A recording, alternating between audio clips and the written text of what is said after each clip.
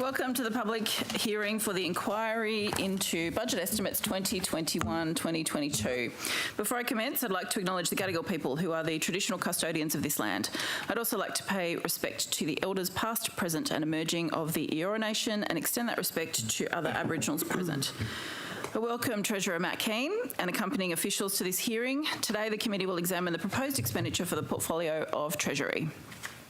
Before we commence, I'd like to make some brief comments about the procedures for today's hearing. Today's proceedings are being broadcast live from Parliament's website and a transcript will be placed on the committee's website once it becomes available. In accordance with the broadcasting guidelines, media representatives are reminded that they must take responsibility for what they publish about the committee's proceedings. All witnesses in budget estimates have a right to procedural fairness according to the procedural fairness resolution adopted by the House in 2018. There may be some questions that a witness could only answer if they had more time or with certain documents to hand. In these circumstances, witnesses are advised that they can take questions on notice and provide an answer within 21 days. If witnesses wish to hand up documents, they should do so through the committee staff.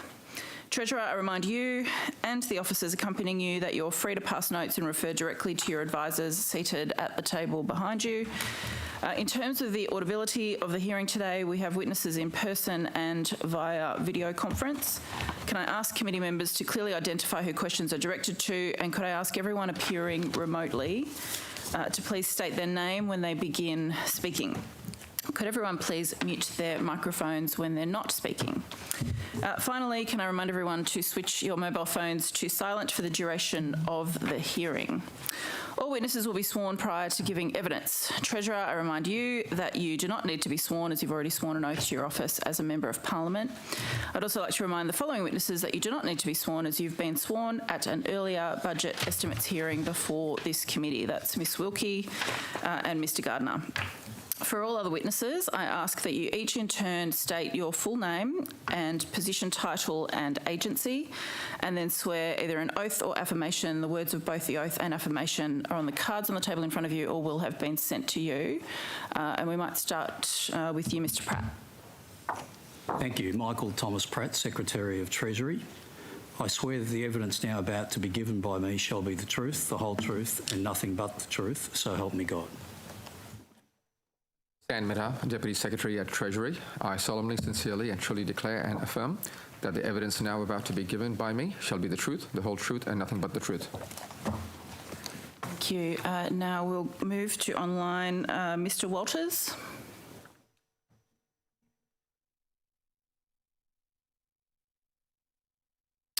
Okay, Mr Walters.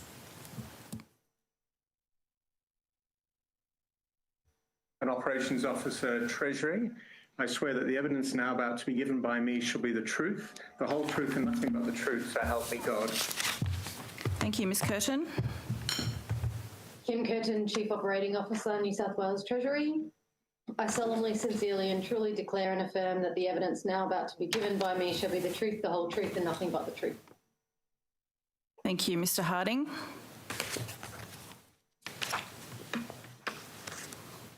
Richard Harding, CEO of iCare. I solemnly, sincerely and truly declare and affirm that the evidence now about to be given by me shall be the truth, the whole truth and nothing but the truth. Thank you. Mr Bansal. It's Miss Bansal. It's Rashi Bansal. That's okay. Rashi Bansal, CFO at iCare.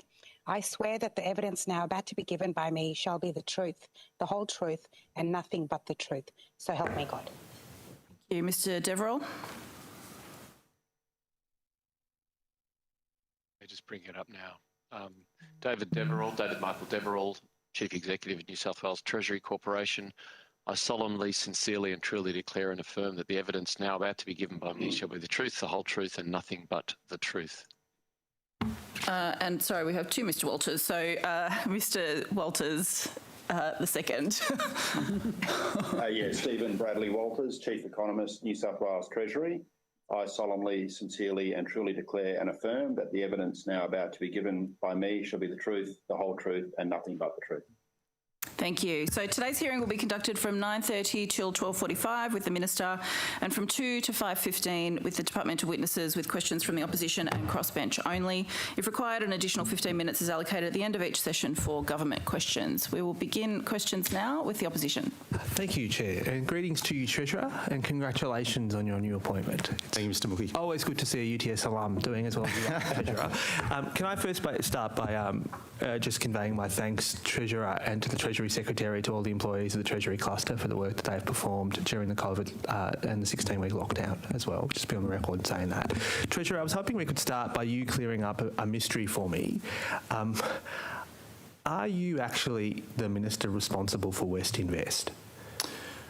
Well, it will obviously go through the ERC process, which I chair, so I have an important role to play in West Invest. But are you the Portfolio Minister responsible for West Invest?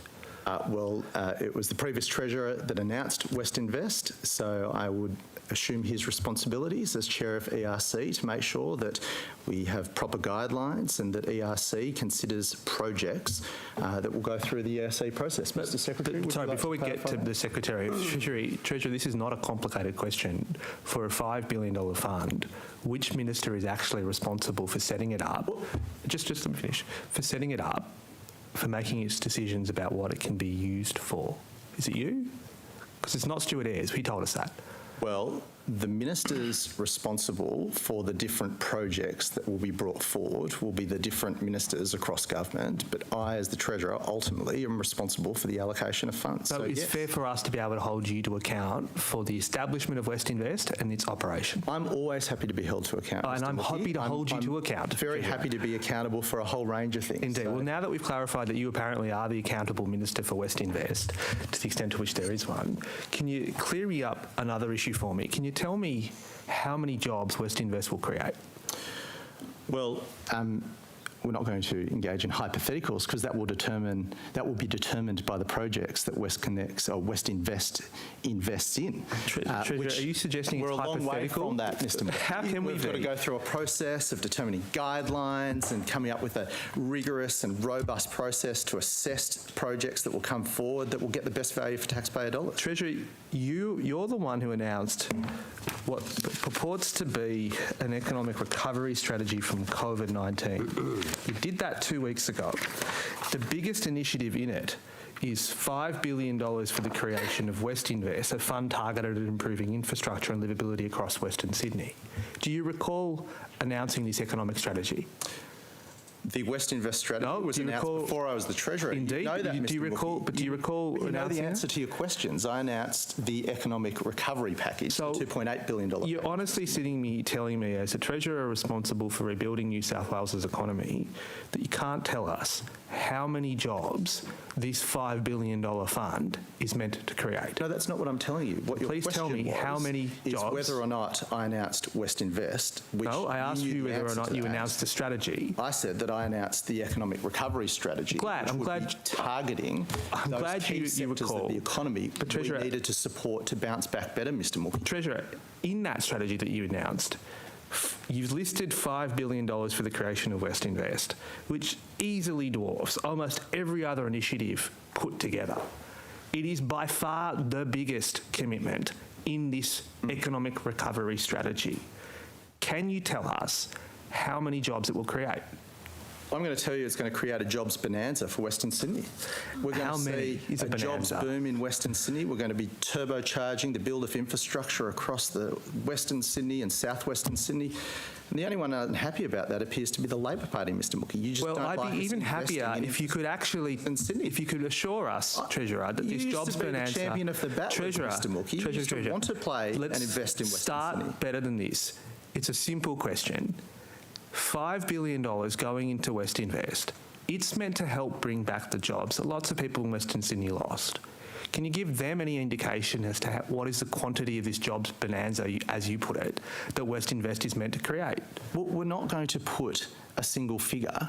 We are going to say that we're investing in the best projects that will support the people of Western Sydney and the economy of Western Sydney. That's what this investment fund is all about, and we will continue to ensure that it gets the best result for our economy and for the people of Western Sydney. That's the commitment I'm going to make to you, Mr. Okay, then I'll move on to the next part of it. If you say that these projects are going to create the jobs bonanza that you mentioned, can you tell us when the first project from Westinvest will start?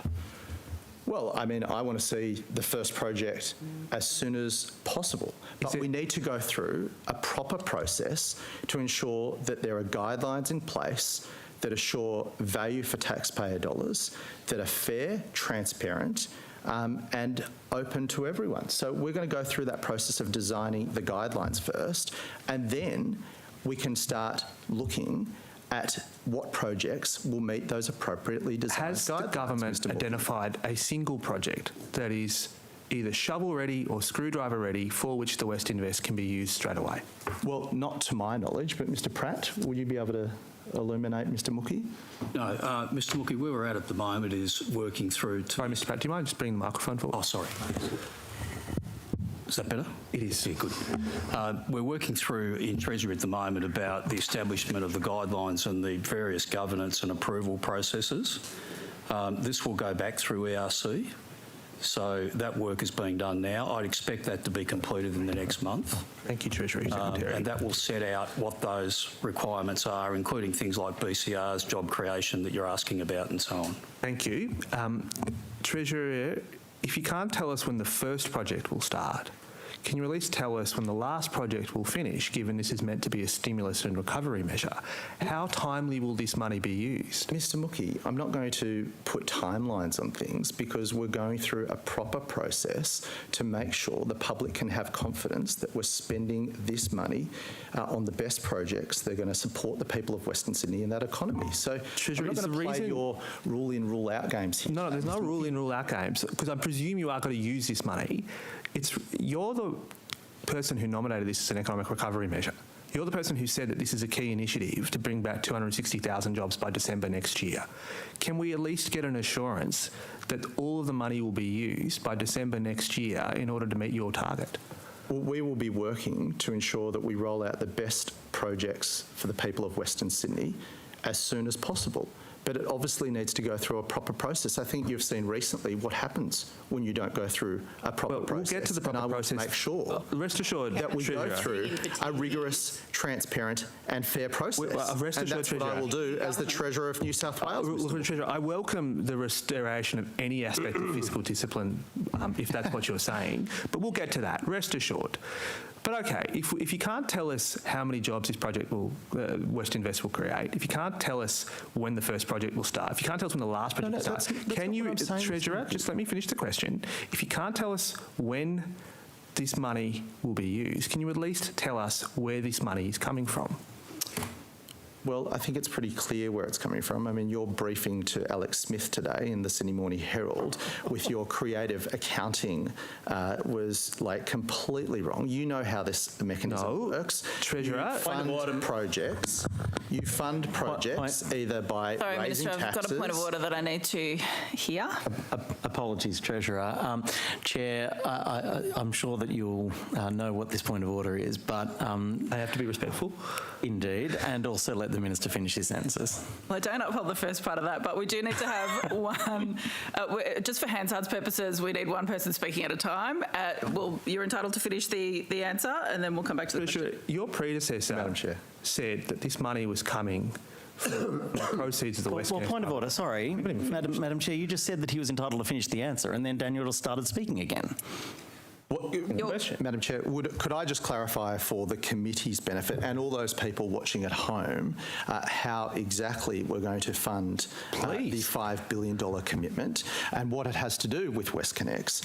Obviously, the government built the WestConnex project at a cost of around $16 billion. It has sold the WestConnex project to the tune of around $21 billion or thereabouts, 20.4 I think it was, Mr Secretary, thereabouts. So it created a profit for the Crown, effectively of around $5 billion.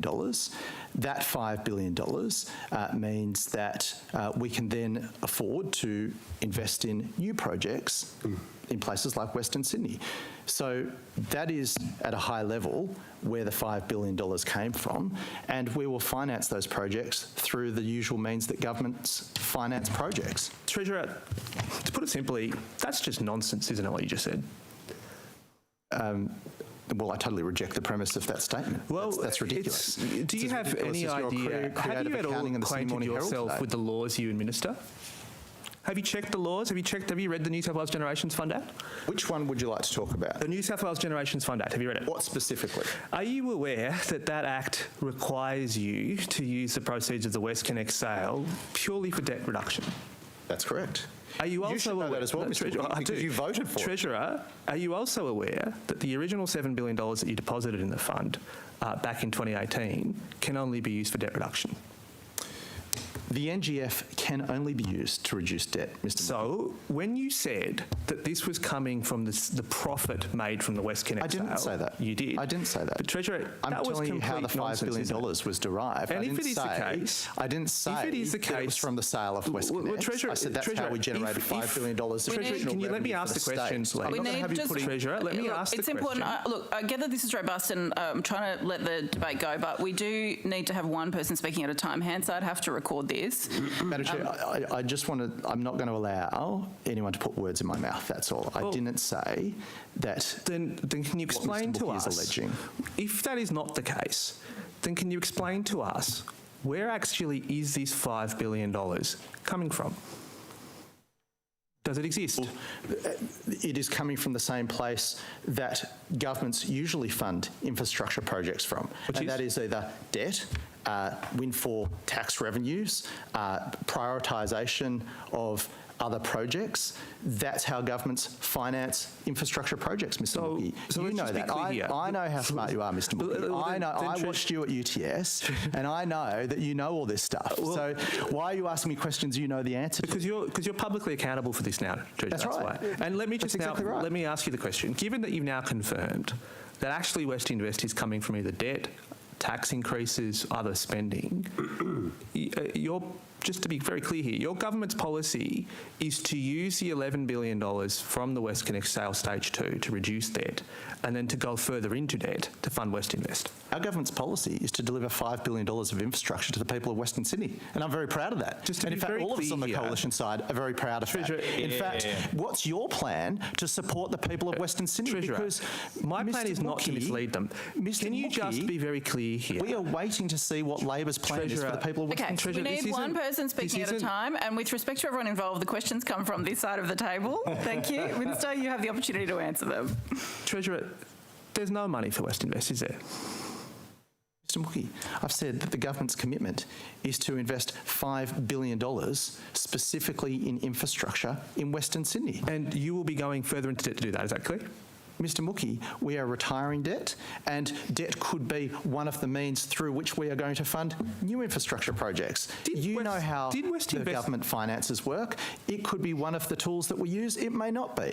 But I'm not going to engage in hypotheticals here today, because we'll manage our balance sheet and financial position well so that we can deliver record infrastructure. Do you know why? That's what we've done. That's what coalition governments do, Mr. Mookie. Did Westinvest go to Cabinet? Did it actually go to Cabinet? Was this subject to a Cabinet process? I'm not going to talk about Cabinet processes here today. You know fully well how Cabinet works, Mr. Mookie. When was Westinvest conceived? Beg your pardon? When was Westinvest conceived by the government? Well, I hate to tell you this, Mr. Mookie, but I've been the Treasurer for 30 days. I wasn't part of the decision-making Treasury Secretary, do you know when Treasury first started working on Westinvest? It would have been approximately 4 to 5 months ago, Mr. Mookie. So there was a lot of policy work, as you can appreciate, that was the forerunner to this. So on that suggestion that there was a lot of policy work, if that is the case, do we know whether or not it's going to have its own legislation? Treasurer. Westinvest? Well, I mean, What do you... what's your question here, Mr. New Wilkie? South Wales has its own piece of legislation that governs how it can be used. Would you like to support legislation? I mean, are you going to determine whether you and Mr. Latham this was going to go a lot simpler. Want to see money going into Treasurer, Western this will Sydney, go a which lot simpler if you just listen to the questions and then try to answer them. Are you going to be governing, introducing legislation to govern Westinvest? We will do. Point of order. Sorry, no. The point of order is that sort of comment about try to answer them and that it was unnecessary. It was disrespectful. Okay, I'm sorry. Treasurer. And I don't uphold the point of order. Is there going to be a law that governs how this fund can be used? Mr. Mookie, we'll do whatever it takes to deliver for the people of Western Sydney, and that is a fact. That's what this government is about. We want to make sure that we're standing up for the people of Western Sydney, and if that means we'll do whatever it takes to invest $5 billion of infrastructure into the area of Western Sydney, then we will do it. Treasurer, is there going to be a board that provides you or the government advice on how this money can be used? Well, we're going through the proper process to establish the governance framework for how that money will be allocated, and I'm not going to make that announcement here today. I don't want you stealing my media hits. You've got enough opportunities for that yourself. We'll do it in our time once we've gone through the proper process. You said you'd be consulting with local governments about projects which can be used. When will that consultation process start? I feel like we're covering older ground. I've said that we're currently going through a process to develop a robust planning and design of the guidelines and adopt the key principles of transparency, accountability and probity. And once we've finished that process, then we'll make the appropriate announcements and start the consultation, Mr. Mookie. What guarantee can you give us that this money will reach communities like Hoxton Park and not be diverted to dig a hole in Hornsby? Because Hornsby is not in Western Sydney, Mr. Mookie. I'll give you a map. Perhaps we could table one. I'll get my staff to table a map of where exactly Hornsby is, and that it's not included in the LGAs that will qualify for the Westinvest. But Treasurer, we heard this when it came to stronger communities. Mr. Mookie, about where Hornsby we heard this when it came to stronger communities. We've heard this after grant program after grant program after grant program. What assurance can you give us that none of this money is going to be diverted to fund your government's pork barrelling? Well, I reject the premise of your question. I mean, this will not be pork barrelling. This will be governed by a transparent, accountable and value for money set of guidelines. There will be appropriate probity in place to give the community confidence that we're spending taxpayer dollars in the best interests of the state and the people of Western Sydney. Did the Treasury Secretary have to report to the Secretary's Board 3 days after Westinvest was announced that work was starting then on governance? You'll have to get the Secretary to answer that, because I've been the Treasurer for 30 days. Congratulations. Treasury Secretary. I'm not sure of timing, Mr. Mookie, but certainly I briefed the Secretary's Board, as I would, around the importance of this work, and then I presented the outcome of that work once it was announced. But after the announcement, you went to a Secretary's Board meeting, did you not, and suggest that there needed to be a governance process involving DPIE and the Premier's Department to sort out the assurance framework that the Treasurer is now making reference to? That's correct? I briefed the Secretary's Board on the package itself and then talked about the establishment of good governance around how this would work going forward. Yes, I did. I mean, that's what I would be expected to do. But Treasurer, given that at the time that this policy was announced, none of this governance assurance framework that you're making reference to was in place. Again, I ask you, can you give us any assurance that this money will be used for its intended purpose for the intended communities? I've given you assurance on now 2 occasions, so let me repeat it for an abundance of clarity, and that is that we will develop robust guidelines that will adopt key principles of transparency, accountability and probity with regard to how we spend this $5 billion to benefit the people of Western Sydney. So on that basis then, why did you exclude Bayside and Georges River LGAs, but include LGAs like the Hills and Hawkesbury in this fund? Those 2 communities have 300,000 odd people who are subject to the harshest lockdown restrictions in the state. They're barred from even asking to use this money, whereas we've got lots of other LGAs who were not affected as severely by the lockdown restrictions who are in. Why were those 300,000 residents excluded? Well, I'll give you a tip. The secret's in the name, Bayside. Last time I looked at a map, it's not in Western Sydney.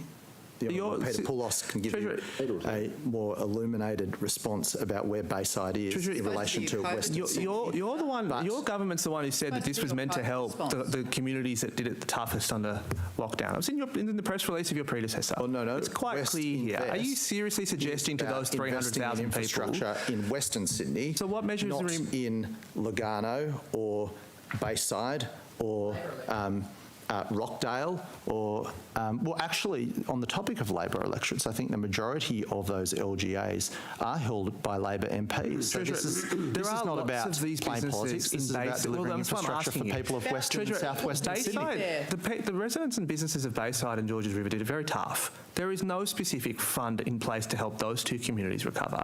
If they've been excluded from West Invest, can you give those small businesses any guidance as to where they can access some recovery funds? Well, the people of Bayside and the people of Georges River did do it extremely tough, and we should be all grateful for the sacrifices they made to get us out. And maybe we can answer of this lockdown. And what I'm saying is that there are currently supports available for people living in those LGAs. There is a $2.8 billion recovery package to benefit people in those communities as well as people across the state. But that is separate, obviously, for the infrastructure fund that we will be directing towards Western Sydney. The crossbench, Ms Boyd. Thank you, and good morning, Treasurer. Do you think that the people of this state are stupid? It's a very serious question. Of course I don't think the people are... So can we take a step back and start... Boyd, you've asked a question. Sure, can I go answer ahead. that? It's quite offensive that you would frame a question in that way. I have dedicated the last 10 years of my life to serving the people of this This is not a chance for you to grandstand. May I just finish? You asked me a question and I'm answering it, and I'm telling you why I'm offended by the way you framed that question. Sure. I have entered public service, like all of us in this room, I would hope, to support and ensure that the people of New South Wales live in the best place on the planet. And for you to suggest that my intentions are otherwise... I asked you a question. The answer was no. You framed it very poorly, Ms Boyd. And you know my commitment to my job and to the people of this state. And you've seen it in the environment, and we've worked very closely together. And I'm quite offended that you would frame it in that way. It's a horrible question, Ms Boyd, and it's inappropriate. And quite frankly, it's beneath you. Right, okay, thank you for that. Then tell me, why do you think that the people of New South Wales would believe that this money from the sale of WestConnex can go to two different places at once? Well, no one is. Because that is what you have said today. No one is suggesting that, Ms Boyd. No, I didn't say that. How can it go to pay down debt and also go towards the West Invest Fund? I didn't say that, Ms Boyd. I didn't say that. Like, this is quite offensive, the way you're framing things. I never said that. You're misleading this committee and all those people watching at home. It's very unfair for you to frame things in such an inflammatory way. What I said is that because of our good management of our balance sheet, we are now able to invest in things like infrastructure in Western Sydney. That's what I said very clearly. Let's be clear about what we agree on. We're glad that there is money going, or hopefully there is money going to the Western Sydney and the western suburbs. That's a great thing. We're all agreed on that. We're also agreed that you are new to this role and that you were not there when West Invest was announced. On that basis, when you look back at the press release at that time that implied that West Invest was made possible, were the words, made possible by the sale of WestConnex, do you think that press release was misleading? Well, clearly it was made possible by the sale of WestConnex because we are managing our balance sheet to maximise the value and return for taxpayers and residents of New South Wales.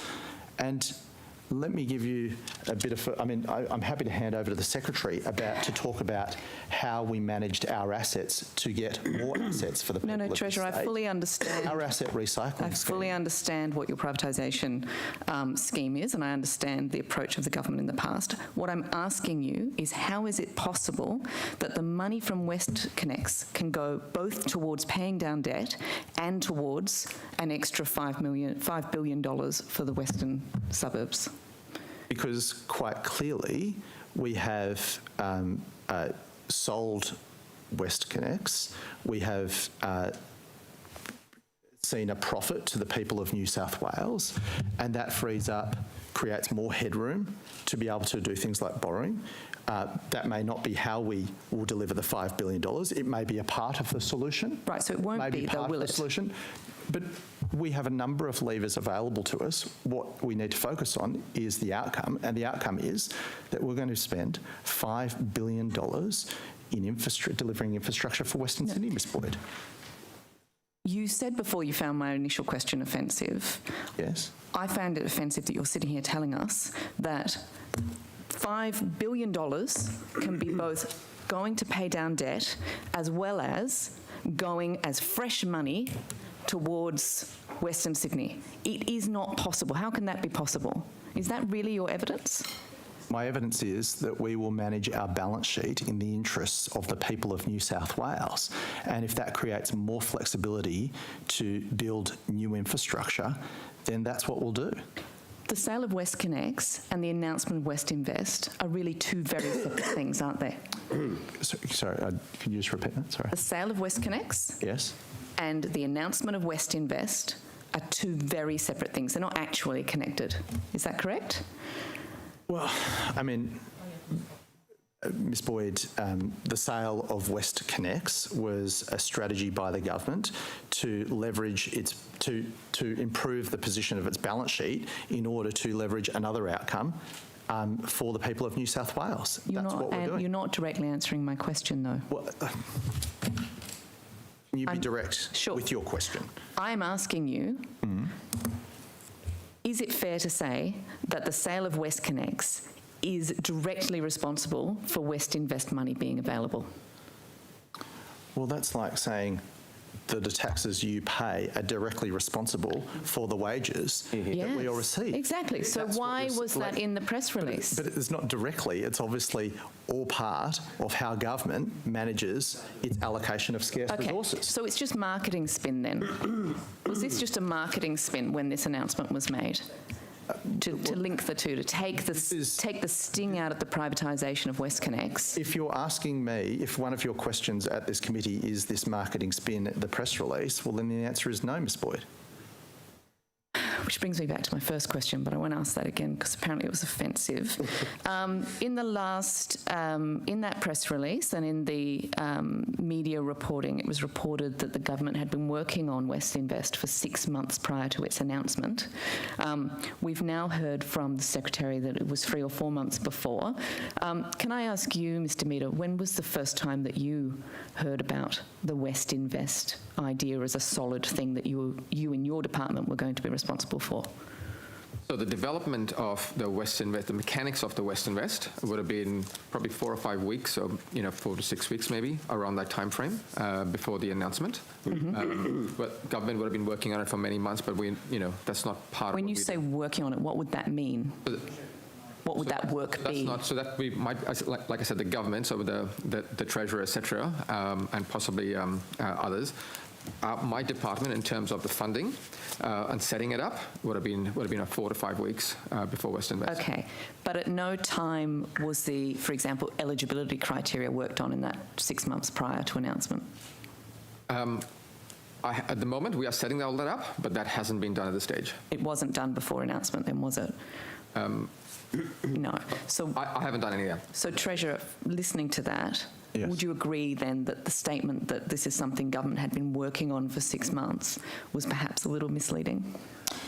Well, I wasn't the Treasurer at the time, but I am the Treasurer now, and I'm the one responsible for delivering on this commitment, and we're going to do it once we've established proper guidelines that the community can have confidence in with regard to how we're going to spend taxpayer dollars. Wouldn't you think when a government announces a $5 billion fund and says that it will be ready, what do we say, prioritise small projects that can be undertaken within months to spur job creation, and that the government have been working on it for 6 months, do you think a reasonable person would expect that the eligibility criteria had at least been worked out, that there were some details about this project? Well, what I'd expect is that I think most people in the public would expect that there to be a proper process before public money is expended. We're developing that proper process. Yeah, but again, you're not answering my question. I understand that that's what you're doing now, but clearly that didn't happen before it was announced.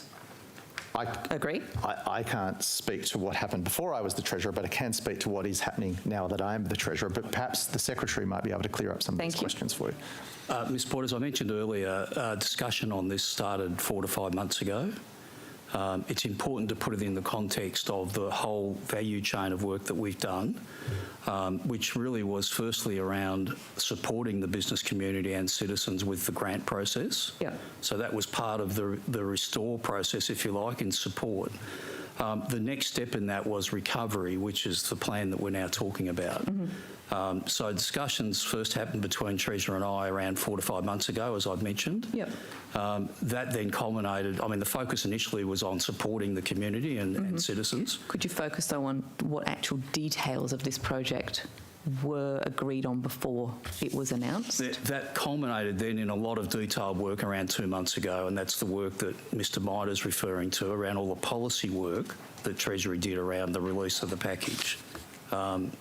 So it's been a process over a number of months.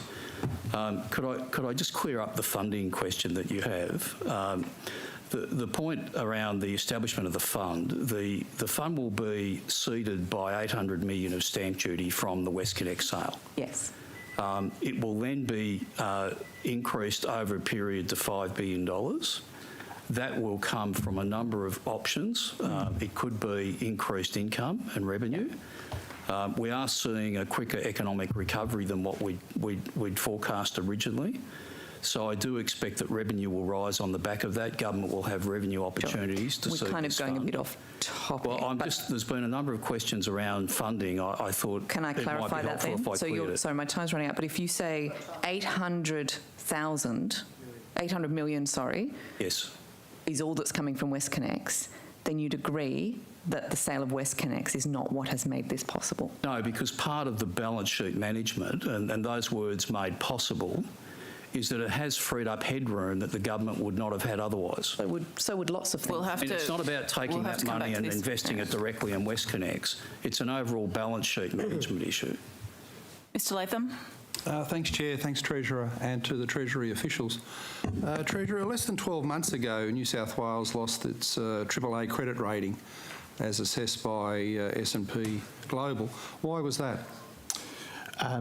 I think the Secretary might be best placed to help you understand that, but there are obviously some structural issues in our fiscal position and whatnot, but I might get the Secretary in just your to budget papers, budget paper number 2, it says that was due to the state's operating deficits and increase in debt. What's your plan to return the budget to operating surplus and give us a chance to regain that AAA credit rating so vital to our economic reputation and debt servicing capacity? Yeah. There are some serious structural issues with the budget. Our expenses are increasing faster than our revenues are growing. There are a number of plans that we have in place around capping expenditure. Obviously, we've got the wages policy, a number of things that we've put in place to try and slow down that growth of expenditure. But obviously, the Delta variant of COVID has had a huge impact on that work. It's going to see a significant increase in our borrowings in order to finance a number of the programs that we've undertaken, but we do have a fiscal recovery plan to repair the structural position of the budget, which will go out over the forwards with a view to getting that debt to GSP ratio back down to around 7%. But I might just get the Secretary to talk more specifically to those issues. Mr Latham, the core issue is the one you've raised, and that was that increasing debt was the main issue for Standard & Poor's. Moody's did reaffirm the AAA rating, so at the moment we have one rating agency with AAA and we have Standard & Poor's with AA+. Having said that, they were still very complimentary about the overall fiscal management of government. But their expectation is that they see a pathway from government about reducing debt over time. Now, we've laid out that pathway in the budget papers with a view to getting debt to GSP back to within an area where the rating agency, in this case S&Ps, will be comfortable. Now, what's changed since the budget, as you know, is the government has spent additional funding on supporting business and communities on the back of Delta. So there is an additional fiscal challenge now that the government will need to look at to come back within those requirements. Treasurer, what's in the fiscal recovery plan? In the fiscal recovery plan,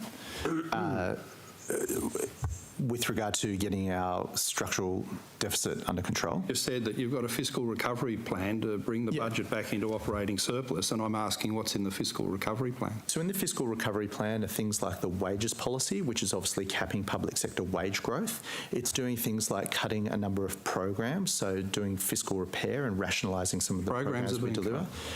Well, we're working through that process, but I mean, we've got a number of projects that we're looking at. Obviously, I'm just new into the role, but we'll be casting a fresh set of eyes over that to make sure. Like, I agree with you, Mr. Latham. I mean, you know, the fiscal position that we find ourselves in is unsustainable. We need to provide that pathway back to surplus. Obviously, that's going to be my priority after we make sure that we come out through the recovery better. So you're cutting programs. In your early review of programs that should be cut, what have you identified? Well, we haven't yet. We haven't. I haven't as the Treasurer, but there is obviously a pre-existing plan to get spending under control, which the Secretary is probably best placed to speak to. In the last budget, there were 145 policy change measures. Do you know how many of those were actual expenditure reductions? I'll have to take that on notice, Mr. Latham. We went through this at our previous budget estimates at length with the officials, and the answer was none of them out of the 145. And Treasurer, do you support the terms and conditions of the Fiscal Responsibility Act? I mean, broadly, yes, of course. Broadly or specifically? Well, it was the coalition government that introduced the Fiscal Responsibility Act. At that last estimates we had with the officials, Mr. Pratt said there had been expense breaches in the two preceding fiscal years, and the expense issue is a very challenging one. So do you undertake to get on top and resolve that expense issue that's been resolved, that's been identified by the Secretary? Yeah, we've got to. And when do you expect that to happen? Well, we'll be, I mean, obviously new in the role, going straight into budget estimates. We'll get through the sitting weeks, and then we'll be casting an eye over all the options that we have available to us to repair the state's financial position. Okay, if I can take you to budget paper number 2, page 9-6. It's got a 21-22 outlays forecast of an expenditure reduction of 2.5%. Is that something you're intending to persevere with? Well, I'll have to take that on notice. I don't have the budget paper in front of me, but I'm very happy to take that on notice. But when you say you've got a fiscal recovery plan, is that the sort of expenditure restraint that you've got in mind, a cut of 2.5% as set out in this budget paper from the June budget? I'll have to take that on notice. But obviously we're looking at options to improve the state's financial position in a way that supports the economy. Can the officials shed some light on that forecast, which one would expect has gone right out the window because of the COVID recovery out of the Delta lockdown? What is the latest forecast here? If it's not 2.5% reduction, what is it? I just want to confirm, you're looking at budget paper 2, the outcome statement, the Treasury cluster. The question is, sorry, Mr. Latham. Are you sticking with that forecast of a 2.5% outlay reduction in 21-22? Our current financial year? And if not, what's the revised number? For just the Treasury cluster? Because this refers to just the Treasury cluster. No, it's chart 9.5, annual expense growth beyond long-term revenue growth. That's one of the terms and conditions of the Fiscal Responsibility Act.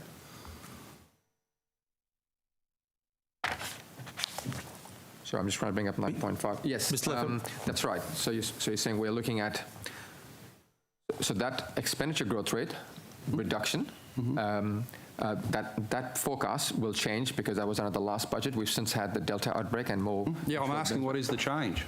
We'll update that at the half-year review, Mr. What is the change? That'll be updated in half. We'll update at the half-year review. And when's that coming up? December. December? Yeah. Okay. And, Minister, looking at these numbers, when do you think you will get back to operating surplus to have a chance to regain the AAA credit rating? What's your intention at this stage, your broad intention of coming back into that surplus? Well, the number one priority has to be the support of the rebound of the economy. That's first and foremost. We need to get the budget working for the economy, not the economy working for the budget. That's the first principle. But obviously, we need to make sure that we're not leaving our kids with our debt as a result of this. So we need to make sure that our financial position is sustainable. So as to the glide path to achieve that, that will be something that we'll outline through the half-year review process and beyond. Right. So you're expecting that you'll have expenditure increases in this financial year and next, rather than the reduction set out in the last budget? We're expecting a deterioration of the operating budget deficit, as that what we forecast in June will be worse than what we predicted. Right. And, Minister, are you worried about the loss of the fiscal gatekeeper role of the Treasury, that for 2 years in a row, and perhaps we're going to have 4 years in a row, the Fiscal Responsibility Act has been breached, and the Treasury Department has got itself into identity politics, things like gender-neutral pronouns, which got nothing to do with fiscal discipline, $35,000 so-called reconciliation painting in the tea room? Are you keen to rebuild the role of Treasury as the gatekeeper on these finances? Well, of course, but, you know, I'm a chartered accountant. I want to make sure that Treasury is a leading economic policy powerhouse and responsible with how they spend other people's money. But what I will say as a general principle, Mr Latham, is that I'm very proud to be part of a government that supports inclusiveness and diversity and harnesses the best talents of our people, and I'm not going to shy away from that. So I'll be supporting inclusion for the diversity of our public service, not the exclusion and the politics of division. I'm just wanting to include fiscal discipline, and sort of thought that public servants working on that might be desirable. You can walk and chew gum, Mr Latham. Yeah, well, it's not so far with this department. If you look at these expenditure blowouts, Minister. In the review of the government grants that's been announced today, it's said to involve the Department of the Premier and Cabinet and the Productivity Commissioner, but not the Treasury official responsible. Why is that? Obviously DPC will lead on this. The Premier is taking the lead on this review. We'll obviously be having input into the process, Mr Latham. What input will you have, given that in the announcement the Treasury official, Mr Midhar, has not been included in the review? But the Productivity Commissioner, who reports to the Treasury Secretary, is the joint reviewer, so Treasury is going to play a key role in this review, Mr Latham. Yeah, but shouldn't your Deputy Secretary Policy and Budget be involved in what is a comprehensive review of all the budget grants? Well, I mean, the Productivity Commissioner, who does report into the Secretary, is involved. I mean, how many people do we want to have involved in this review? I would have thought the Deputy Secretary in charge of budget might be I thought you were about cutting costs and making sure that people were focused on the best use of their time. More diligent eyes looking at grants can reduce the pork barrelling, the misallocation of funds, and we'll come to that further in the next round of questioning, I'm sure. Excellent. Indeed. The opposition. Thank you, Treasurer. I'm just going to pick up on one aspect of your answer to a question asked by Mr Latham. One of the areas that you nominated as being that the government is looking at in the task of fiscal repair is wages policy. What's your intentions about the wages policy? Well, the wages policy is clear. It is there's no proposed change to the wages policy. The government's wages policy is a matter of public record, and we'll be sticking to that. So in this budget, it went from 0.3% back to 2.5%. Is it still? Are you contemplating introducing another wage freeze in the mid-year economic review? No, we're not. Okay, thank you very much. I'll move on. Treasurer, are you satisfied with iCare's performance? Well, since I've come into the role, obviously I'm satisfied that there has been an independent review of iCare by Justice McDougall. He set out a number of recommendations, and iCare and the government have accepted all those recommendations and will be implementing them. Have confidence in iCare's board and senior leadership team? I certainly do. I think iCare is led by an outstanding chair in John Robertson, and I have full confidence in Mr Robertson. Few people understand the plight of injured workers better than Mr Robertson. He is an outstanding advocate for workers, always has been, and Mr Mookie, I'd hope that you join me in supporting him. And in fact, you thought the same thing because you appointed him to be the alternate Premier of this state. And do you have, is iCare's senior management team doing a superb job? iCare senior leadership team. Management team. Management team. Well, you can ask him himself. Richard Harding's on the line. I'm asking you, is in your view, is iCare senior management team doing a superb job?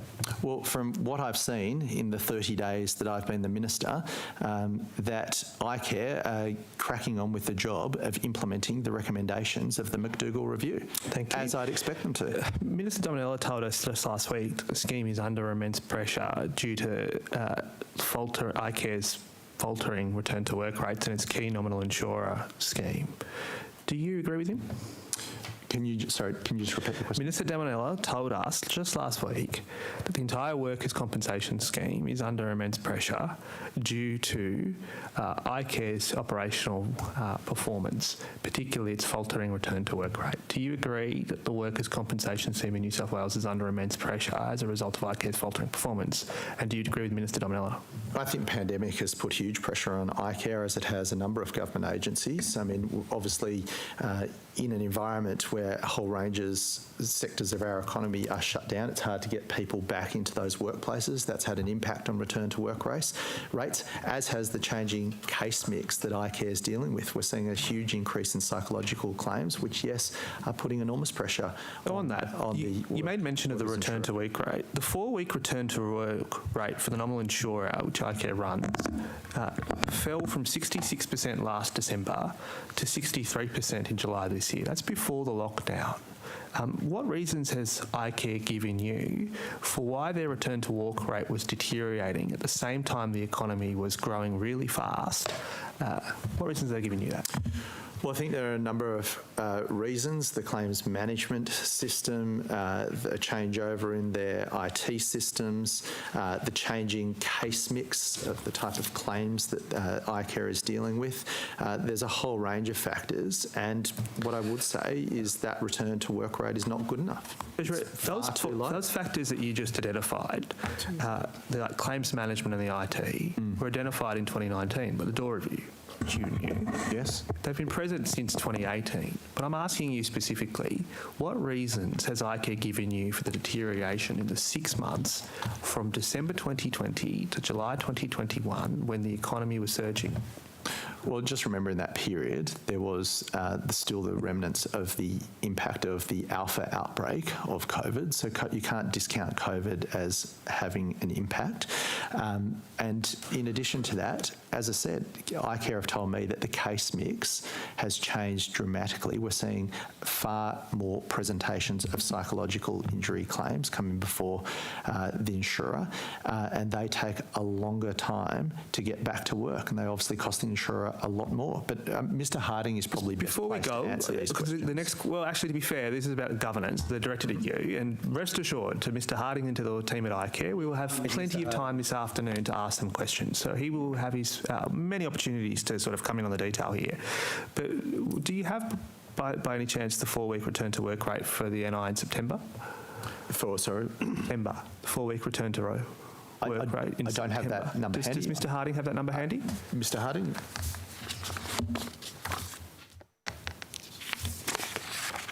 Yes, indeed. The current return to work rate at July is 63%. I'm asking for September, Mr. Harding. It's still 63%, Mr. Mickey. Is that for the nominal insurer? That's for the nominal insurer? Yes, it is. Thank you. That's it, I guess. Treasurer, have you received a nominal insurer liability valuation as of 30 June 2021 from iCare?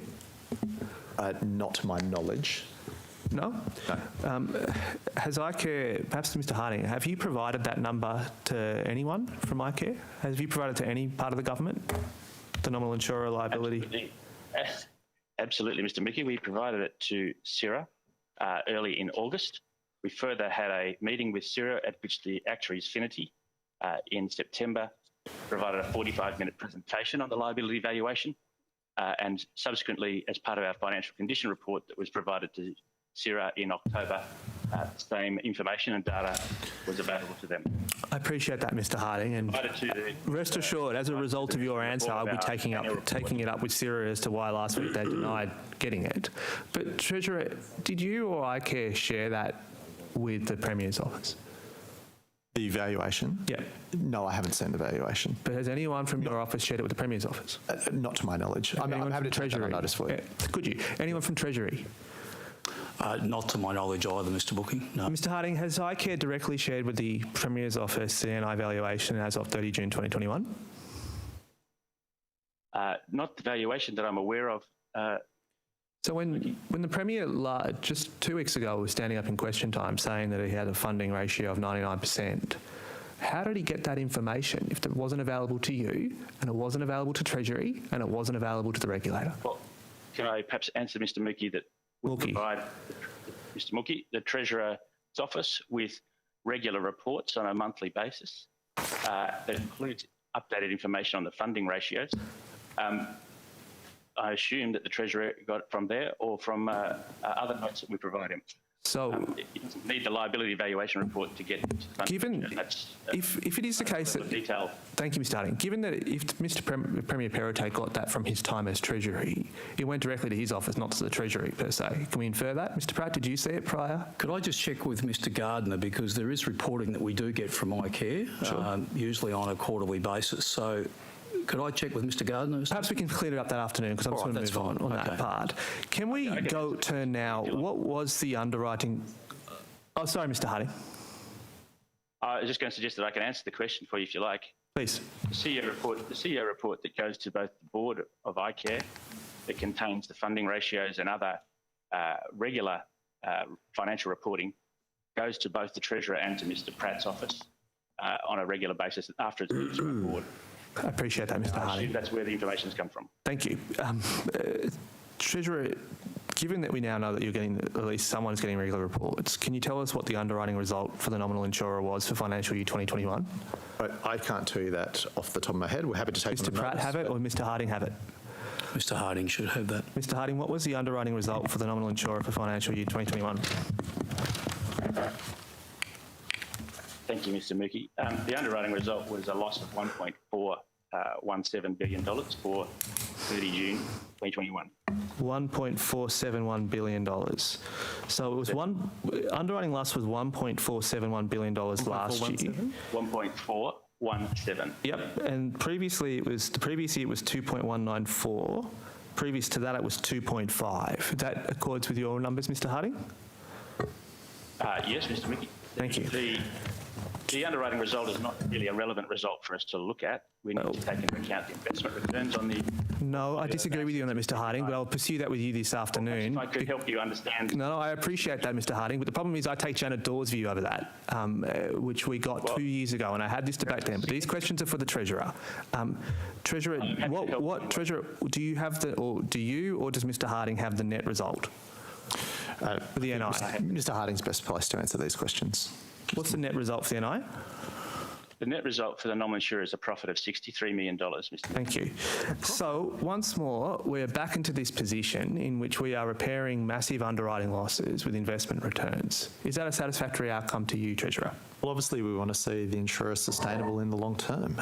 That's one of the first things this government did when they came into power, fix the mess that Labor left to us with regard to the insurer, which had about a $10 billion deficit, is my understanding.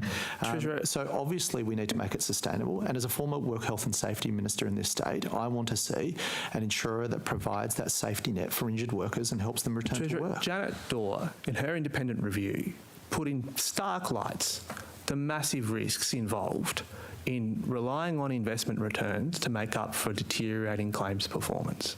We're basically back to where we were 2 years ago, aren't we? What I will say is that since the Dawes review, there has been the McDougall review, and that was an independent review which found, and I'll quote, that any suggestion that the scheme's financial sustainability is currently in doubt is unsupportable. You're not worried? I'm always worried about how we can best care for injured workers. But are you worried about another $1.4 billion underwriting loss? Of course, I want to make sure that our insurer is sustainable and is able to do its job, which is protect injured workers. We will always look to make sure that we can do that as best possible. You made reference to the McDougall review.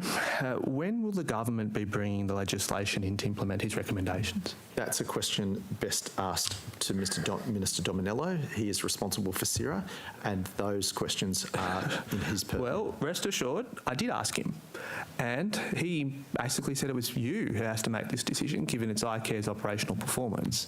I think you'll be fine you're doing it in partnership with him, but he told us that he expects that the legislation to implement the McDougall review recommendations won't be introduced until sometime next year.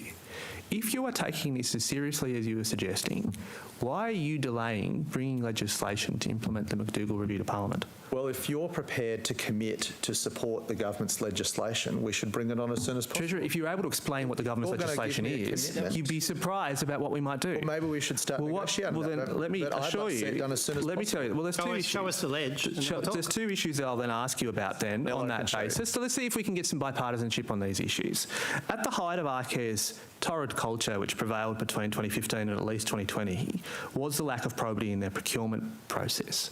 Do you think that iShare should be keeping its exemption from the state's procurement laws for the nominal insurer? Sorry, just could you repeat the question, please? Are you aware, maybe I'll just do it this way, are you aware that the nominal insurer, as run by iCare, has an exemption from the state's procurement laws? Yes, I am aware of that. Do you think, given the litany of reporting in McDougall and elsewhere about the torrid procurement practices that prevailed in that organisation for 5 years, that they should keep that exemption? Well, I'm not going to make policy on the run, but in principle, no, I don't. Thank you. One of the more notorious of iCare contracts was with the IVE Group. Now, this is, of course, a group that was run by the former president of the New South Wales Liberal Party, still is. They got a $21 million contract from iCare without tender. Were you aware of that? It was prominently reported last year. I've read the great work that you've done with Adele Ferguson and whatnot. Good, so you have some familiarity with what I'm talking about. Well, I don't think anyone's sitting here condoning the poor practice when it came to procurement of iCare, and that's exactly what McDougall has sought to stamp out. The government should give a full effect to those recommendations. That's what we intend to do. Yeah, but see, the reason I'm asking you about this specific contract with the IVE Group, as run by the former president of the Liberal Party, which got a $20 million worth of work without tender. The reason I'm asking you that is because it turns out they've picked up another $3 million contract without tender. How can you honestly be saying anything is changing? I've provided you the contract, so you have it. How can you honestly be saying that anything is changing at iCare when you are making the same mistakes again with the same people? Well, it's not good enough. I don't accept it, and we're going to not allow this to happen. We're currently consulting on the legislation, on the recommendations of McDougall. I'm happy to take that issue on notice, but I'm not going to comment on things that I haven't seen. Well, so I'm not going to have your surprise attacks. No, it's not a surprise. TikTok videos and things like that. I mean, Miss Jackson, I was hoping she'd be here to whip one up for me. But Treasurer, this is a serious matter, right? Again, the same procurement practice is being repeated. I appreciate you're going to take it on notice. I accept the premise of your question. Thank you. It's not good enough, and I will come back to you with how we will deal with issues like that so the public can have confidence that money going to the public insurer is going to where it's intended, and that is supporting injured workers and getting them back to work. Well, I appreciate that. But the second issue, which perhaps we might be in a position to reach bipartisanship on whenever you decide to bring legislation, do you think, we learned last year that about 200 of iCare's top executives are entitled to bonuses in addition to their high levels of remuneration. Do you think that we need to pay 200 executives at iCare bonus payments? Well, the remuneration of iCare executives is a matter for the board. The board is chaired by someone I have complete confidence in with regard to John Robinson, who understands the plight of injured workers, also understands community expectations, being a former MP in this place and a very senior minister, a very successful one at that as well. I'll take advice from him and the board on these matters, but obviously in order to get the best qualified people to safeguard these monies in the interests of injured workers, we have to pay market rates. That shouldn't be as a shock. That shouldn't come as a shock to you, Mr. Amongst the 200 top executives who get paid bonuses, is iCare's social media team. Now, whilst I can't see any TikTok videos that they're producing, do you honestly think that paying a iCare social media operative to produce TikTok videos, Facebook videos, Instagram videos is more important than reducing employer premiums or helping sick and injured workers? Is that the policy position of your government? No, I don't accept that. I don't accept the proposition you put. I agree with you. And that's what exactly part do you agree with me and which part do you disagree? Because that's really well, it would seem odd that social media people would get a bonus at the for what it's worth. I agree with you on that. But I don't know the detail. I'm just talking at the high level. But the reason I ask you They've got 750 followers on Twitter, and their most recent tweets, one of them got 1 like. Do those have a bonus? That's nearly as many as Mr. Poulos over there. Mr. Poulos got a lot of social media. To be fair, he probably needs a bonus. He has a mute. I agree with you, but the reason I ask you this question is because iCare, other than T Corp, iCare is the only other agency that has an exemption from the Government Sector Employment Act. And I'm asking you this as a policy. Is the reason why they can use employer premiums to pay bonuses to iCare social media managers is because they're not subject to the rules that any other state-owned corporation is, or for that matter, Treasury is. Is that a permissible exception? And do you think iCare should retain the power to write its own rules when it comes to employing public servants? No, I don't. I've accepted the premise of your question. Can we move on? Well, why did you vote against the ledge? You voted against the legislation that we put to you months and months. I'll save it for your time. I think it's Mr. Mookie. Can I say, Treasurer, last year, iCare made an application to increase premiums by 2.8%. They flagged that there will be additional premium increases coming. Have you been advised as to whether iCare is intending to increase premiums next year for 326,000 businesses who it insures for the nominal insurer? I have been advised that iCare is considering premium increases, but I understand that decision is yet to be finalised, Mr. Mookie. So when you say you understand that they are considering premium increases, what have they told you is the magnitude of premium increases that they require? Mr. Harding advised me last week in a budget estimates preparation session that they are considering an increase in the premium of around 1.4%. I think my recollection serves me correctly, Mr. Harding. Perhaps you could clarify. Mr. Harding? Not 1.4. Mr. Mookie, when we announced the increase last year of 2.9%, we suggested that it was over 2 years. We need to continue to do more work. December is the time when we get our valuation of the liabilities for the half year. And once we have that, we can actually do some work and advise go through the process with Insurer and then ultimately advise the Treasurer on recommended outcome. The current stance, though, is we believe that the way forward is to continue our process of modest and consistent and predictable increases that reflect the underlying inflationary costs in the scheme, not knee-jerk reactions to current state of play or to economic changes in the fund, but consistent and predictable and somewhat modest inflationary increases similar to those experienced in the given that, as Mr. Harding says, you're now apparently contemplating modest, consistent premium increases, how many years do you think, or have you been advised, that 326,000 businesses are going to be getting higher premium bills? Is this going to be going on for more than 2 years, 3 years, 4 years? How long are we expecting these businesses to cop premium increases? Well, we're going to make sure that we run the insurer in a sustainable way to protect the rights of injured workers and help them get back to work. That's an ongoing commitment, Mr. Moore. The crossbench, Mr. Shibridge. Oh, thanks, Chair. Treasurer, nice to see you. And the team. There's no truth that now you're Treasurer, you're going to change your name from Matt to Gloss. There's no truth in that rumour. Mr. Latham will still call me Matt Green, so don't you worry about that. Friends call you that. Right. It's a badge I wear with honour. Treasurer, this morning we saw a rebirthing of the former Treasurer who, having overseen years and years and years of pork barrelling, now says that he wants to stamp it out and seems to be taking a different position to the former Treasurer. Where do you stand on this? Do you side with the current Premier that you should be trying to stop pork barrelling? Or do you sign on to the former Premier that it's just a part of democracy and we all should suck it up? Obviously, I think that the taxpayers expect, rightly, that the distribution of public money should be fair. And that's, I believe, what the current Premier said, and I support that position. That's one of the reasons we're implementing this review. And I think, Mr Shoebridge, you know that I always act with the highest levels of integrity, and I intend to bring that same focus that I did in my previous portfolio to this one. So where was your voice months ago when former Premier Berejiklian came out and defended pork barrelling on the basis that it wasn't illegal? Why didn't we hear from you then that you disagreed with that and that you took a different position? Why is it only once we get a change of Premier we get this? Well, I've always had that view, Mr Shoebridge. I obviously think that public money should be spent responsibly and in the interests of the public. Communities. And that's a position that I'll continue having this role, Mr Shoebridge.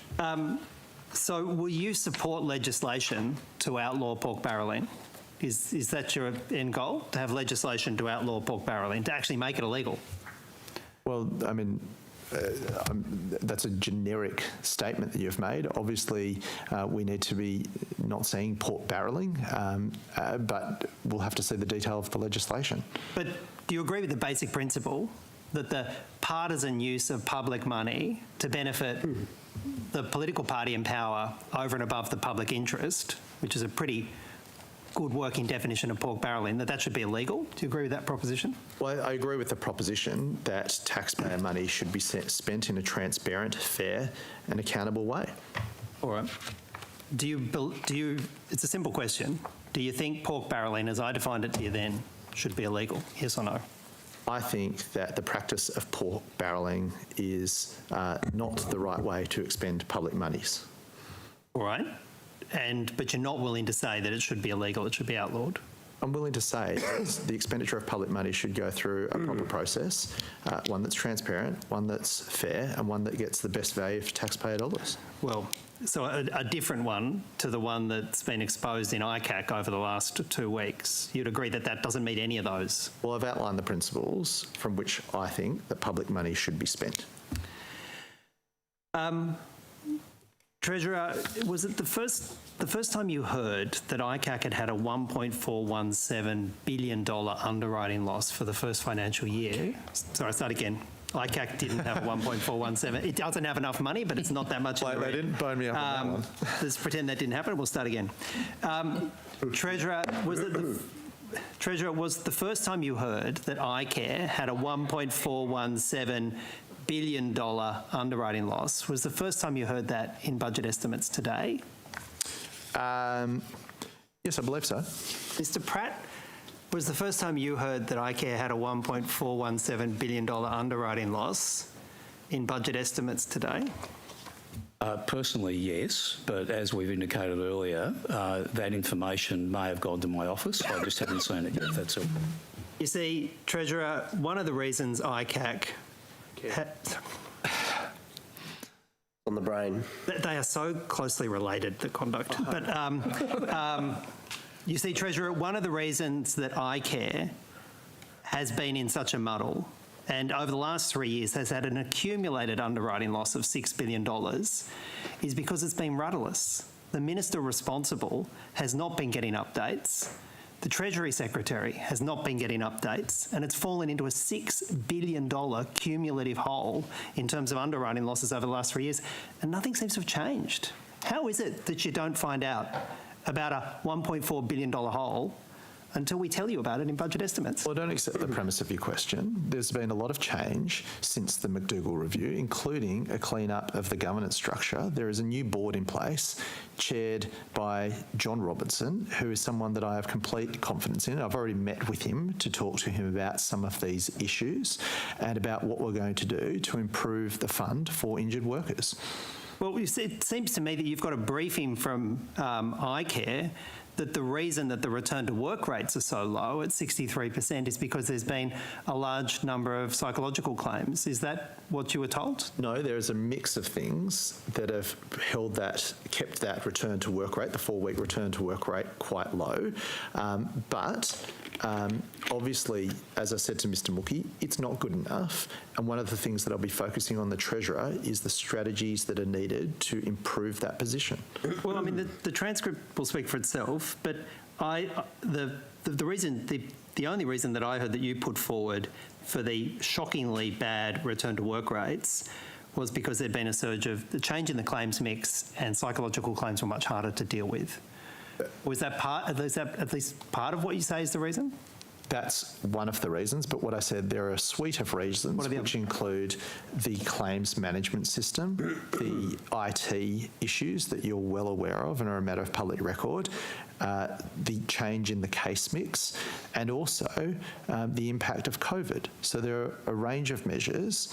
I'm not trying to excuse it away, but they do point to they do make sense to me when I was briefed on it by the iCare officials as to why the 4-week return to work rate has remained stubbornly low. The appalling claims management system where they replaced claims managers with an algorithm was highlighted in 2019 and was meant to be remediated by now. Are you telling me that has still not been fixed? I'm telling you that they're working through a process to address these issues. I understand that that includes looking at how the claims management is done. John Robertson gave me a brief on this as recently as this morning. So there are a range of systems and processes that the board is looking to implement to address these issues. Mr. Harding, the shockingly inadequate claims management system identified in the Dorr report, identified in the Upper House Committee's report, is it not yet fixed? Are you still operating on the algorithm rather than on claims managers? Have you not fixed that yet, Mr. Harding? Mr. Shoebridge, there are a number of factors that are affecting the 4-week return to work rate. But I was asking you about the claims management system. Has it been fixed? I will get to the claims management system. I think we should clarify that the decrease in the 4-week rate is actually industry-wide.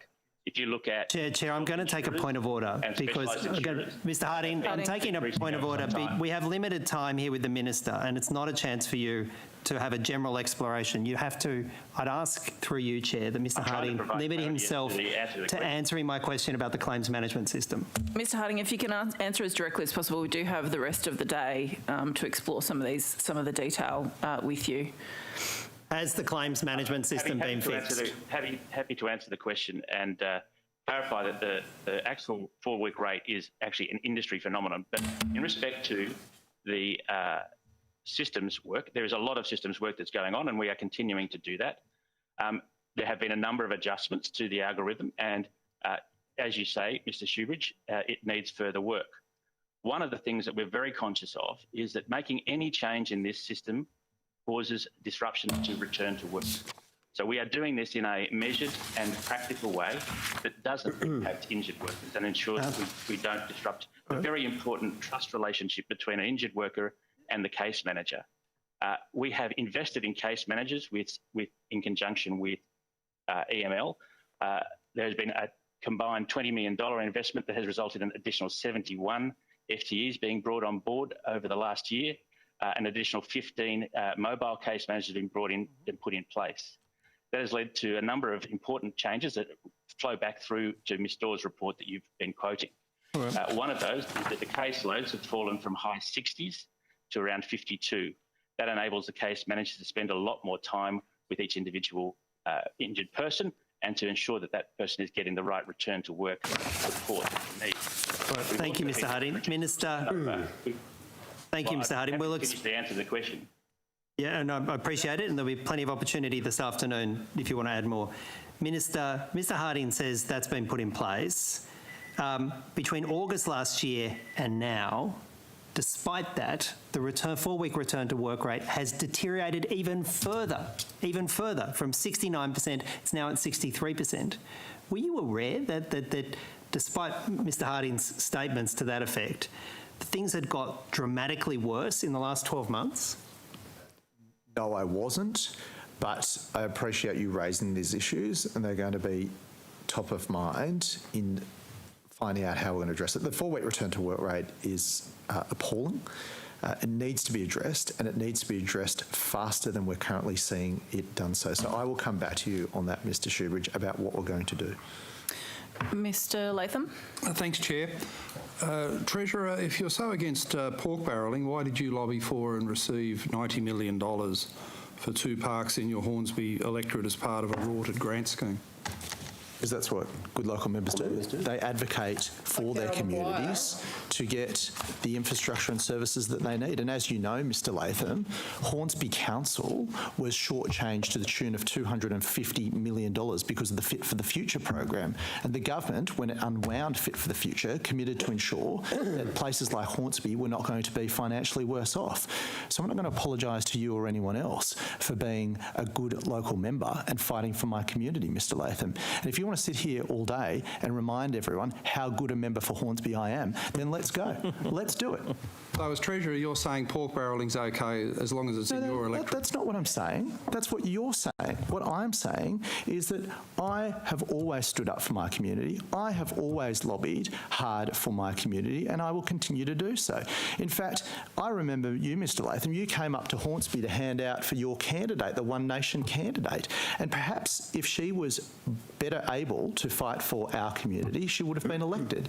I was elected because I fight for my community. I always will, and I will continue to do so.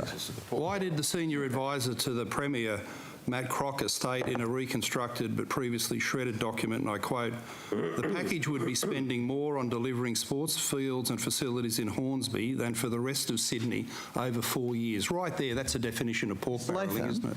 Hornsby Shire residents were left worse off to the tune of about $250 million because Epping was moved from the Hornsby Shire to Parramatta before the government withdrew the Fit for the Future program. So obviously that Stronger Communities Fund was there to support councils that were adversely affected by the local government amalgamation argument. process. You lost the residents of Epping. Obviously you don't need the rate money to service people who aren't in the LGA.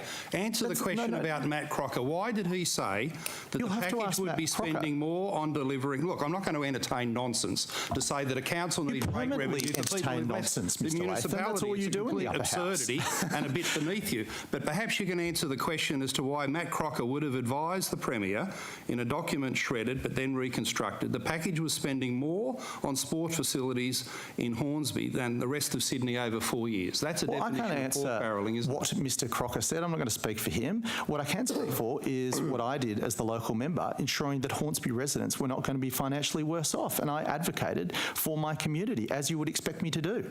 Did Gladys Berejiklian tell you on or around the 27th of June 2018 that the Stronger Community Fund's guidelines had been changed to benefit Hornsby? No. What conversations did you have with the former Premier about this grant? Mr. Latham, I have lots of conversations with all my colleagues all the time.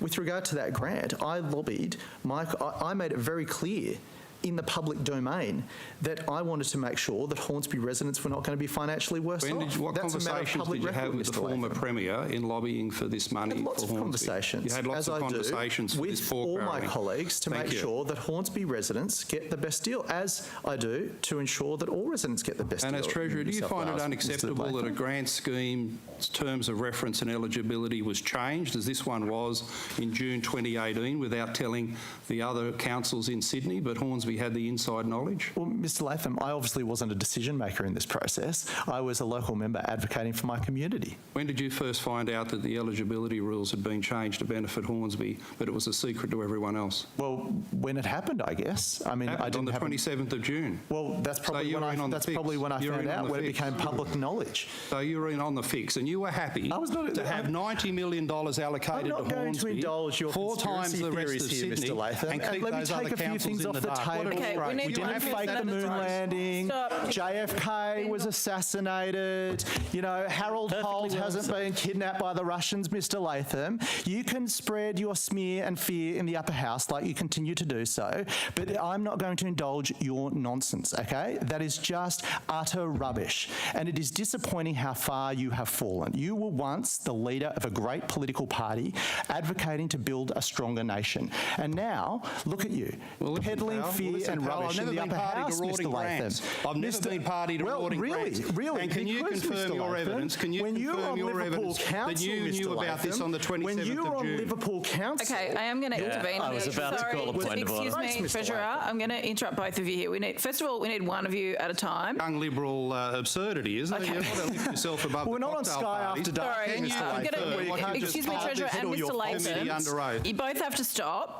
We need one person speaking at a time at first instance because Hansard need to record this. So I'm sure you're all going to be very interested in the transcript. And we need questions followed by answers, followed by questions, etc. So, can you confirm what you said previously, that you knew about this on the 27th of June 2018? Well, I can't. I don't recall dates. I mean, if you want to put something to me, I can check my records and come back to you, Mr. Latham. That's what you said previously. What are you hoping that's not what I said previously. Well, if you want to put something to me, I can go check my records, and I'm very happy to come back to you, You give answers about Liverpool Council. I'm talking about Hornsby Council. And we can talk what about are you Liverpool hoping? Council. Okay, we can talk about the Pompidou fountain that you spent millions of dollars on, or one of the projects you spent millions of dollars on. I mean, I don't know if you've been to Pompidou, but that doesn't look like the Pompidou. Point of order. This is actually getting ridiculous. Well, this is just a young Liberal clown. We should have put you in the fountain. This is ridiculous. Clearly, the minister's been waiting for a while to have a go at the member, but this is not the role of budget estimates. Treasurer, you're actually now interrupting in terms of a point of order. Can you please stop? Can you bring this disgrace to order? That's what I'm trying to do. You need to be quiet. Ms Sharp has the call. Well, very simply, you need to stop speaking over each other, and Mr. Latham needs to be able to ask his questions, and you need to answer them and not bring in irrelevant answers. Minister, what are you hoping I do uphold the point of order. This is budget estimates where the members of the committee get to ask the ministers the question and the ministers get to answer as they see fit. Mr. Latham has the call. Minister, what are you hoping to come out of the review of the grant scheme that's now underway? Well, I think I've answered that several times here today, that we want to see a process that ensures transparency, accountability and probity. And that's what we'll do. That's what I'll do as the Treasurer. And do you believe that substantial grants should always have a published benefit-cost ratio exceeding 1.0 to justify government expense? Well, what I'll say is that obviously we should make sure that public money is spent in the interests of taxpayers, but there are a number of considerations and a number of things that we need to take into account when determining public benefit. You know that, Mr. Latham. Yeah, but should the benefit-cost ratios be published and exceed 1? It's a straightforward question, yes or no. And I'm giving you a straightforward answer, that there are a number of considerations that political leaders make when determining what's in the public interest. That's how democracy works, Mr. Latham. In fact, we have an opportunity every 4 years for the people of this state to determine whether or not they agree with how the government of the day is spending their money. And that's called an election process. And Mr. Latham, you used to believe in democracy. You used to believe in ensuring the people of this state were able to participate in how the government was run. That goes nowhere to the answer of a question, please. Well, Ms. Latham, you have the call. You can ask a question. Okay, so was there any benefit-cost ratio for the $90 million spend on the Hornsby Parks? Mr. Latham, you know the answer to that. You've probably got it there in front of you. I'm asking you, Treasurer, and you seem to be very proud of this pork barrelling. What's the answer? Mr. Latham, you'll have to speak to Hornsby Council, but my role in this process was advocating for my community, and I'm not going to apologise for that. And perhaps if you did more advocating for your community rather than those people on Sky After Dark, you'd be getting better results for the people of this state. You understand how childish you make yourself look with those answers? Seriously? Mr. Latham, I've seen your performances in the upper house. The Treasurer of New South Wales acting like a juvenile. Can you just lift yourself up a little bit to answer questions directly, please? Lectures from you, Mr. Latham, I'm asking about acting like a juvenile. I mean, are you serious? Point of order, Madam Chair. Yes, Mr. Franklin. It's an embarrassment of the Parliament the way this man's behaving. I'm very sorry, but the member is not asking questions, which is what budget estimates is about. It's about asking questions for then the Minister to answer. At the moment, he's just making a series of statements which I think it was a question about the behaviour and the conduct of the Treasurer, to be fair. Whether that's an appropriate question is a separate proposition, but Mr Latham has the call and can continue. In the review of the grant schemes across government, Treasurer, are you expecting that business plans should always be published to justify the expenditure of public money that taxpayers work very hard to contribute? We're expecting that recommendations be made as to how best to acquit public money in a fair, transparent and way that demonstrates best value for taxpayers.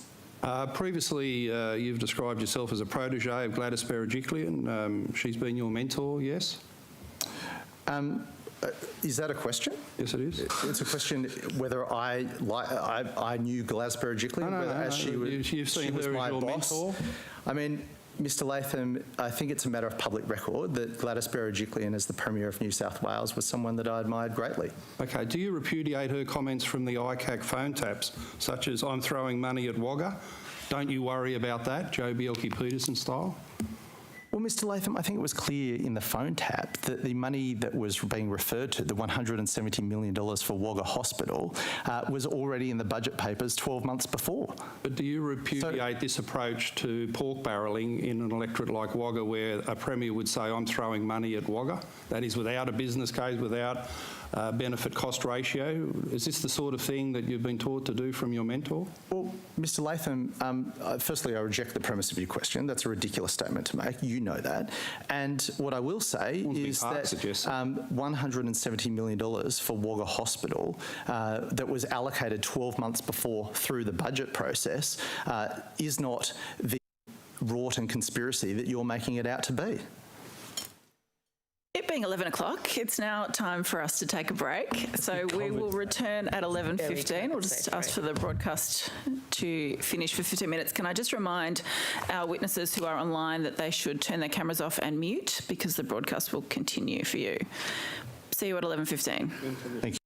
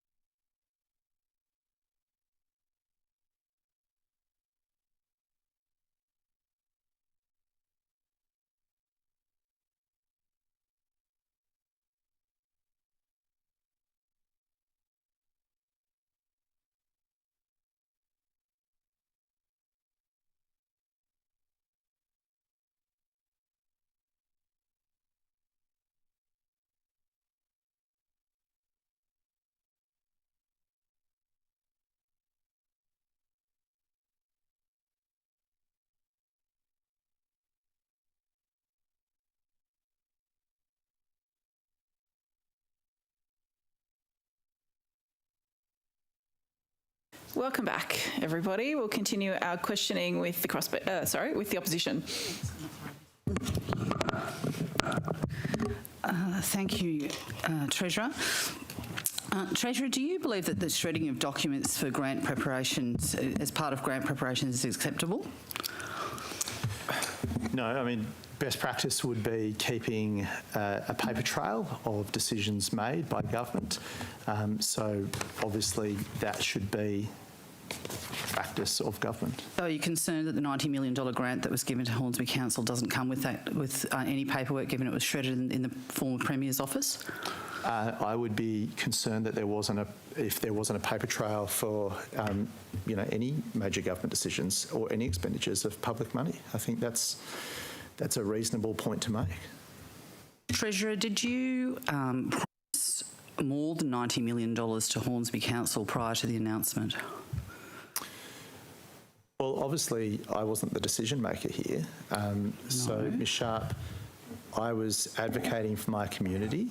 Hornsby Council felt that they were shortchanged to the tune of $250 million, and they were very robust in their, attempts to persuade the community and the government to remedy that shortfall. So, just to be clear, Treasurer, the General Manager of Hornsby Shire Council during the grants inquiry suggested that there's been a commitment to provide even additional money to Hornsby Council. Were you involved in that? I haven't seen what the General Manager of Hornsby Shire Council said, but if the General Manager of Hornsby Shire Council feels that that the government needed to do more to recompense the community, then I can only imagine that's what he was getting to.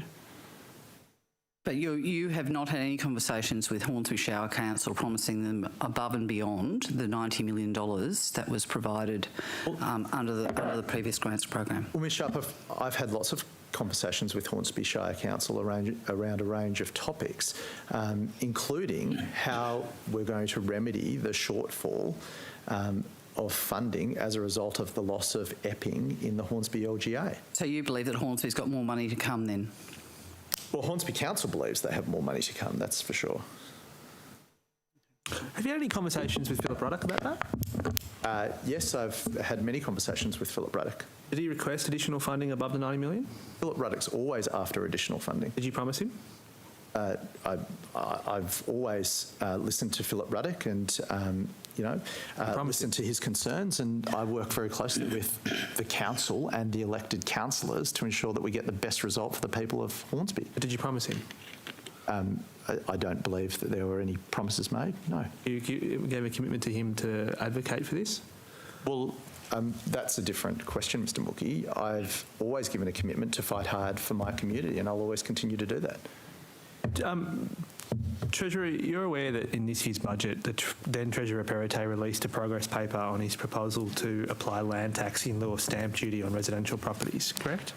Yes. You've read the paper? Have I read the paper? Yes. I'm aware of the general principles. But have you read the paper? I have read parts of the paper. I haven't read it cover to cover. Okay, well, it's sensational reading. You should give it a go. In his foreword, the then Treasurer, now Premier, says the proposed new property tax system, which replaces stamp duty with a small annual tax, will not be a panacea for our future economic challenges, nor could it single-handedly solve the ever-complex home ownership puzzle for New South Wales citizens. He goes on to say, but it would make things better, substantially so. It would stimulate home ownership, grow the economy and create jobs. Do you agree with him? Well, do I agree with the Premier in principle or with regard to that issue? A specific comment. A specific comment that says his proposal to replace a new property tax system to replace stamp duty with a small annual tax would stimulate home ownership, grow the economy and create jobs.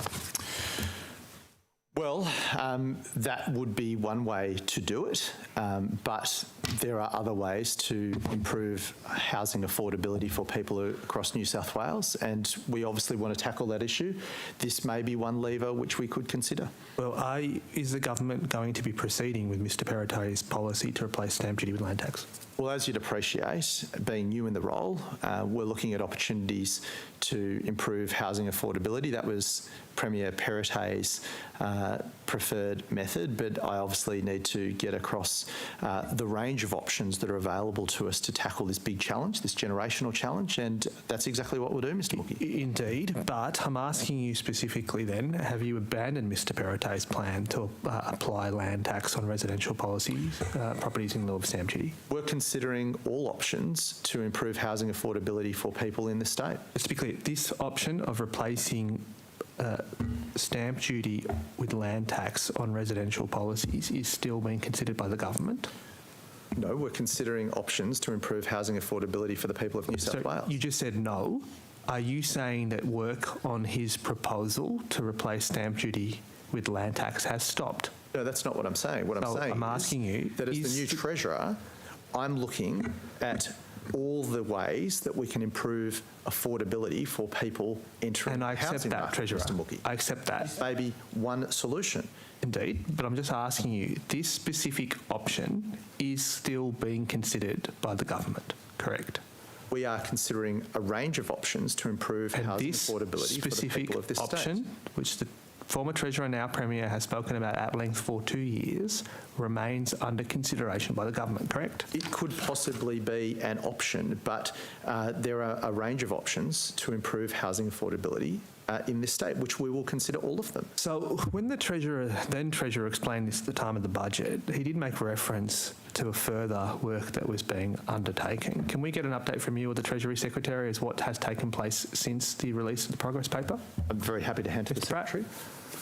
Mr Mookie, we've done considerable work around, as you're aware, we went out probably one of the largest consultation periods that we've ever undertaken from Treasury, and getting a huge amount of extensive feedback from associations, individuals and a whole range of people. We've put together a number of options for the government to consider around how this would be implemented, and that's currently where it is. So when did you put those options?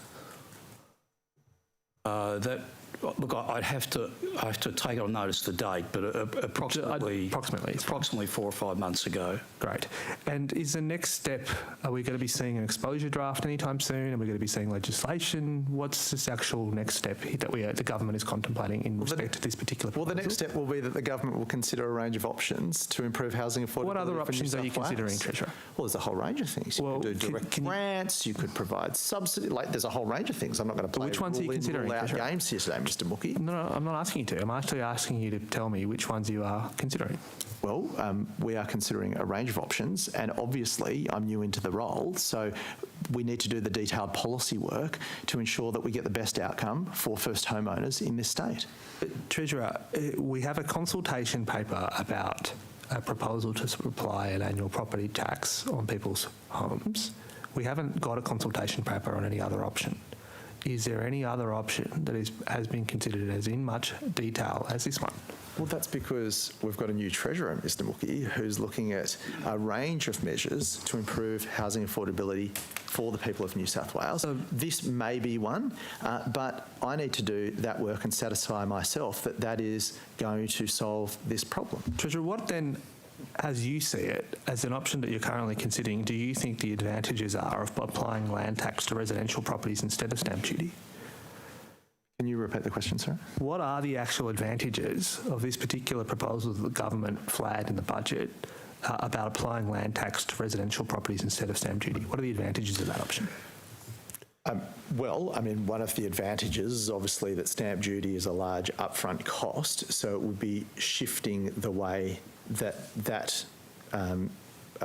would be looking to remove that large barrier to entering the housing market. But again, that's one method that could be considered by the government to address this challenge. Treasurer? The government has not said that he's going to pursue that necessarily. It's going to look at what the best way is to address housing affordability. Treasurer, and I appreciate that you've nominated that particular advantage. Are there any other advantages that you think there are in the former Treasurer's proposal? There are a number of advantages, but again, I need to satisfy myself that that proposal against a suite of other ways to address housing affordability is the right way to do it, and I will go through that process, Mr Mookie. Sure. But I haven't had a chance to do it. You haven't had a chance to do it yet. Do you have a timeline? To consider the suite of I'm not measures critical. available. I appreciate you've only been Treasurer for 30 days and it's a busy time. But do you have a timeline for when you think you would have completed your own analysis of the former Treasurer, current Premier's proposal and any other additional options you might be considering? We'll work through the process in the usual manner, and government will make a decision through its proper process. Just in respect to the specific proposal made by the former Treasurer and now current Premier, are you confident that New South Wales families can afford to pay a perpetual land tax on the family home?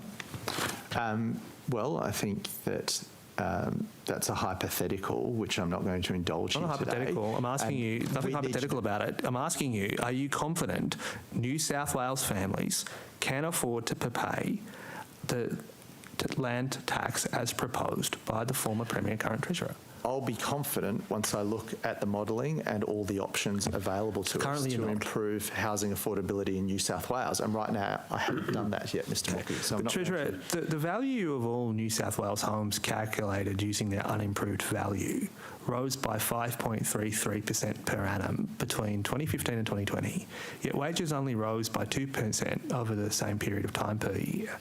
If Premier Perrottet's proposal to apply land tax to the family home had already applied in that period of time, the tax bill would have risen by more than twice the rate of wage growth.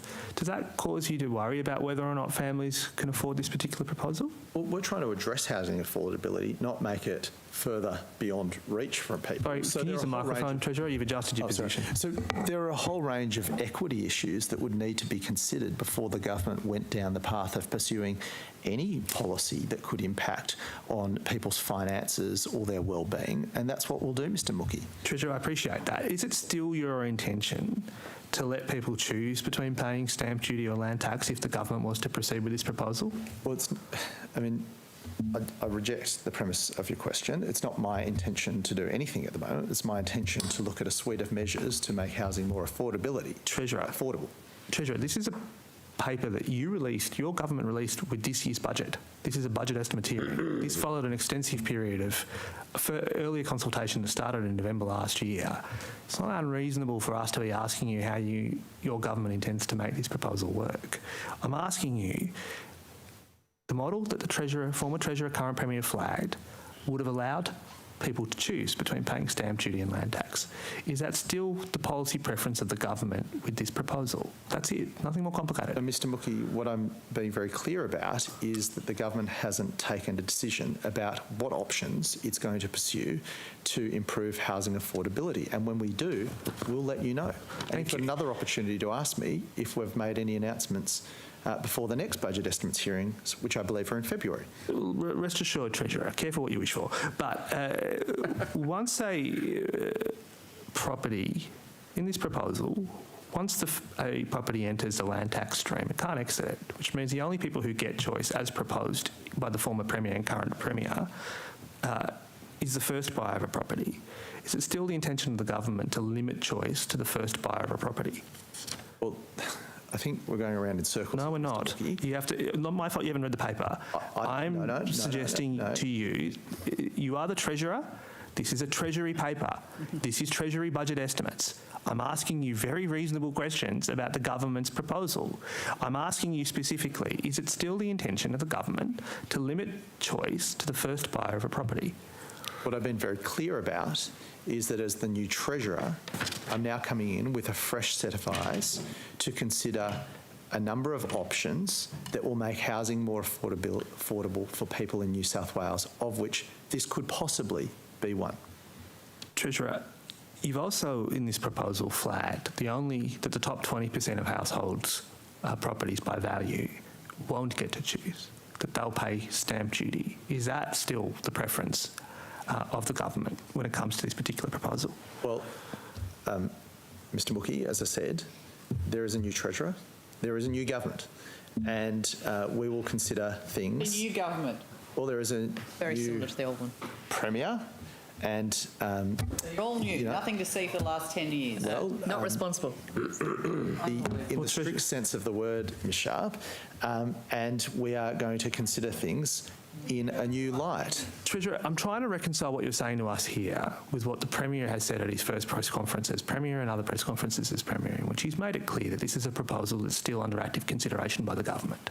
If the Premier is telling the media that you are still considering it, and you're telling us that you're not, which one of you is wrong?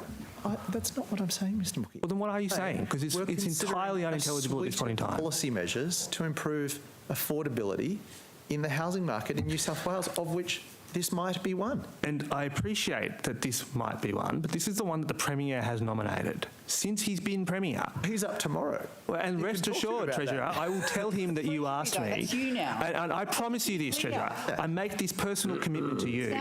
I will ask him these questions tomorrow as well. So rest assured, you're not the only person we're asking these questions to. But specifically, if we can just get back to the detail of what I'm asking you, are you still intending with this proposal to bar the top 20% of households from choosing between the two streams? I'm not intending to do anything other than consider the best way to improve housing affordability in New South Wales, and we'll consider all options. And I'm going to play these rule in, rule out games here today, Mr. Mookie, so that you can get your grab up on TikTok. What we're going to do is go through a considered process. Firstly, yeah. I loved it. I loved it. My social media went through the roof. Treasurer. Where's Rose? I assure you, the audience of TikTok. Mr. Latham doesn't do TikTok Treasurer, like Rose I assure you that TikTok audience, Instagram audiences, Facebook audiences would appreciate seeing this. But can I just get back? Thank you. Forum, and you should take it seriously. Treasurer, okay. In addition to this particular proposal, the people on TikTok are very interested in this.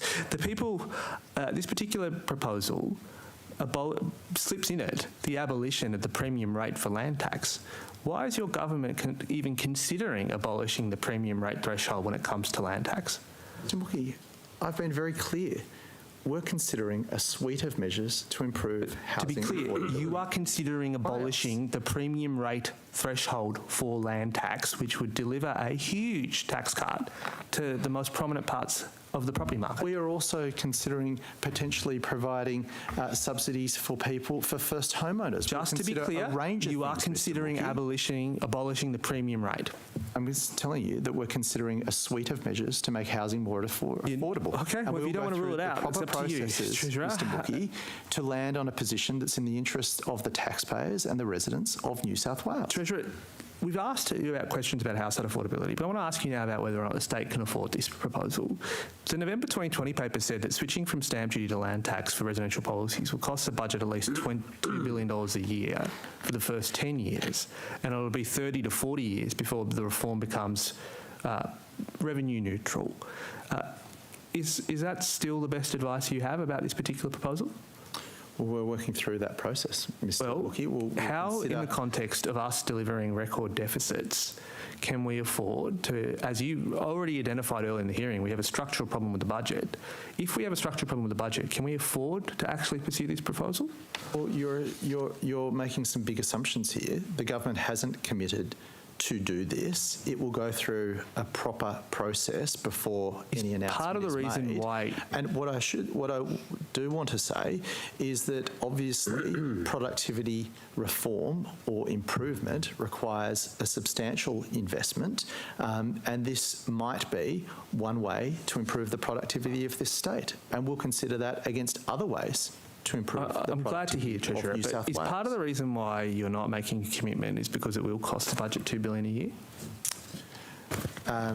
Well, part of the reason that we're not making the commitment is because I've been the Treasurer for 30 days. I'm new in the role. I'm trying to work out what the best policy mix is to improve housing affordability in light of the work that the previous Treasurer has already done, and we'll work through that process in the usual manner. Treasurer, in addition, the latest progress paper, which the then Treasurer and current Premier released in June, said that if this proposal goes ahead, New South Wales could lose $1 billion of GST. Are we going to lose $1 billion of GST as a result of the pursuit of this proposal? Well, obviously, the impact that any decision that we take might have on our GST receipts or the structural operating position of the budget will be material considerations. And that's why we will work through the process in a thorough and methodical way. I ask you again, do you have a timeline as to when you expect to have worked through the process in a methodical and thorough way? We have a timeline that will make clear to you when we're ready to do so, Mr. Just Mookie. to close this out, sitting here right now, this proposal remains under active consideration, correct? This could possibly be one way that the government might address the issue of housing affordability. Can you at least give me this in light commitment? of the alternate Can you at least give me this commitment? Will you at least read the progress paper that was issued with the budget? Mr. Mookie, we read thoroughly the policy proposals, and that's what I'm saying. Will you we personally will read this paper? A number of options Because we can get it for you on autumn, and we'll make a decision that's in the best interest of the I'm happy to people of read it this for state, you and Mr. send it to Mookie. you if you need me to. I would love to listen to your dulcet tones on my podcast all the time. Maybe we can do it on TikTok. We'll arrange for that. In the meantime, it's crossbench time. Mr. Field has a couple of questions to start. Thank you, Chair. Treasurer, congratulations. Welcome to the job. Thank you, Mr. Field. I think I've found the intersection here between your other role as Environment Minister and Treasurer, and I've just been in with Forestry Corporation this morning, and they confirmed today that they've written to timber mills on the North Coast, inviting them to enter into negotiations to extend existing wood supply agreements that were due to expire in 2023 out till 2028, and they're doing that at pre-fire harvest volumes. As Shareholder Minister, you need to sign off on any contract extensions. Are you aware of the negotiations? And are you comfortable with so much uncertainty about wood supply post the fires that these negotiations are underway, and what's the involvement of your department in these negotiations? Well, I'm not aware of the negotiations, other than to say it would be prudent for me as the Shareholder Minister to only sign off an agreement where there is a sustainable amount of timber to harvest. So that would be a material consideration for me as the Shareholder Minister. Forestry Corporation's Hardwood Sector is financially marginal at best. It made a substantial loss, in fact, over the last decade. As Treasurer and Shareholder Minister, and given the huge economic value of forests as carbon stores, as recreational areas, as well as the ecological values, what will you do, and will you get Treasury to look at the business case for maintaining a native hardwood forestry sector in New South Wales versus a transition out of that type of logging? Look, I'll take that on notice. Obviously, there are a number of considerations when it comes to Forestry Corp and the timber industry and the impact that will have on local economies. There are a number of local communities that rely heavily on the hardwood timber industry. We need to balance the needs of the environment with the needs of those communities who rely on those jobs and those opportunities. It's a very difficult area of public policy, Mr. Field, but I think you'll see that in my other role as the Minister for Energy and Environment that we try to make decisions that get that balance as right as possible. So we'll work through that process. I'll work through that with the Deputy Premier. If you could take on notice, Minister, any modelling or research that Treasury has done with regards to a potential transition. I know there were some considerations around the privatisation discussion. Any modelling that's been done around transition of native forest logging would be appreciated. I obviously care deeply about the environment and these forests, but we shouldn't be doing things that are going to leave workers or industries or communities worse off. That's my commitment. So we need to work through these processes and be very sympathetic to those people that work, harvest timber, that resource, for the benefit of themselves, their communities and our economy. And we need to make sure that we protect them, and that's what I'll be focused on as the Treasurer. Okay, thank you, Treasurer. Thanks, Chair. Boyd. Thank you, Chair. So staying hopefully on more familiar ground, I wanted to talk to you about the coal-fired power stations closure and or eventual closure, and the unquantifiable contingent liabilities that sit on the government's balance sheet. So this is a question that I've asked over the last couple of years. Given that to quantify those contingent liabilities, we need to know, have a rough idea of when the station is going to close, and also how much the rehabilitation cost is likely to be. Are you able to give any estimate at the moment of what that liability will look like as we get closer to the closure, particularly Liddell, which is closing very soon? I think that Treasury would have done a lot of modelling around that contingent liability when it came to the sale of those assets. So I might just throw to Treasury. I think Mr. Gardner might be the person to ask the question to. Mr. Gardner is best if you'd like us to deal with that now, Ms. Boyd, or we can pick it up this afternoon. We can come back to it. I don't have very much time, but thank you. Given that Vales Point is one of the worst, and you don't need to agree with this proposition, but I would just say I think it's one of the worst corporate players when it comes to the state of its power station in terms of contamination and breaches of environmental laws. Under the sale contract for Vales Point, when it was privatised, the government is likely to end up with this land being handed back to it at the end of its life. What are you doing as a government to ensure that you're keeping a closer eye on what's happening at Vales Point to reduce your eventual clean-up liability? My understanding of the sale, the terms of the sale, is that the government would be responsible for the remediation of the site for when it was running the power station, and just that Mr. St Baker would be responsible. Yeah, so two separate issues. So all of the power station sites, the government has a residual liability for pre-existing contamination at the time of the sale. But then Vales Point has an additional thing where basically either you can decide to buy it back for $1 or they can decide to give it to you for $1 once they disconnect it from the power lines, or from the network. So there's a good chance it will come back to the government. What are you doing to prepare for that contingency? I might take that on notice, but if the Secretary... Mr. Gardner could talk to that issue now if you wish. Yeah, thank you. Ms. Boyd, we get an annual report from the operators of Vales Point, and then we have every 2 years we have an independent sort of operating period review of the contamination, and so keeping a monitoring role with respect to that risk. Okay, we might come back to that this afternoon as well. In the time I've got left, could I just ask you about... Can I just clarify one thing? Mr. St Baker, I was incorrect what I said before. My understanding is that the government is liable for the full clean-up of the site at Vales Point. So I think if Treasury want to give you further clarification on that later this afternoon, but I just want to clarify that point. Thank you. So you'll be aware of the New South Wales Audit Office's scathing report released this year criticising the government's ability to cope with the effects of a heating climate. And in particular, your government promised in 2016 to create a statewide adaptation plan by the following year for public assets, but failed to complete it. All other states in Australia have such a plan. Why is New South Wales lagging behind? Well, obviously adaptation is important, but prevention is better than cure, and that's why this government is leading the way when it comes to the but we're talking about adaptation at the moment. Carbon emissions. In fact, we've got some of the boldest plans in the country and up there with the boldest plans in the world in how to reduce our emissions but still grow our economy. We're still talking about adaptation, though. And we definitely need to do more on adaptation.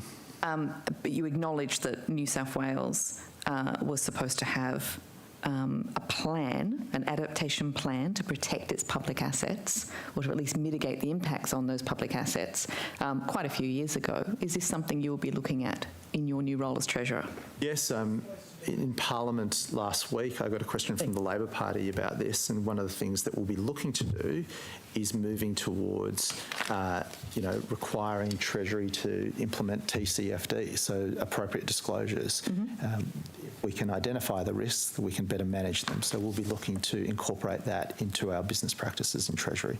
Okay, but TCFD was like 10 years ago that was first, it first came out from the G20. We're catching up, Ms. Boyd. We're finally catching up.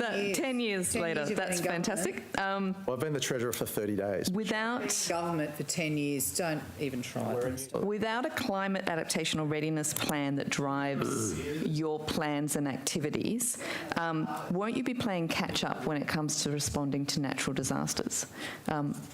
Clearly, this is a very important thing that we need to be doing to guide your decisions going forward. Wouldn't you agree? Yes. Good. Yep.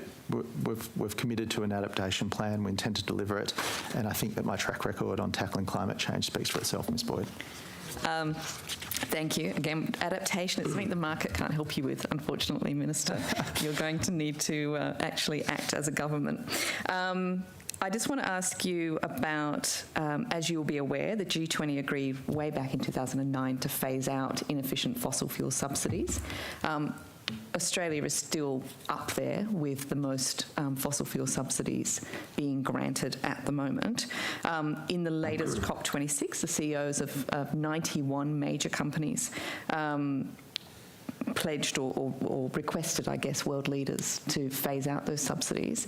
As I understand it, New South Wales still gives around 17 million a year in direct fossil fuel subsidies. Is that something you'll be looking at in your term as Treasurer?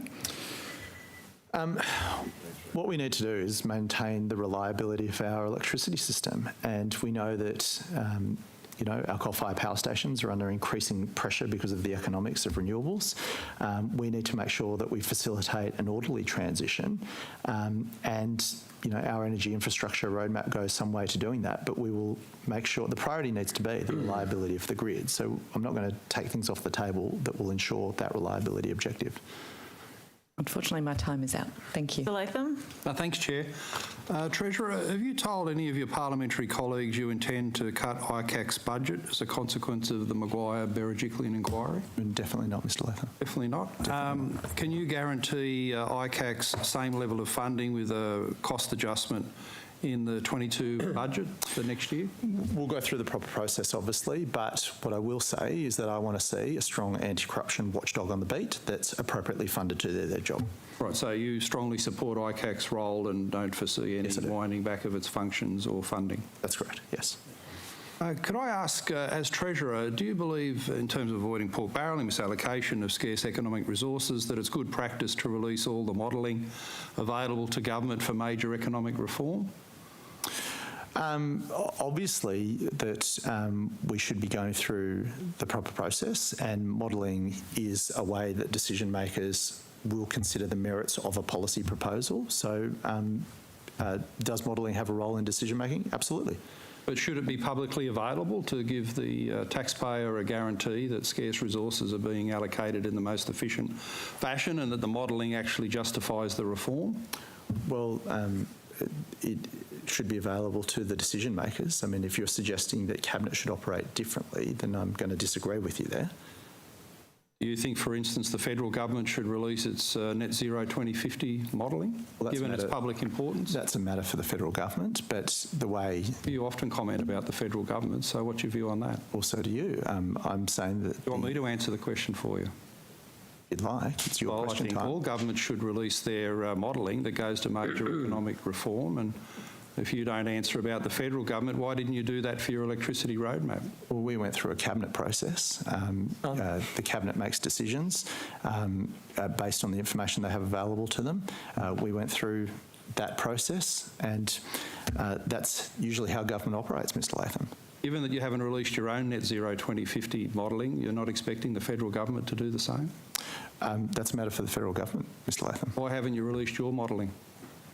For our 2050 plan? Well, either plan, the halving in 2030 or the original net zero 2050 at the beginning of last year. Because we've released our stage 1 of the net zero plan between now and 2030, and we've projected that we will reduce emissions between 47 and 52%. So we have released those details. And then obviously to get to net zero by 2050, we're going to have a second phase and a third phase. But there are a lot of technologies that we don't know whether or not they're available yet. So it would be presumptuous for us to release modelling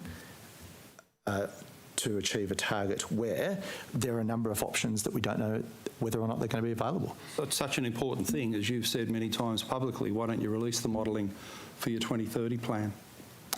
Well, because that goes to the heart of how Cabinet government operates, Mr. Latham. Cabinet has considered all the information that they needed to make a decision.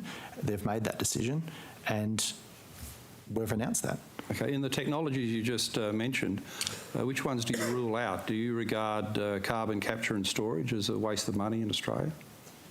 For New South Wales? Public expenditure? Yeah, for New South Wales? Yep. The issue with carbon capture and storage, as you know, is that it adds another cost to the fossil fuel process. And the challenge for us in New South Wales is the geology of the state doesn't lend itself to be able to capture or store the carbon in a cost-effective way. So the caverns where you could store it are in the far west. That would add an additional cost around transportation. So right now today, carbon capture would not be an economically viable solution to reduce our carbon footprint for New South Wales. Victoria, I think it's a different story, and Western Australia, it's a different story. But for New South Wales, it's not the solution to reduce our carbon footprint. Well, on that we agree. Are you confident in this transition in the energy sector that you've promoted and spent a lot of money on, that unlike China, California and Europe, we'll be able to avoid significant electricity outages, blackouts going forward? Well, I'm confident that we're relying on the best advice from the best engineers and experts, AEMO, who run the energy system, people like Kerry Schott, who run the Energy Security Board. And, you know, these are matters for engineers, economists, scientists. We've taken the best advice, and we've come up with a plan that was supported by everyone in the Parliament, Mr. Latham, with the exception of yourself, of course, that will help modernise our electricity system, and Mr. Borsak, I apologise, modernise our electricity system in a way that will drive down household bills. But as Treasurer, can you give a guarantee to, say, a prospective manufacturing investor wanting to invest in New South Wales that the lights will stay on, rather than just saying you've got some engineers working on it? Well, the reliability of the system is a non-negotiable for us, Mr. Latham. That's how we've designed our policies. And 2 months ago, you said to the Australian newspaper, my great fear is that it's going to start falling out much sooner than AEMO report has predicted. These are the coal-fired power stations. You went on to say, I'm greatly concerned about the early exit of coal. So if you're giving that guarantee, why are you so concerned about the early exit of coal? Well, we saw what happened in Victoria with your lawn, where Energy Australia went into negotiations with the Victorian government to give everyone certainty about how long that coal-fired power station would operate for. Obviously, there are a number of cost pressures on these power stations. Renewables has meant that they don't operate in an economically viable way for long parts of the day. So a lot of them are bleeding cash. But, you know, I'll come back to your point earlier. Our plans have been endorsed by some of the biggest manufacturers in the state when it comes to reliability. Tomago, BlueScope said our energy roadmap would lead to the next industrial revolution for New South Wales. So I'll take their advice when it comes to manufacturing in this state over other people, Mr. Latham. But you mentioned BlueScope. You concede that using electricity for generation of so-called green steel with hydrogen, you use 15 times as much electricity as the normal steel produced now. It's massively inefficient. Well, with the abundance of wind and solar, like zero-cost wind and solar, that additional use or that additional electricity that's required, it's free electricity and it's an abundant form of electricity. So the policy is free electricity. Well, the cost is in the capital, as you know, Mr. Latham. It's in the building of the solar farms and the wind turbines and the transmission lines and the storage, et cetera, et cetera.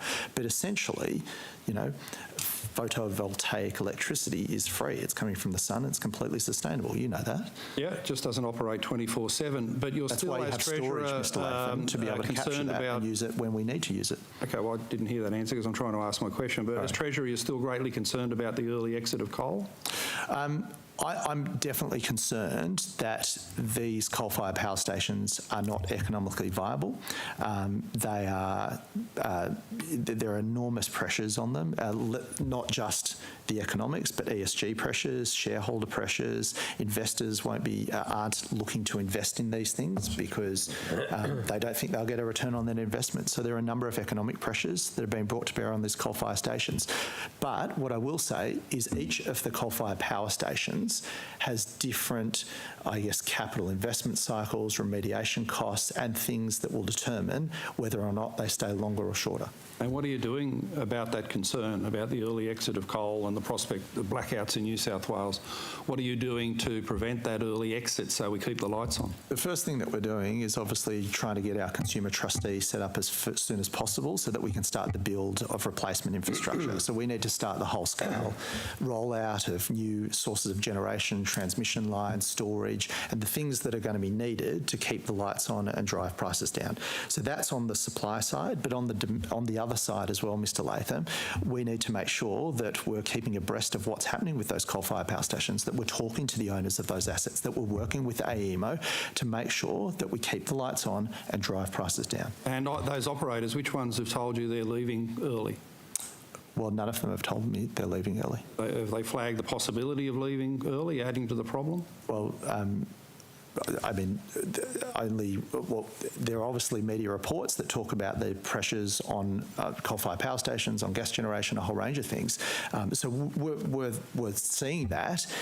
We're preparing for the worst and hoping for the best, obviously. Okay, and do you support a capacity mechanism as flagged by Angus Taylor to keep the coal-fired power stations operating? I think Minister Taylor has identified the right problem here. So it's about making sure that existing assets are able to stay operational to the end of their technical lives. Whether a capacity mechanism is the best way to do that, I'm unsure about, but we're working through the details. So in principle, I've supported what Minister Taylor is trying to do. I've set some pretty clear guardrails for Minister Taylor, the main one being that I don't want New South Wales consumers to pay more than is necessary for that infrastructure. But as you know, Kerry Schott's made the recommendations. We've agreed to support Minister Taylor in working through the detail. That process is ongoing. We expect it will be wrapped up early in the new year, though. Okay, but your mechanism that you've relied on mainly is the trustee that you mentioned earlier on. Wasn't that legislated 12 months ago and you've done nothing about setting that up? We're relying on the consumer trustee to run the auctions for the underwriting that will guarantee the build of new infrastructure. So we're running as fast as possible there. Obviously, we're on the clock. But the first coal-fired power station in New South Wales that's scheduled to close is Vales Point, after Liddell, of course. That's 2028. So we need to do two things. We need to build the new infrastructure, but we need to support the existing infrastructure. But you've done nothing in 12 months. We'll have to come back to this. We're doing a lot. I can come back to Ms. Sharp. Thank you, Treasurer. Last Easter, Blues Fest was cancelled as a result of COVID and the public health order.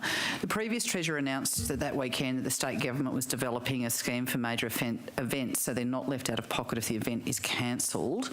My understanding is that there's been industry consultation and there's been a declared intention to create the fund, but nothing has actually happened. What is happening in relation to this?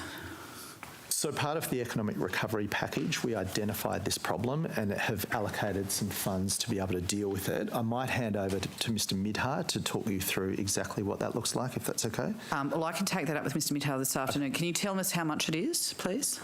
With regard to, so we have a number of things to support the performing arts. No, that's not what I'm asking. This is a very specific commitment, which was a program that would help, basically support our large festivals so that they wouldn't be left out of pocket as a result of public health orders. Can I take that on notice? The number, I believe, hasn't been made public, but I'll take that on notice and provide you with those details, Ms Sharp. All right, thanks. Treasurer, is the government making any further contributions to the New South Wales Generations Fund this financial year? Could I just, so we've got the festivals industry relaunch package. I'm not sure whether that deals with it. I'll get Mr Midhar to address it this afternoon, but I'll come back to you on notice. Sorry, Mr Walters. Treasurer, is your government making any further contributions to the New South Wales Generations Fund this financial year? No, we've taken a policy decision that whilst we're in cash operating deficit, I think that's the term, is it, Mr. Secretary, that we won't be putting money into the Generations Fund outside of the commitment we've already made around WestConnex. Fine. Is that correct, Mr. Secretary? Do you want to clarify? We have said that the government is currently considering that, Mr. Mookie, but to the Treasurer's point, that's likely to be the outcome, yes. Sorry, there's a bit of news for you, Treasurer, because I think you'll find that the only public points you've made is that you're suspending state-owned corporation dividends and mining royalties pending a review. But my question was going to be... Could I clarify that commitment? You might need to. Why don't you take some advice on this, Treasurer? That's my last word. Yeah. Sorry, Mr. Mookie. I should clarify my earlier statement. Please. And confirm what we said in that media release that you have. But we obviously are considering how we treat the NGF in light of the financial situation that we're in. And we'll have more to say at the half-year review. Oh, I'm glad. But are you about to adopt the principle that no further contributions will be paid into this fund whilst we are operating a cash deficit?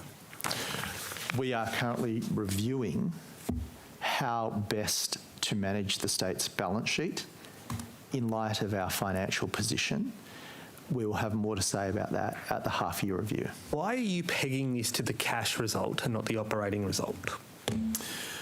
Right now, we've taken a policy decision to suspend the operations because of the cash result, but we will look at that decision in light of the operating result as we head to the half-year review. Okay. So insofar as at the previous online estimates hearing, evidence was given about the cash surplus being deposited into the NGF, I presume we no longer have a cash surplus. Is that correct? I'll take that on notice. Mr. Mookie, we'll update this at the half year and you'll get the full information at the moment. But broadly speaking, we are operating in cash operating deficit at this point in time. Yes, which is not a surprise given the circumstances that we have since the budget was introduced. Do we have any forecast as to when we expect it to be back in cash surplus? We are doing, would you like me to answer? Yeah. Would you mind if the Secretary takes that? We're doing that work through the half-year process at the moment, so we'll have more to say, an update at the half-year.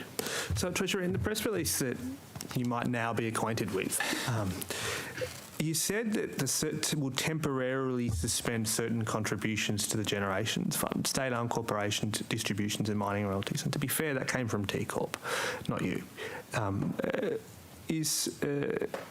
What does it mean by temporary? Well, we're considering, as I said, how best to manage the state's balance sheet and how we best use the NGF to do so in light of the current fiscal position, and we'll provide you with updated guidance at the half-year review. Treasurer, are you worried about the breakdown in the relationship between the Colombian government and the FARC? Sorry? Are you worried about the breakdown in the relationship between the Colombian government and the FARC? The benefit of hindsight, Madam Chair, perhaps the member could explain what FARC is. I can give you the Spanish spelling of the FARC later if you wish, but are you worried about the breakdown in the relationship between the Colombian government and the FARC? I can't say I'm familiar about the international issues of the Colombian government. Well, we have $45 million of taxpayer money lent to the Colombian government. So, are you taking advice as to whether or not our money is at risk as a result of your decision to lend money to the Colombian government? Well, firstly, I reject the premise of your question, obviously. Secondly, why do you reject the premise of the question? It's factual that your fund has given New South Wales taxpayers money to buy the debt of the Colombian government. I'm asking you, it's a material risk, it's a serious issue what's going on in Colombia right now. What steps are you taking to assure yourself that the money that's in, say for example there, the money that's in Angola, the money in these places are being prudently managed? Well, the first thing I'd say is that there are a number of governance structures around how the NGF invests its capital and how it safeguards the assets of the people of New South Wales. There is an Assets and Liability Committee, which is chaired by the Secretary here, and there is also a board that governs T Corp, of which the NGF is underneath, which is eminent people who are very well placed to manage the state's investments, like Glenn Stevens. Treasurer. So could I just finish my answer? No, if you could address specifically there are the a issue number of structures in place that should give us comfort that our investment strategy is being done prudently to manage the assets of the people of New South Wales. With regard to the point of your question, obviously, I don't want to see New South Wales taxpayer dollars invested in things that don't align with our values as a people in this state, or with our policy positions as a government. So the suggestion that we're supporting authoritarian regimes or dictatorial governments with appalling human rights abuses is appalling, and that's why I've asked the department to undertake, or not the department to undertake a review, that's why I've asked for a review as to whether or not our investment strategy is in line with ESG principles. Well, rest assured, we will be announcing that review we will get shortly. to that. We will get to the ESG review, but I'm actually wanting to ask you about the actual risk to the investment. And this is a $15 billion fund.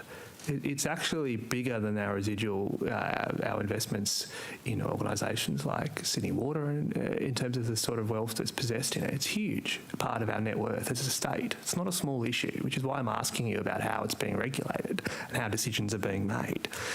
You've said that you've commissioned an ESG review, but have you actually said to T Corp or to others that they should be divesting from these countries? Well, I've made it very clear to Dave Deverell and the team at T Corp that I want to see us investing in line with our values, but in a way that is going to safeguard the assets of the people of New South Wales and make sure they get the best return.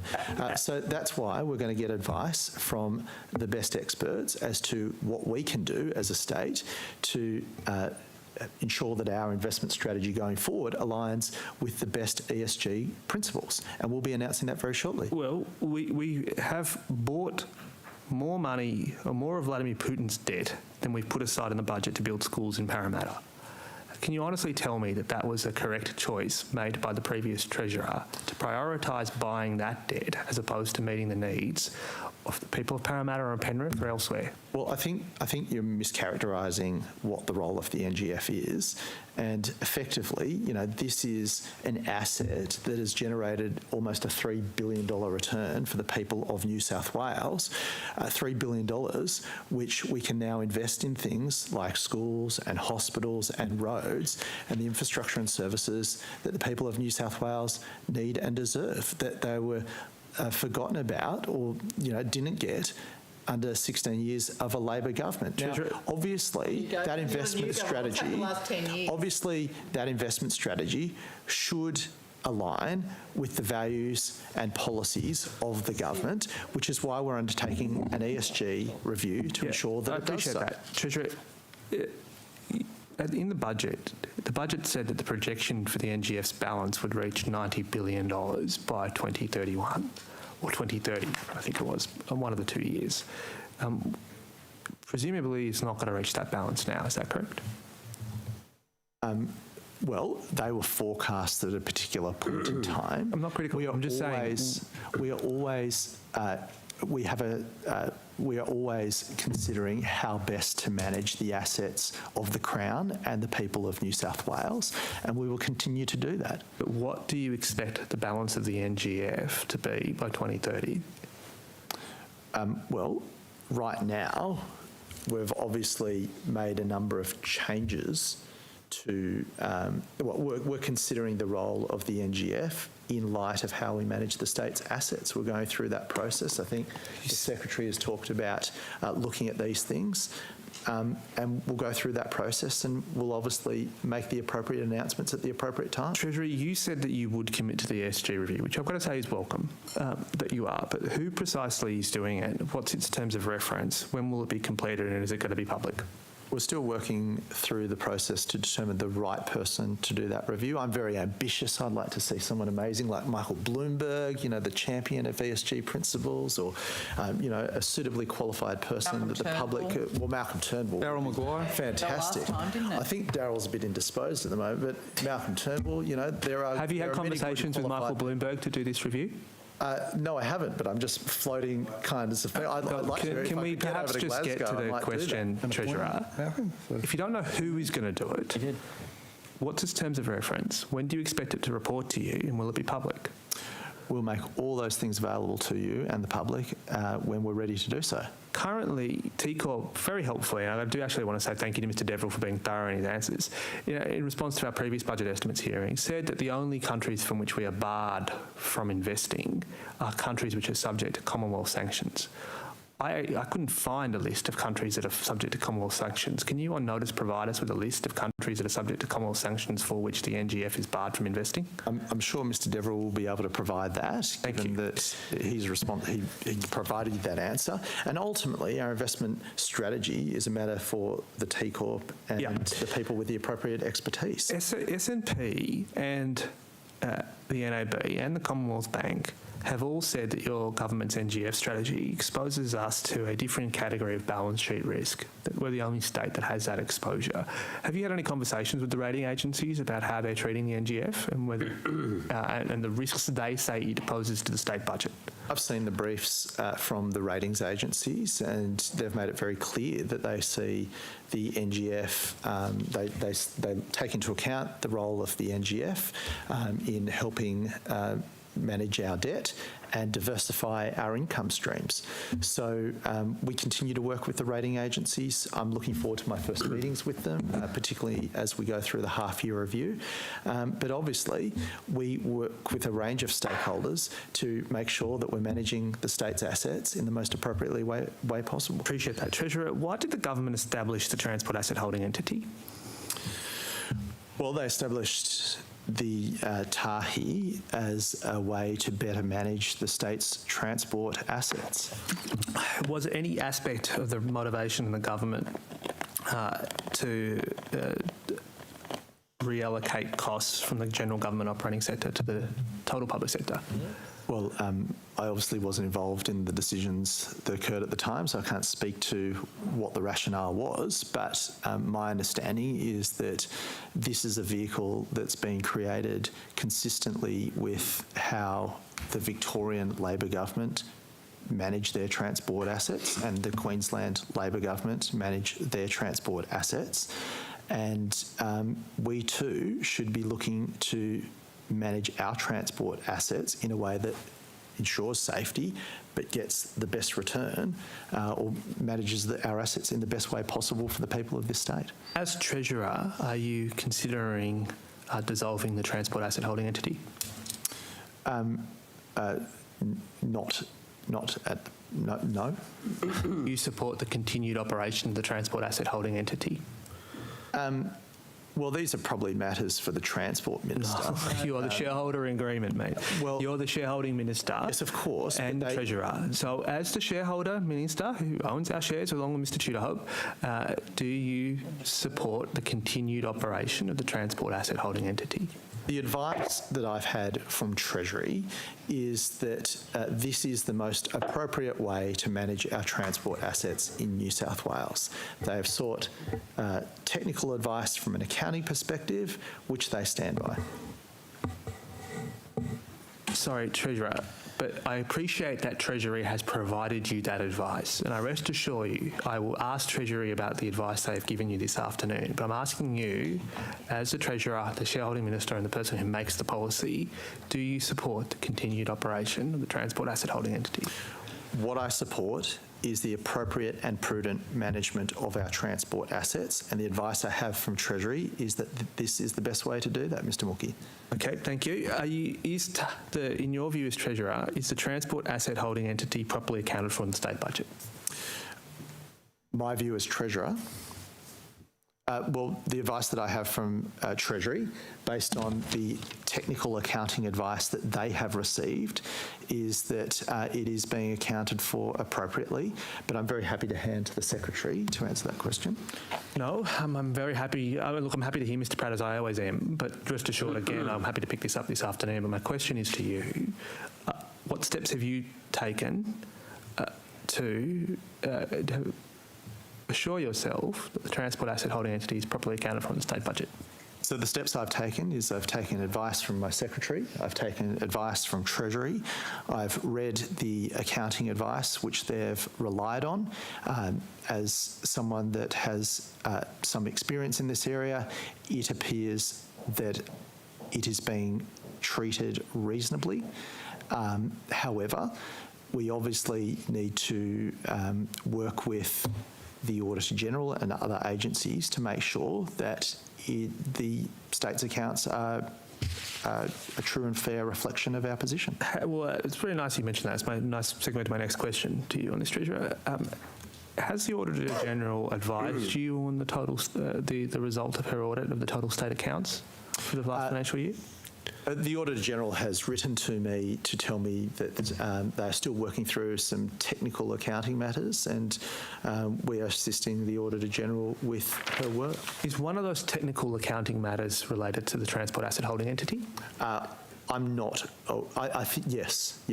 That was specifically noted in the letter the Auditor General sent to me. What specifically did the Auditor General flag with you that is a technical issue with the accounting treatment of the transport asset holding entity? Nothing specifically, Mr. Mookie. However, I received a letter from the Auditor General advising that she was still considering the treatment of Tahi. Thank you. And when did you receive that letter? I think I'll take that on notice. I suspect last Friday, was it, Mr. Pratt?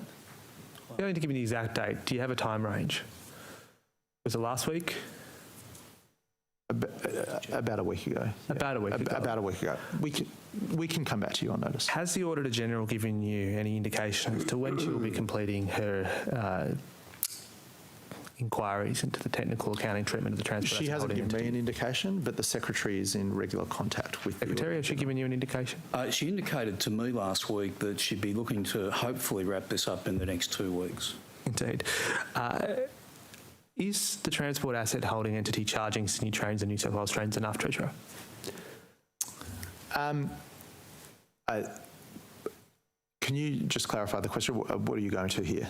Well, is the transport asset holding entity charging Sydney Trains and New South Wales Trains enough to access its assets? Treasury advised me that the return on those assets is appropriate at this stage. I'm not asking about the return. It's a separate concept. Well, I'm asking you about the charging. Are they charging enough? Not the return, charging, the operational charges that they're applying under the rail access undertaking agreements that they entered into with those two organisations. I'll have to take that on notice.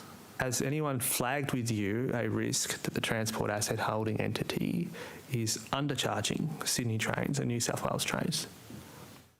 I think this goes to the issue of the commercial viability of Tahi. It's a very specific question that arises in two of your capacities, which is shareholding minister and try to give treasurer. You a specific answer. So to your question, no, but it goes to the issue of whether or not the vehicle is commercially viable, of which that issue has been raised with me. Who raised with you the issue of commercial viability? The technical accounting advice which has been provided to Treasury raised that as an issue that needed to be considered in how to treat that vehicle. Got it. Thank you. The transport asset holding entity is not due to pay New South Wales a dividend for the next 3 years. Have you received any advice as to why that is the case? Obviously, I haven't received advice why that's the case, no. Have you completed the strategic business plan or intent under the Treasury commercial framework that you're required to enter into with the transport asset holding entity for the next year? I'll have to take that on notice. Perhaps the Secretary is best placed to answer that. Well, Mr. Smitter might be the other person, or Mr. Gardner, given that they're a state-owned corporation. Have we completed the SBI or not? Stock team would have received that. We have got a statement of corporate intent. Sorry, go on. Yes, we have received that. That's correct. We've received. When are you intending to enter into your next shareholder agreement with the transport asset holding entity, Mr. Kean? I'll take advice on that, Mr. Mookie. Have you entered into it for all state-owned corporations for next year? That is the shareholder agreement, Mr. Mookie. Yeah, I am aware, but they are described as two different ways depending on the policy. But the statement of corporate intent is the shareholder agreements for all safety purposes. You accept that? Again, I'll take advice on this issue and come back to you. Incidentally, for all of the state-owned corporations, when are you intending to complete your shareholder agreements as statement of corporate intents? I'll have to take advice on that. Okay. You're required to have them in place, I think, sort of now, aren't you? Or by December, is it? If I may interject, Mr. Mookie, they'll be tabled in Parliament in November this month. So if they're going to be tabled potentially from next week or the week after, have you not seen them? No, I haven't seen them, Mr. Mookie. Why haven't you seen them? This is major parts of the states. There's 8 of these. Like, we're talking Sydney Water, Essential Water. We're talking about the Transport Asset Holding Entity. We're talking about forestry. How is it possible that we're tabling these documents without you seeing them? We have only just received them, so they're in the process of being delivered to the Treasurer's office at the moment. True, but Treasury negotiates these over months. It's not a surprise to Treasury as to what's in them. No one has briefed you on what to expect. I think that obviously with the changeover in Treasury, there's been a number of things that had to be considered, and we will wait for that brief to come up and we'll consider it through the normal process, Mr. Mookie. Okay, sure. Given that you've now suspended the allocation of the dividends to the NGF from the state-owned corporations, what's going to happen to those dividends? Well, I mean, they'll just may I comment? They'll go into consolidated funds. Okay, so we're reverting back to the policy of just putting them into the consolidated fund. That's correct. For the time being, yes. Okay. Going back to the Transport Asset Holding Entity, has anyone provided you any advice as to whether or not it poses any risk to rail safety? Why done? Sorry. No one has specifically provided me advice, but I'm aware of the KPMG report from Brendan Lyon. I don't know about the crossbench, but the only other follow I had was that, were you aware that Minister Constance had asked the Office of Transport Safety Investigation to launch a review of this? No? Sorry. Correct. Thanks. So, sorry, those discussions were just in terms of wrapping up that final bit of time. So this last portion will be crossbench time. And first of all, we'll go to Kate Fairman. Thank you, Chair. Morning or afternoon, Minister, Treasurer. Minister, are you aware that your government is proposing to hand out quite a large volume of floodplain harvesting entitlements, and that the proposed handing out of those entitlements, the way in which they're going to be licensed, means that those licences will be compensable? I'm not specifically aware of that, no. So that it could be hundreds of millions of dollars, if not billions of dollars, of compensation for those floodplain harvesting licence holders. I'll have to take that on notice and get across that issue, Ms. Fairman. Do you know whether, just in terms of policy, if there are policies like this one which mean that your government, or a future government, but potentially this government, in other words, the taxpayer, will be liable for hundreds of millions, if not billions of dollars? Does Treasury have a role in setting that policy and agreeing to that then, if that's the situation, in terms of policy or legislation which will, in this instance, for example, with compensable water entitlements, mean that your government will have to fork out a lot of money? What's Treasury's role? Well, I would imagine if public funds are going to be expended, then Treasury would have a role. But we're happy to clarify that with you. Has Treasury, can I ask Mr Pratt, has Treasury been involved in... Not to my knowledge in that issue, but I can just check. Mr Gardner would have been engaged if we were. Phil, have you been engaged in this at all? Not this matter. This would probably sit within Mr Midder's area of responsibility. It hasn't come through Treasury. We would have seen the policy and we would have commented, so the answer is no. Do you think it should come through Treasury? Anything that creates such a liability or an expense will definitely come through Treasury. It has to go to ERC. So okay, well, that's a heads up then to have a look at the floodplain harvesting entitlements issue. I just the Water Minister. We'll stick with the Water Minister actually in terms of questions and National Party commitments. So prior to, I think you're aware of this as well, Minister, prior to the last election, or possibly the previous election, the National Party committed to a range of dams. They committed to building, or promised to build Wyangala Dam, raise the wall of Wyangala Dam, build a new Dungowan Dam.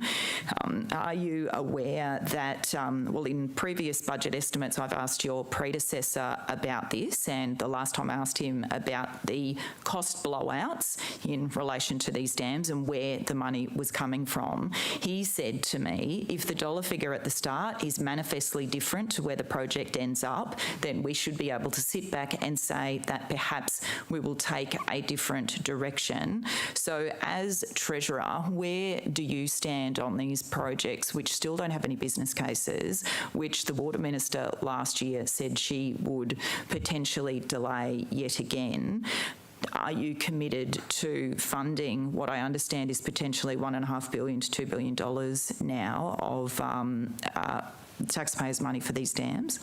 Well, the government's obviously committed to delivering on its promises. There are a number of infrastructure projects which the government has committed to in the public domain, and we are absolutely committed to delivering them.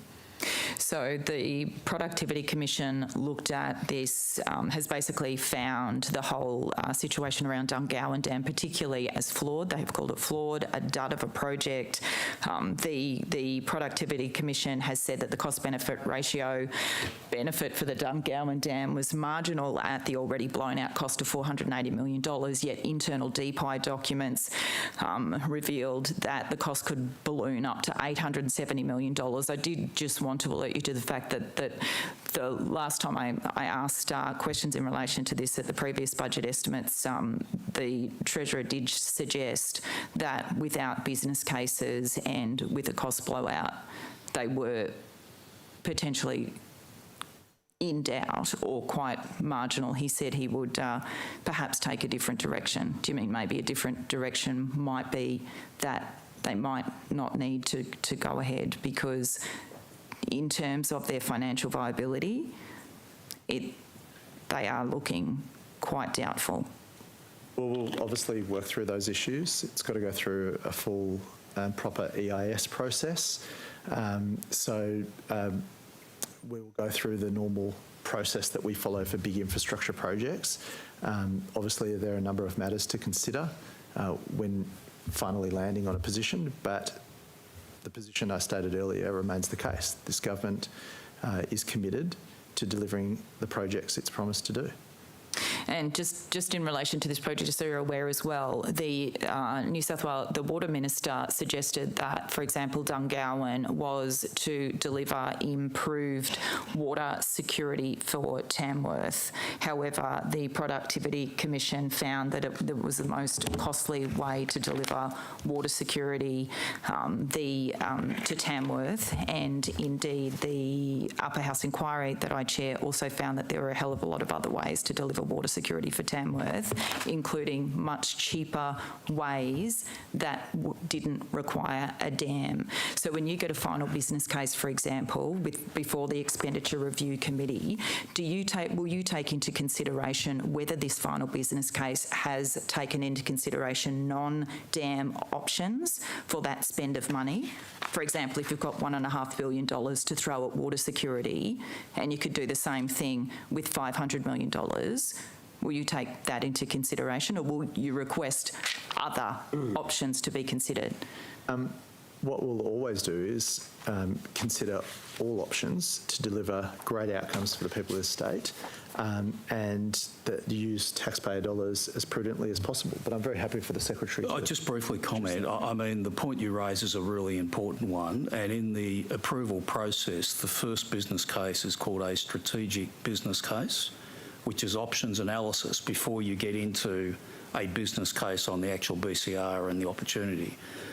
We're still waiting to see the strategic business case and what that option analysis looks like. So that's where that is at the moment from a Treasury perspective.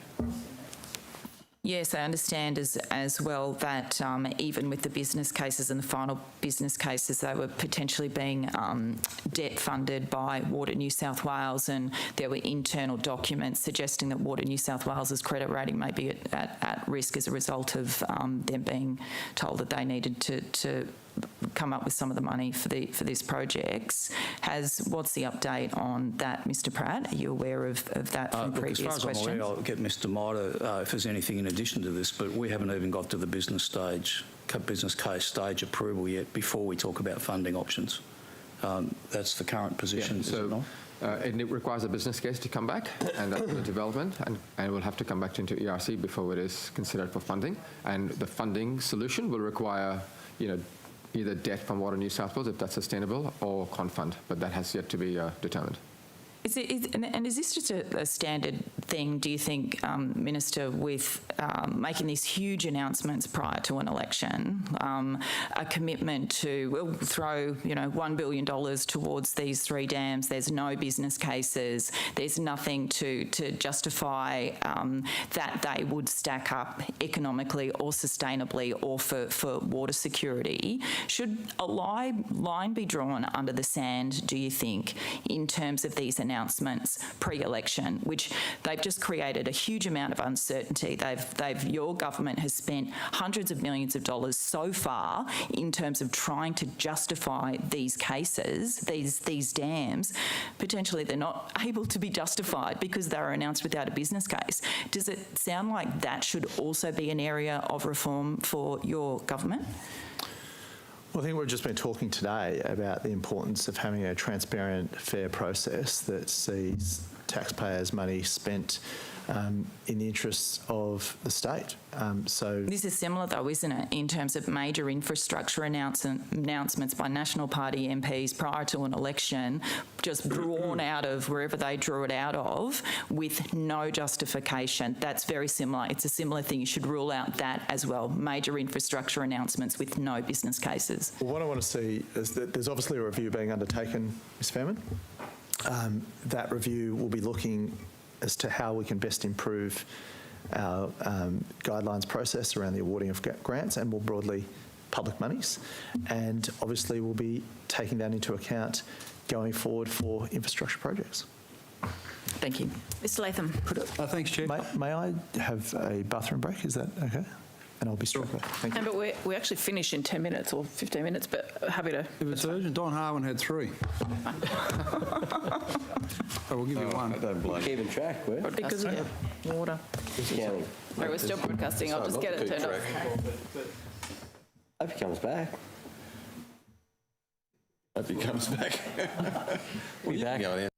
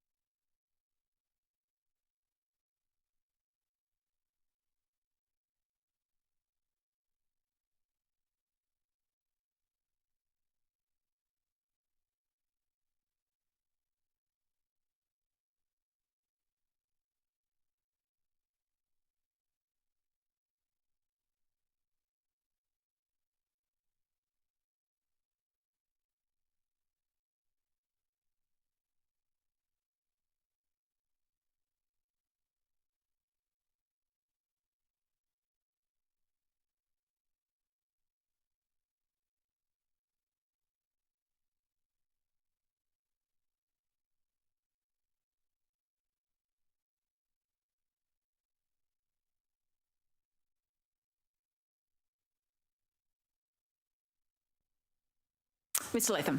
Thank you, Chair.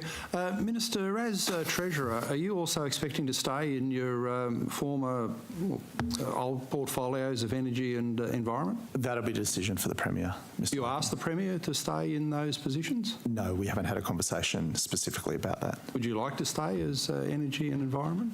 Well, I'd obviously like to continue being a champion for our environment and to deliver cheap, reliable and clean energy for the people of New South Wales, so yes. And you're saying you've not had any discussion at all with the Premier about this? Well, I haven't had discussions about what the Premier is going to do with the reshuffle. No. What you've asked him in regard to your desire to stay there as a champion of clean energy, blah, blah, blah. Well, I'm not going to go into the discussions I may or may not have had with the Premier about this or any other matters, Mr Latham. Okay, well, a moment ago you said you hadn't had a discussion with the Premier about staying in those portfolios. Now you're saying you're not going into it. I'm not going to go into those discussions, Mr Latham. Okay, so you have had a discussion with the Premier to stay in energy and environment. They're your words, Mr Latham. What I've said is I'm not going to detail discussions between myself and the Premier on this or any other issues. Okay. And that's a different answer to the one you gave about 90 seconds ago, where you said that you hadn't had a discussion with the Premier on this topic. Mr Latham. Please. I'm not going to go into any discussions that I have with the Premier here today. Right. Why did you say then, about 100 seconds ago now, that you hadn't had a discussion with the Premier it would be in asking to stay in energy and environment? Because on reflection, it would be inappropriate for me to talk about any discussions I may or may not have had with the Premier. So discussions have taken But I'm very place? no, I didn't say that, Mr Latham. I said I'm not going to detail discussions that I may or may not have had with the Premier. In terms of implementing your fiscal recovery plan, do you think there would be a tad of a problem that in what you've turned into a big spending portfolios of energy in particular, that as the Treasurer trying to implement fiscal discipline, you wouldn't be disciplining yourself, would you? Well, I mean, can you point specifically to the premise of your question? Well, here's a perfect example, yes, right in front of me, actually. 2 weeks ago, when Mr Shoebridge went to the crossbench briefing, not normally a place known for fiscal extravagance, he asked you, would it be a good idea to exempt community-scale batteries from fees, charges or tariffs under this or any other act, the act being the Energy Legislation Amendment Bill, and you said, yes, that's a great idea, and it went through the upper house and the parliament, uncosted, unfunded, completely lost any form of fiscal discipline. So there is energy, you're ticking off what seemed to be a spontaneous request from a crossbencher to have an exemption of fees and charges for these community-scale batteries by wearing your Treasury hat. It's an act of economic vandalism to do it that way, isn't it? Well, I think it's a mischaracterisation of the issue, Mr Latham. What happened? As you would know, that today the cheapest way of delivering electricity is a combination of wind, solar, pumped hydro, maybe a bit of gas in the system at the moment. But, you know, the idea that people could put a solar panel on their roof or a battery on their garage and that this government would support that, that seems completely appropriate and in line with community expectations, Mr Latham. Well, as Treasurer, what is the costing on this exemption of fees, charges or tariffs that passed the Parliament with your approval, the crossbencher asking for it at the crossbench briefing? As Treasurer, what is the costing on it? What is the costing of that on this specific policy? measure in the Green Amendment to 192A Part C? We're very happy to come back to you with that, Mr Latham. Have you got a costing? Those documents to hand at the moment. You have a costing before you approved it? We could definitely come back to you, Mr Latham, on that issue. But you had no costing at that time? We were going through the process of making a regulation, Mr Latham. So at the time, can you give me specifically the note that you have so I can read that? Because I don't want to... Well, so Legislative Council first print of an amendment, and I've read the amendment out to you. You must know about it because you ticked it off at the crossbench briefing. But do you see a conflict of interest or purpose between being Treasurer and a big spending portfolio minister at the same time? Well, Mr Latham, we would have to go through a proper process of now making the regulation. That will obviously consider costings, which we will do. Do you see a conflict of purpose from being a big spending portfolio minister plus the Treasurer trying to implement your fiscal recovery plan? Mr Latham, as the Treasurer of this state, I will be focused on making sure that we prioritise the needs of the people of New South Wales and our spending appropriately, and we'll do it in a way that's fiscally responsible. In your 30-day regime so far as Chair of the ERC, have you had energy and environment matters come before the committee? Well, I'm obviously not going to talk about the ERC process here today. But as ERC Chair, how would you plan to deal with that wearing of two hats? Well, in the appropriate way, Mr Latham, we'll take advice from the Treasury officials who will assess a proposal that will come up, and then ERC, which has a range of portfolio ministers representing a range of interests, will make a decision accordingly. And in your desire to stay in energy and environment, do you think you run the risk as Treasurer it'll cause resentment with other portfolio ministers or say, oh, well, I went in there, had to go to the ERC and give up some savings? He doesn't do it for himself in energy, where it's been a spendathon. Well, I mean, the only person that seems to resent my good work in the environment is yourself, Mr. Latham. You'd be surprised. Well, my focus obviously is to make sure that we deliver on the government's priorities. The environment is an important priority for the government, but there are a range of ministers in that governance process that have a say in how we will manage the finances of this state. And Minister, you spoke to Four Corners on the 12th of April and you said as follows: if you're going to get to net zero emissions by 2050, then you need to be out of fossil fuels by the mid-2030s. Why is that? Well, the life of what I was referring to was the life of a coal-fired power station. If you were to build a new coal-fired power station, what I was referring to there is, I think specifically, and gas. I can't recall. It went on to say, yes, we need gas now, but we need a plan to move away from gas. So you weren't talking about coal-fired power station, you're talking about gas. Sorry. So with regard to gas, obviously to get to net zero emissions, gas is not going to help you do it unless you offset the gas.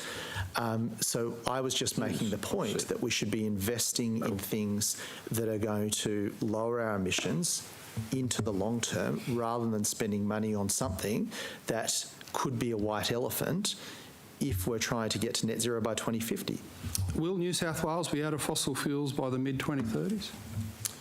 I don't think so, Mr. Latham. Right, so according to this statement, we're not going to get to net zero 2050. No, that's not correct, Mr. Latham. What I'm saying is that there will still be a role for some fossil fuels in our economy, and that's why we need to look at things like offsets, things like carbon sequestration, and that will provide revenue streams for farmers and opportunities, and we should be grabbing that. But the idea, it's not zero emissions, it's net zero, Mr. Latham. Oh, yeah, I know that. You wonder why, if it's net, you need to be out of all fossil fuels by the mid-2030s. You did say this, Minister, if you're going to get to net zero emissions by 2050, you need to be out of fossil fuels by the mid-2030s. Do you still believe that? No, I think I've just clarified that remark in the context of what I'm saying is that there will be a role for fossil fuels.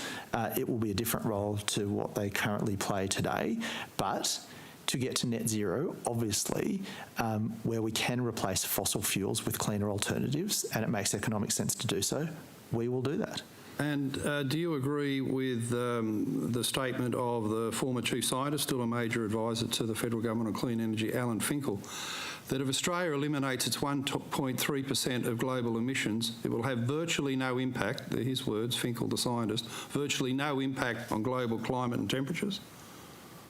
Well, that's an argument for the rest of the world to do more, not for Australia to do less. We should obviously do our bit, Mr. Latham, and it makes economic sense for us to do so. We've got some of the best wind and solar resources. No impact? No, what I'm saying is there is an economic dividend to be had by Australia leading the way in taking on the challenge of climate change in a low-carbon economy globally. We are really well placed to meet the world's energy needs with clean alternatives, to meet the world's resources and materials needs with clean alternatives. And I'm just advocating that where those markets are changing, we should be adapting our practices to take full advantage of them. And what's the net impact of the policies you put forward, the expenditures you put forward in the electricity roadmap, the net zero 2050 plan, 2030, the hydrogen plan? What is the outcome in terms of the New South Wales impact on global climate and temperatures? How would you quantify that? Well, significantly. I mean, New South Wales will reduce our emissions between 47 and 52% based on the policies that we have put in place. That will make a significant impact to Australia's overall emissions reduction profile, but we'll do it in a way that grows our economy, creates jobs and sets us up to grab these opportunities that are emerging due to forces outside our control, Mr Latham.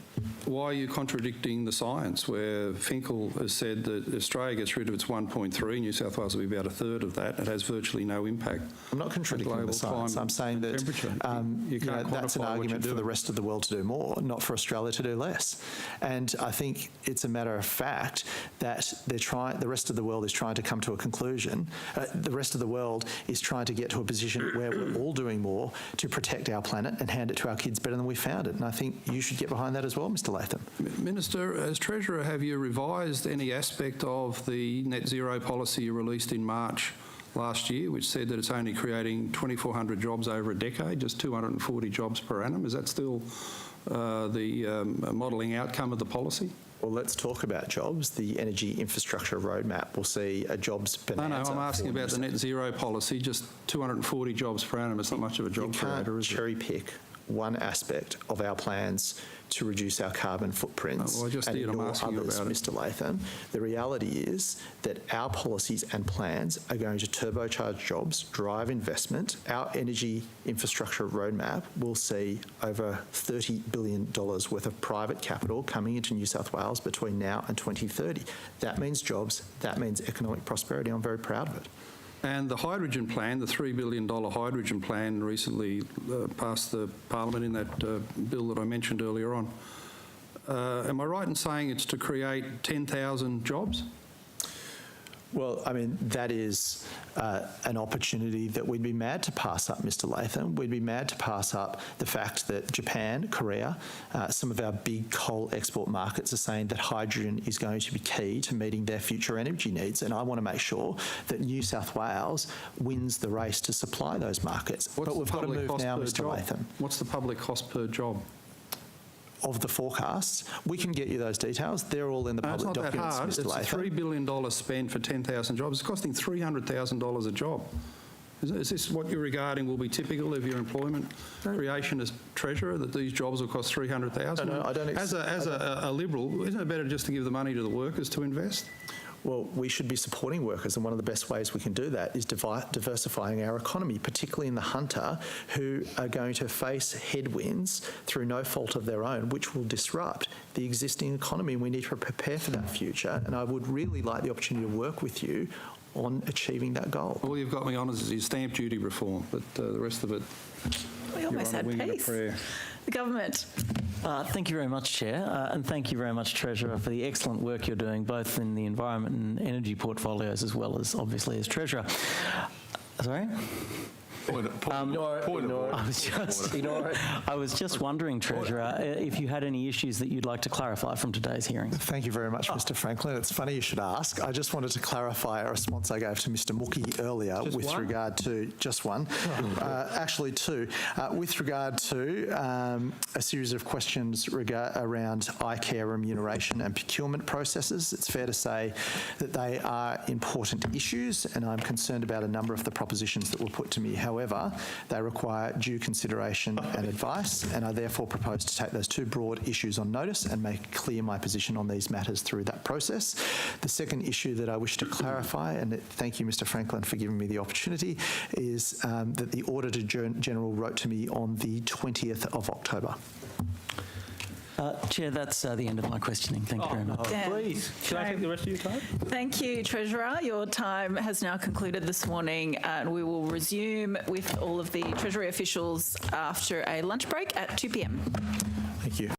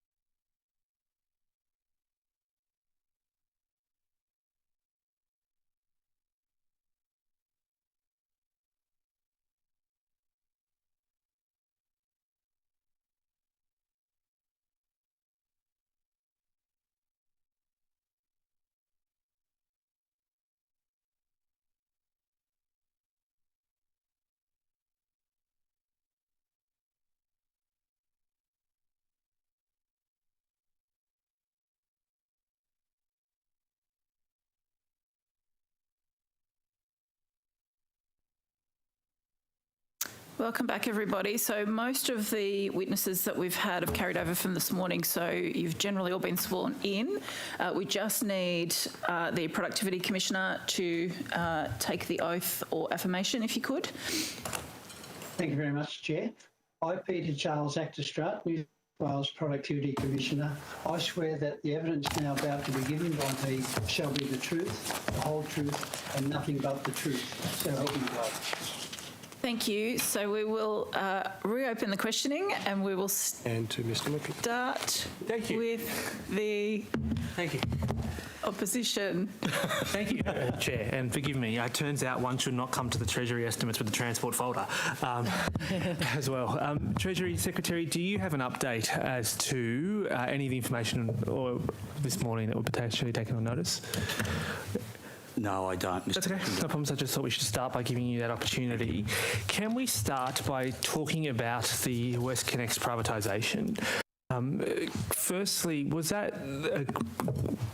I'll seek your advice, Mr. Secretary, as to how you wish me to direct these questions to which part of the Treasury. But from memory, was that undertaken by Mr. Miller's group, or was that undertaken by Mr. Gardner's? Or no, there is a transaction team in Mr. Gardner's overall structure, and the transaction team led that work.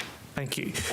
Can we just go through, when did the expression of interest process start for the WestConnex privatisation stage 2? I might get Mr. Gardner to take these questions if that's all right with you, Mr. Of course, Mr. Secretary. That started in March of this year. March of this year. And how is the expressions of interest called for? How early is it called for? No, how was it called for? As in, was it a public notice? It's done through public notification, through publication in, I think, the AFR. I think there's an international publication, the FT, so it's widely sort of published. Thank you. And were people invited to register as potential bidders? They are. How many people or organisations registered? Sorry, Mr. Mookie, but we don't really go through details of sort of number and level of participation in these sale processes. I know you don't, but I'm asking still regardless, because I am interested in what was the competitive tension in this bid. Now that the bid is completed and the assets have been sold, I'm interested in knowing how many people registered, so we can then make an assessment as to whether there was sufficient competitive tension in this. That's the reason for what it's worth, nothing more. Well, sort of to address that issue, I'll have to take specific numbers that participated in that EOI process on notice, Mr. Mookie, but this whole process is set up, we ran a competitive process. The key thing for us is to make sure there is, a huge amount of robustness around ensuring the state gets value for money. We can run a competitive process and not achieve, the state's retention value in a transaction. We can have a transaction where there might only be a very small number of participants and exceed the state's retention value. The key thing for us is the robust and rigor around that. I don't doubt that, Mr. Gardner, and I wouldn't dare suggest that the Treasury wouldn't run a rigorous process of sufficient robustness, but I take it as given, therefore, that I think you did. But therefore, it's not an unreasonable question. How many people registered as potential or responded to the EOI? I'm not asking you to identify them, I'm asking you the number. Mr. Mookie, could we... I don't have that information with me. Go on, Phil. Apparently Mr. Gardner said he didn't have the information. I don't have the information with me. Well, can you take it on notice? Has anybody else from Treasury got this? Or I suspect Mr. Pratt was about to make a comment on this. I appreciate where you're going, and these are reasonable questions. What I'm really concerned about is market sensitivity, and I'm not trying to be playing games with you here, but could I take those sorts of questions on notice, and if I can come back to you with the answers, I will. But Mr. Secretary, look, I can't stop you from taking questions on notice, but when you say market sensitivity, this transaction's been done. It's settled last week. There's what market sensitivity are you referring to which would preclude the opportunity or cause caution from being able to answer these questions? Well, for example, other bidders in the process still, even though the transaction's concluded, may not want it known that they were party to that process. Well, I assure you I'm not going to ask you to identify a single bidder. whatsoever, other than the people who won, obviously, because I respect that, Treasury Secretary. I'm just asking, a really basic question, how many people responded to the expressions of interest and registered as having an interest in potentially bidding? I'm not even asking how people bid, I'm asking how people registered. Do we have that information, or we don't want us to provide it, or we're taking it on notice? No, we do have that information, but I'm very happy to take it on notice, and we'll come back. Okay, thank you very much. Moving forward, after the registration period, what then took place? What was required? Bill? So there's an evaluation of those submissions to the EOI, and then we run a sort of initial bid phase and RFP process to where we provide a certain amount of information to a shortlisted number of parties to then proceed to the final bid phase. So sort of like there's an EOI. We exclude some people because they're not suitable and don't have the sufficient capacity to participate in the process. And I just want to be clear, that's in accordance with policy, right? Like that is, and standard processes that we're talking about. That's absolutely standard process. This process was run exactly in line with all our prior sort of major transactions. So how many people made it through to the shortlisting stage, or organisations? Again, not asking you to identify who they are. Well, unfortunately, I think the point that the Secretary made, that by providing a number, then it does start to triangulate very specifically towards participants in a process, Mr. Mook. Well, if it did... Sorry, Mr. Garner, complete. I didn't mean to cut you off.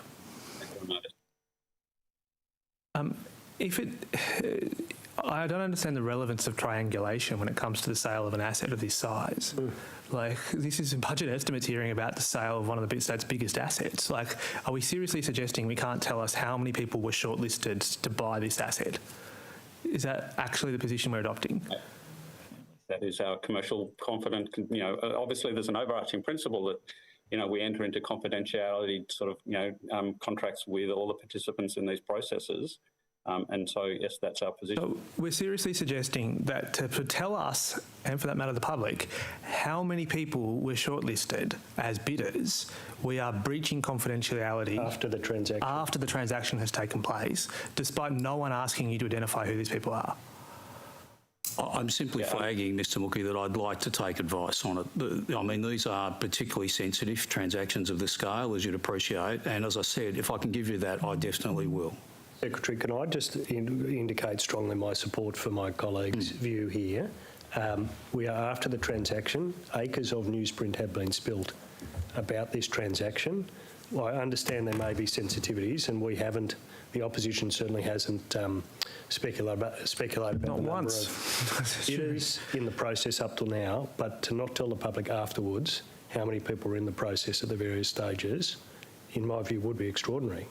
I acknowledge what you've both said, and I will definitely, as I've indicated, I've taken on notice, and I will definitely come back to you if I'm able to. Okay, so after the shortlisting stage, presumably whoever was shortlisted goes forward to what, a final bid, the opportunity to provide a final bid, correct?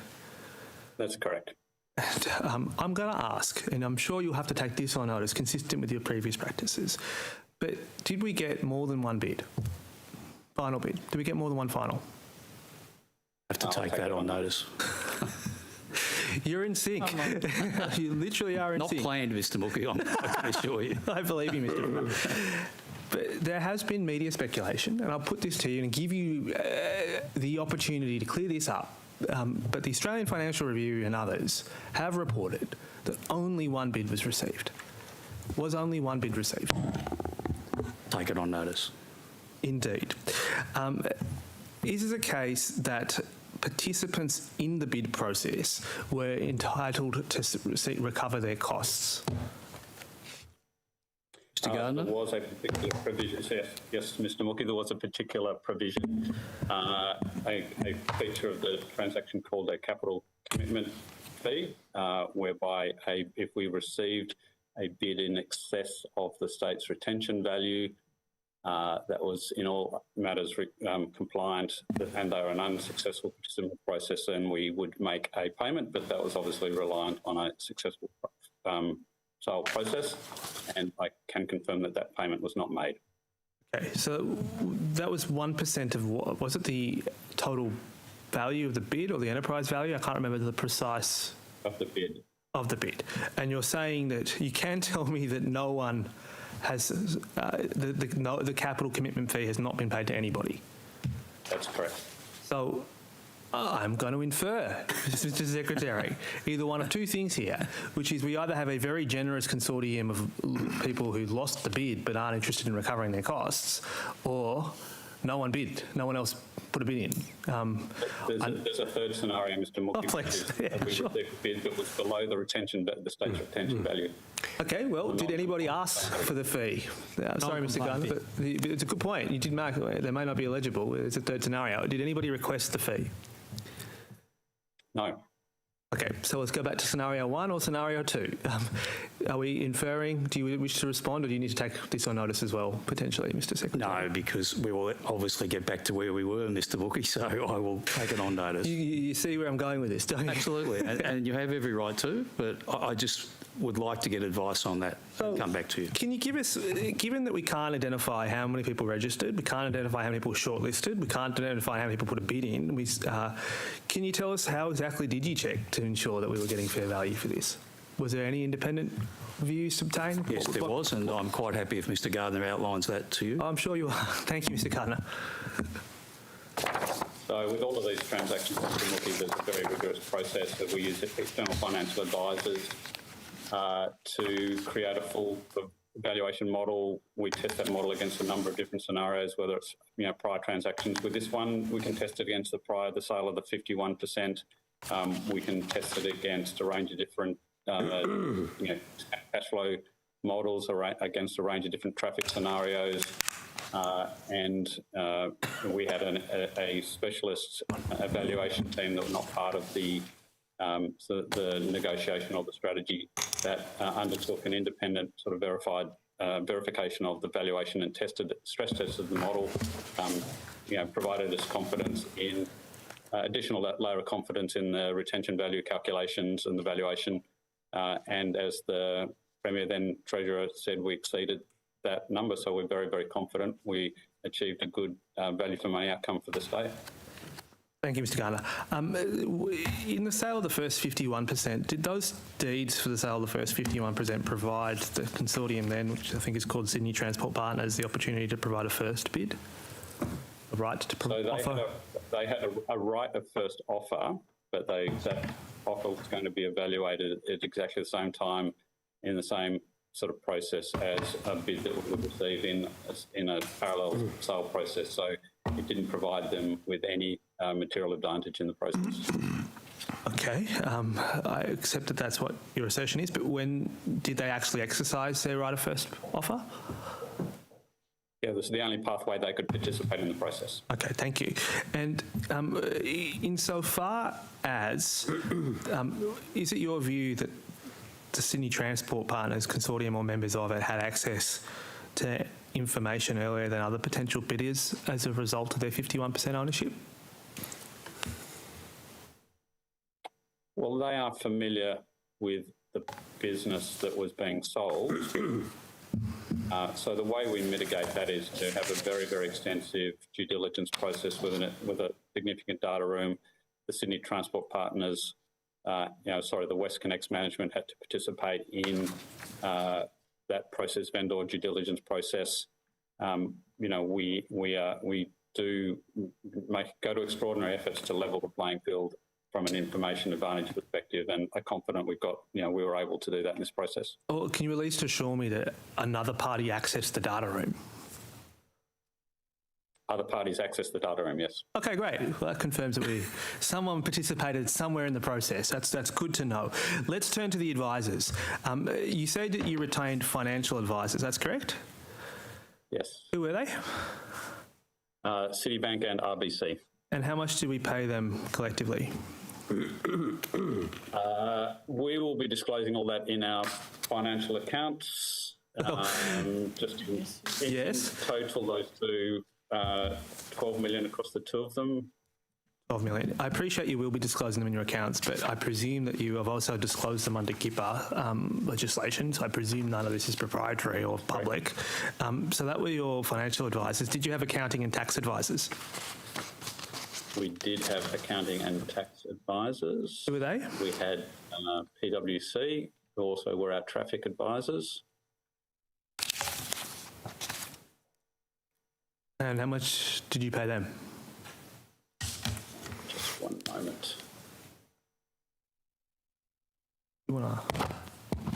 Whilst Mr Gardner is getting that information, I might just put the rest of them so we can obtain them all at once. Mr Secretary, is that okay? It's fine. Can you identify your legal advisors and the amount they were paid, your technical advisors or traffic? Legal advisor.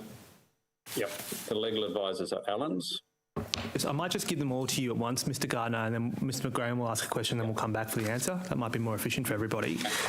If you can come back to us with your legal advisors and how much, technical advisors, which could include traffic or any other category as well, your probity advisors, environmental advisors, and any other category advisor that you retained, and who they are and the quantum, and then I'll go to Mr Graham, of course. Right, thank you. Secretary, one of the issues that's been raised, one of the concerns the opposition has had is under the WestConnex contract, the question about how much drivers are contributing in tolls over the life of the contract. That there is an estimate of that, as officials have conceded before in the data room, but they've argued previously while the transaction was ongoing that was commercial in confidence. Now the transaction's concluded, now this is under contract until 2060, will you release that single figure? How much was estimated as the contribution in tolls from drivers over the life of this contract? I can't see why we wouldn't, but again, I'll take that on notice, Mr Graham, because I'm not sure. Yeah. But again, if I can, I will get that to you, yes. Thank you. Does Mr Gardner have that information? I do have that information. So Alan's our legal advisor, 5.5 million. This is all ex-GST, 5.5 million. PwC, accounting and tax, 3.4. Traffic 1.6. We have, and there's an EA. Sorry, traffic was, who was the firm that did it?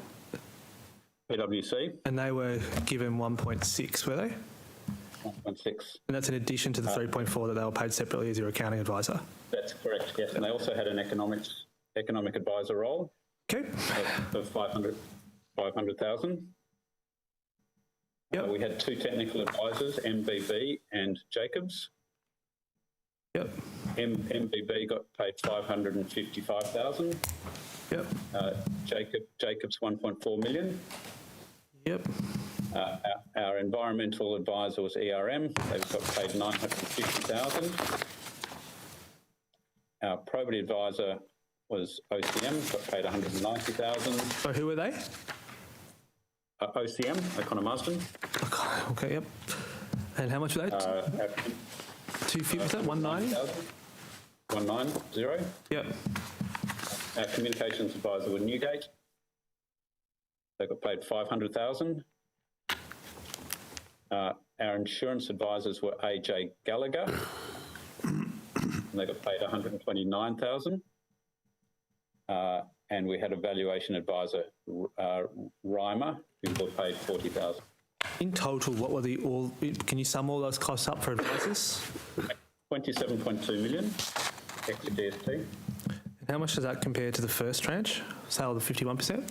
We paid about 60 million in the first tranche. Oh, well, at least we're so approximately half. Cheapening it up. That's good to hear as well. Thank you very much. Is there any other information that you have that's relevant to the bid costs or the cost of running the sale? No. Thank you. So, Treasury Secretary, the 49% interest that we used to own resided with the Roads Retained Interest Proprietary Limited, that's correct? That's correct, yes. What's going to happen to that company now? That's being wound up imminently. Okay, wound up imminently. So as in what way? At the end of the financial year, I understand, yep. End of the financial year. So I presume legally we effected the sale by selling the asset, not the shareholding. That's correct? That's correct. That's correct, yeah. Yeah. And I presume that Ripple will still produce an annual report for this year? They will be producing an annual report this year, yes. And I presume that that will be listed with the Crown finance reports? I'd have to check. I'd take that a note. Well, rest assured, that's where I read it last year. So It should be, but let's check it. Okay, thank you. Another matter, or yeah? I might just turn to another matter with the Productivity Commissioner. The Premier today announced a review of grant funding. Could you give us some background about your understanding of what you've been tasked to do? Thank Peter Acterstrutt, Productivity Commissioner. Thanks very much, Mr. Graham. Look, I've been tasked to work with Department of Premier and Cabinet to deliver a review to ensure that value for money for New South Wales taxpayers is achieved with the grants programs by ensuring that the administration, assessment and assurance of the grants program is best practice. Mr. Shubich. Mr. Ackerstrad, have you been given a timeframe in which that review is to be undertaken? April. April of next year. Have you been tasked with work? Sorry, Mr. Ackerstrad, did you want to add something to that? Sorry, Mr. Shubich. I was just saying we're to produce our report with DPC by April 2022. Thank you. Sorry. No, that's okay. Will you be working with the Auditor General or other agencies? Noting, for example, the Auditor General's been looking at grants programs very recently. Very good question. Thank you, Mr. Shubich. I'll be looking to work with all interested stakeholders, those who have done it, including the Upper House Committee, which has done a review of this itself. I'll be seeking to draw on all the expertise, but I haven't formulated precisely the process of which we're going to follow. Will there be a public call for submissions? I haven't decided that one yet, so we'll be working through that. It was only announced this morning, so I'm still listening to ideas, and we'll take all those on notice. Well, we might get you an invite to come and address the Public Accountability Committee. Is that correct? I'd be very, very keen to do so. All right, terrific. Mr. Harding, your evidence earlier today was that there was an underwriting loss of the Nominal Insurer of $1.417 billion last year. Is that right? That's correct. That means that well, do you want to tell me what your understanding of an underwriting loss is? Underwriting loss is the result of premiums less claims and administration costs, Mr. Shoebridge. So the amount of money you brought in on premiums was $1.417 billion less than what you paid out in benefits, costs and the admin cost of the scheme. Is that right? That's correct, but perhaps if I can expand the answer for you to help clarify, as I was attempting to this morning. All long-tail insurers, like the public sector insurers of workers' compensation and other similar schemes, rely on the investment income from the assets that they hold to enable them to reduce premiums for the employers and other customers of the scheme. That is the nature of public sector schemes. In our pricing models and in the way that we approach our pricing, we do not allow a profit margin or a risk margin. As a result of that, you can see it's not likely that the scheme will ever make an underwriting profit. In fact, it is normalised that the scheme will make an underwriting loss, and that loss is then covered by the investment income of the scheme. So looking at the underwriting result in and of itself is not a true reflection of the scheme unless you take into account the investment income from the scheme.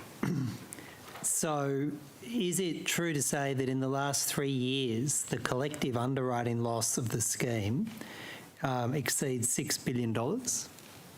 I don't have the last 3 years in front of me, Mr. Shoebridge. I might ask Ms. Bansal if she can answer that question for you. You gave them to me earlier. They were $2.5 billion in... I think Mr. Mookie might have given them to you. Mr. Mookie. Oh, Mr. Mookie gave them to me. He's a very dependable chap. Ms. Bansal, is it $6 billion over the last 3 years? Yes, it's like $6 billion over the last 3 years. You accept that Janet Dawes' independent review was an important sort of integrity measure of iCare, Mr. Harding? I think Ms. Dorr covered a lot of relevant factors relating to iCare, yes. Yep. You accept, don't you, that that Ms. Dorr in detail went through the concerns about the underwriting, the reliance by iCare on the investment income to subsidise the underwriting results? Perhaps if I can respond to that, Mr. Shoebridge. There was an earlier question this morning about premiums, which I answered. I think what Ms. Dorr was getting to, that the reliance on investment income alone, without a focused, consistent and stable review of premiums, was not an ideal way of going forward, which is why we have a review of premiums, and as I said this morning, we are seeking to ensure that there is a consistent, modest, reflecting the underlying inflation increase in premiums as we go forward. So I think there is a balancing act here that we have to play, and as part of our role in managing the scheme, where we're balancing the cost to employers and ensuring that we increase that at a modest rate that reflects those underlying inflation costs, and we use the investment income from the scheme to minimise that as much as possible. That's the overall balancing act that we're performing on a month-to-month basis and on a year-to-year basis over targeting the longer term. What Ms. Dorr found was that there was a degrading position within iCare, that the underwriting loss had increased from around about $600 million in financial year 2016 to then be persistently well in excess of $1 billion, and indeed in 2019 well in excess of $2 billion. Is that right? Yes, yes, absolutely. And Ms. Dorr said, it might just be, I'll quote from here, and tell me if you agree or disagree with this, reliance on investment returns is inherently risky. I think I've just answered that question, Mr. Shoebridge. Reliance on itself, I think we would all agree. That's why we think we need to manage premiums and we need to manage the claims exposure. I think what Ms. Dorr was getting at is that there had been significant deterioration in the claims experience, which is what's been ventilated in the past year and has been concluded through Mr. McDougall's review, that there's certainly things that iCare needed to do differently in respect to the claims and management of the scheme. So I think Ms. Dorr's point was you've got a deteriorating position as a result of claims management. Premiums needed to be thought through.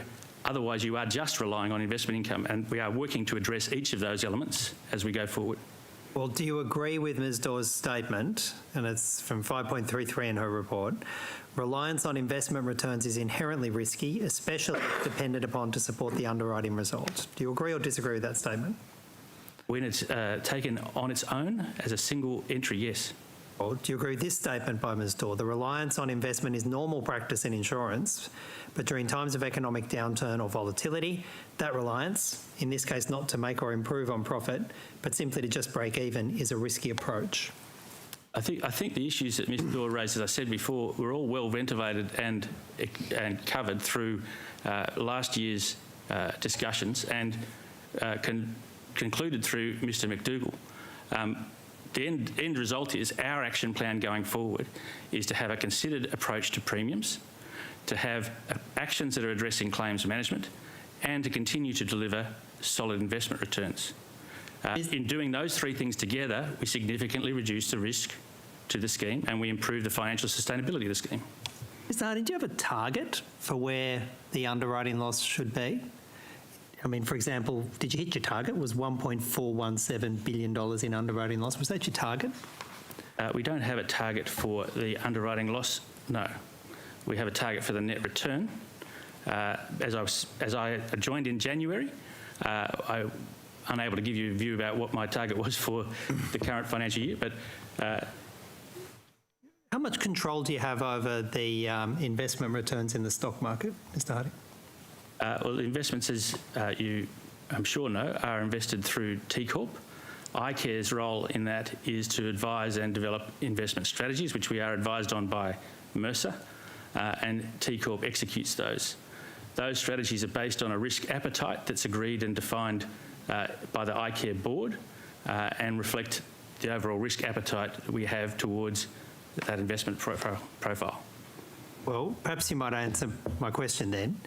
How much control do you have over iCare's investment returns? Well, I think the rational thought here, so the answer to your question is the investment markets are not in my control. What is in my control is a strategy that we devised to try and ensure that we target long-term returns. There are diversified strategies that are agreed, and we have advice, as I said, from Mercer's on those, and then we agree them with T Corp. They are long-term, diversified strategies that aim to target returns above the inflationary cost rates in the scheme, for example, AWE plus a percentage. Now, I don't control the investment markets, obviously, Mr. Shoebridge, and I'm happy to say that I don't do that. But what I do is look at the overall risks of the scheme, the premiums, how we think about premiums, how we think about claims management, and how we think about the strategies that we deploy for the investment returns. So some years you're going to get a strong return on your investment returns. For example, in financial year 2016, you made over $1 billion in financial returns. Some years you're going to have substantial returns. For example, in 2017, returned just slightly over $400 million. 1 year it'll be high, 1 year it'll be low. Which is exactly what we experienced in 2020 with the COVID. Yeah, you had a collapse in investment returns in 2020. Exactly. Which is why we take a long-term view, Mr. Shoebridge, because these liabilities are there for the long term. They're there for 20 plus years. We need to manage for that 20-year horizon, not for the 1 year change. So, Mr. Harding, how can you possibly have your key performance indicator or your target based upon the net return when that is subject to matters wildly out of your control? Why on earth would you have you measure your result on the net return, which contains the investment income, which is wildly out of your control, as opposed to the underwriting return, which is vastly more in your control? Well, as I might have just answered a minute ago, there are three elements that we target. Premiums, which are in my control, and in conjunction with CIRA, who have to reject or not reject our proposals. The claims management, which directly affects the underwriting result as well, and how we define investment strategies in conjunction with T Corp to deliver a long-term investment return that meets the liabilities of the scheme.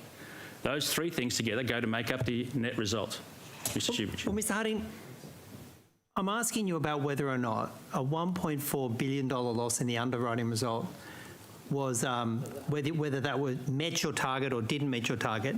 And your answer is you don't have a target for the underwriting result. Well, is that right? Mr. Shoebridge, if you ask me the $1.48 billion in investment income that was made at the same time as that generated a net result of $63 million, right, Mr. Bansal might be able to answer whether that was in target for FY21. That's a more appropriate view of the outcome for the scheme, because it's taking into account $1.48 billion worth of investment income, which is actually offsetting premiums that would otherwise have to be paid by employers. Ms. Harding, I'll put this fairly bold proposition to you. That is the arrangement that iCare had for year after year after. Let me finish, Mr. Harding. Let me finish, Mr. Harding. That was the arrangement that iCare had for year after year after year. And the underwriting loss continued to grow and continued to balloon, and it was being masked by income from your investment. And when the income gravy train slowed down, suddenly there was iCare in a terrible schmozzle with dreadfully high underwriting losses, because the poor performance of the organisation had been masked by the net return from your income. Do you accept that that's the history, Mr. Harding? No, I'm not going to accept that characterisation of history. What I can accept, and what I have already said to you, is the issues relating to claims management have been well ventilated. They've been well documented by Ms. Dorr. They've been well documented in Mr. McDougall's reports. They are the things that we're seeking to address. Right? Those are the things that are actionable in respect to the outcomes for the scheme. There are a number of exogenous outside factors that also affect the scheme, such as the nature and change in the mix of claims being brought through, changes to legislation that came through over that same period of time. Now, I am very clear that our role going forward and how we are thinking about the business is to take action on all of those levers, to take action across the things that we can control and how we set the investment strategies to ensure they fit the risk profile of the scheme and achieve the returns that the scheme needs to deliver a balanced outcome, a sustainable long-term outcome. So, Mr Harding, you say, judge us on the fact that we got a net return of $63 million? That's right. Judge us on the fact you got a net return of $63 million. That means we've got it about right. That's what you're saying. I'm not suggesting we've got it about right. I'm suggesting to you there is a lot more work to be done. I'm saying to you there are levers to be pulled here. They have to be pulled over the long term. This isn't going to turn around to your point, Mr Shoebridge, this isn't going to be turned around in a very short period of time. This is a long-term scheme. History proves that right, Mr Harding. Mr Harding, on that analysis, that we look at the net result, you see if this year you'd got an extra $400 million in your investment return, but you'd had an additional $400 million in underwriting costs because you had even worse return to work rates or massively inflated medical expenses, you would have been able to sit there with that performance and say, oh, well, $63 million net return, that's what you judged me on, that's the target, all well and good. I'm sure, as you're aware, Mr Shoebridge, I'm not just judged on the net return. I'm judged on the return to work targets. I'm judged on a number of other factors that go towards the issues that you're raising. The net result is, when you want to look at the financial sustainability and the direction of the scheme, the right thing to look at. Looking at the underwriting result on its own is equally distorting of the issues that are at hand. I have been in the insurance sector and insurance industry for over 30 years. Insurance companies have been making underwriting losses, and you only have to look at the recent news for Suncorp and IAG, who both declared underwriting losses as a result of COVID, bushfires, storms, and other activity. That is the nature of insurance. That's what we do, right? We invest money. Yeah, but they didn't create their own storms and they didn't create their own bushfires. But that's what iCare's done. You've created your own storms and created your own bushfires by the dreadful performance and return to work, isn't it? Well, that's the difference between Suncorp and GIO. Point of order, Madam Chair. And iCare. Yes, Mr Franklin.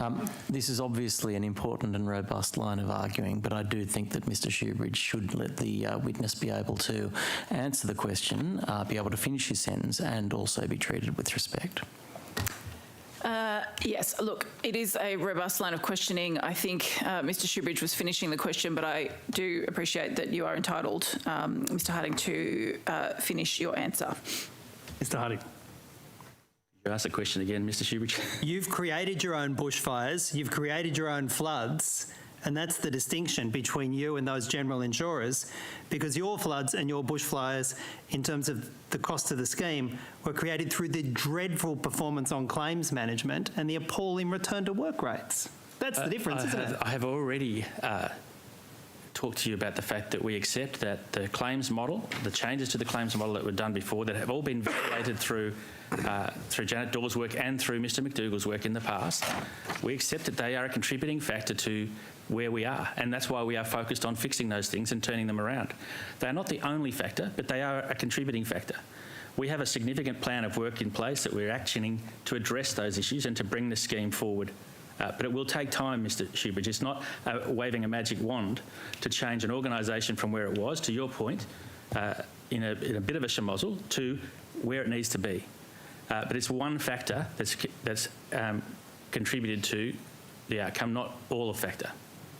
Mr Harding, has the board signed off on, well, I don't know if you sign off on the absence of something, has the board considered the issue of not having a target for the underwriting loss? Has that been the subject of discussion by the current board and a determination by the current board not to set a target on the underwriting result? When we prepare budgets and we provide those budgets to the board for approval, obviously that includes an underwriting outcome and it includes an underwriting forecast. And the board is aware of those in the process of assessing that budget and looking at how the budget will perform. We look at those budgets, again, as I said, over a multiple year horizons. So the board is well aware of the underwriting results. The board, I can tell you, I've got a board meeting tomorrow and we have on the agenda this exact topic, Mr. Shoebridge. It's something that the board is very focused on. It's something that we are very focused on as an organisation. It's not, we're not taking this lightly, but I think it's important for you to understand this is one factor. What was the forecast underwriting result for last financial year? Was it 1.417 billion in the red? I'll ask Ms. Bansal to answer. So for FY21, the actual result was 1.417 billion underwriting result, which was $230 million unfavourable. The net result, as Mr. Harding said, is 63 million, which was $78 million unfavourable. So you were $230 million more in the red on the underwriting loss than you'd expect it to be? Yes, that's correct. Why? So there was multiple factors for that. One of the factors, if I can take you through two key factors that actually caused that. One of them was discount rates. So we continue to see a drop in the yield curve. As at the 30 June 2020 valuation, we saw a $130 million impact of the yield curve on our liabilities, which meant that we had to put away extra money in our balance sheet for that liability because we actually discount all our liabilities using a risk-free rate of return as per our accounting standards. So that's the first factor. The second factor, we took a hit of around about $100 million because of a new ruling that was actually passed in March, April of this year. It's called the Oz-Can versus MacArthur ruling, whereby whole person impairment from different injuries and different locations could actually be added together to create a whole person impairment for the injured worker. It meant that there'd be more claimants with higher whole person impairment injuries. And so we took a reserve for that. It's obviously early days and we're still looking at the data, but based on early analysis, we took a reserve for that of around about $100 million. So those are two key factors that we actually saw a deterioration in our 30 June 2021 valuation would fed into our underwriting result. Mr. Graham. Thank you, Chair. I might return to Mr. Ackerstrat, just asking about that grants review. Mr. Ackerstrat, you, as you observed, that grants review has been announced today. When were you informed about this review? Peter Ackerstrat, Productivity Commissioner. Thanks, Mr. Graham, a couple of days ago. Right, and how were you informed about the review? Who advised you of it? I had a phone call to say there is going to be a review. Would I be able to provide assistance to the Department of Premier and Cabinet? I said, can I reflect on that? To reflect on it. And then I phoned back the office and said, look, I would be very pleased to be part of. Right, and are there formal terms of reference for the review that you've seen? Yes, there are, Mr. Graham, and I'm sure I'll be able to send them to you if the rules allow. I'd be very happy to do so and get all the contributions. Yeah, no, great. That'd be very much appreciated. So if you were able to, subject to you checking that, if you were able to supply terms of reference to the committee today while we're in session, that'd be very helpful. What grants are in scope for this review? The public reporting says that it'll consider community-based projects including sporting fields, playgrounds and local infrastructure. Obviously there's grants to a lot more facilities than just those. What specific grants are in scope? The grants that are, that are covered by the existing Good Practice Guide to Grants Administration will clearly be within scope. Where we're talking about grants to people to provide services, I don't see them as being in scope, Mr. Graham. For example, if we were to ask a not-for-profit, if there were grants there to a not-for-profit to provide out-of-home care and things like that, fee for service or like a grant for service, I don't see that as part of the remit for the review. But generally, I've taken it and interpreted as those grants, as you've mentioned, those in relation to sporting bodies, etc., but principally those that are already covered in the Good Practice Guide to Grants Administration. Basically, I think... Yeah, so anything covered in that previous DPC circular, which was issued in 2010, would be within scope for this examination, is another way to put it. that's my understanding. Yeah, very well. Great, thank you. And are you examining any particular measures? I might put one measure to you specifically to see if, again, you regard it as being in scope. That is this measure. Agency recommendations should be in writing and compare applications to the selection criteria. And where ministers depart from the advice of their agencies in the awarding of grants, they should do so in writing and provide reasons. That is the case in the Commonwealth. It's not the case in New South Wales. Is that the sort of issue that is in scope for this review? I really appreciate that information and that data. I haven't formed any opinions as to what recommendations I would do. I'll wait till I get the data in. And even so, being my first day, I'm still working, Mr. Graham, on those sorts of parameters discussed. But clearly what you've just said is something I'll really take into consideration when formulating the scope of the recommendations.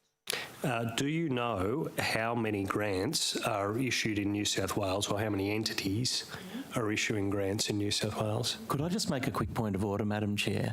I've just had a quick word with Hansard, and I am a little worried about the quality of the sound from Mr. Achterstraat. I don't know if anything can be done about that. Yeah, I'm conscious of that. Perhaps if you might just sit closer to your microphone and we'll see how we go. We can hear it. It's I'm just about quite to faint. conclude with Mr. Achterstraat. Yeah, no, it's going to be an ongoing issue. I've got it on full, so... Fire away. Okay. No, the answer to your question, Mr. Graham, no, I haven't done... Yeah, okay, thank you. I might leave it there, Mr. Achterstraat. I might turn to you, Treasury Secretary. Does Treasury know how many grants are issued, how many entities issue grants in New South Wales? Is that something you are aware of in your role? We will know. I guess the issue would be, to answer your question, there are many different forms of grants, Mr. Graham, as you'd appreciate, so it's really a question of definition. But we will have all the material on grants in the ledger at somewhere. So if we could work with you, maybe get clarity on the question, then I can Well, best the reason I ask is this is known federally, it is known centrally. Right. The number of grants, the number of entities that issue grants, the value of those grants.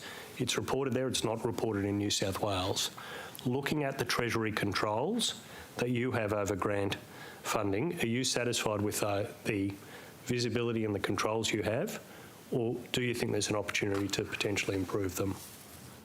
I'm satisfied with two things, I guess, that Treasury gets engaged in. One is what we talked about earlier with Westinvest, and that is the creation of the guidelines and the approval and governance processes.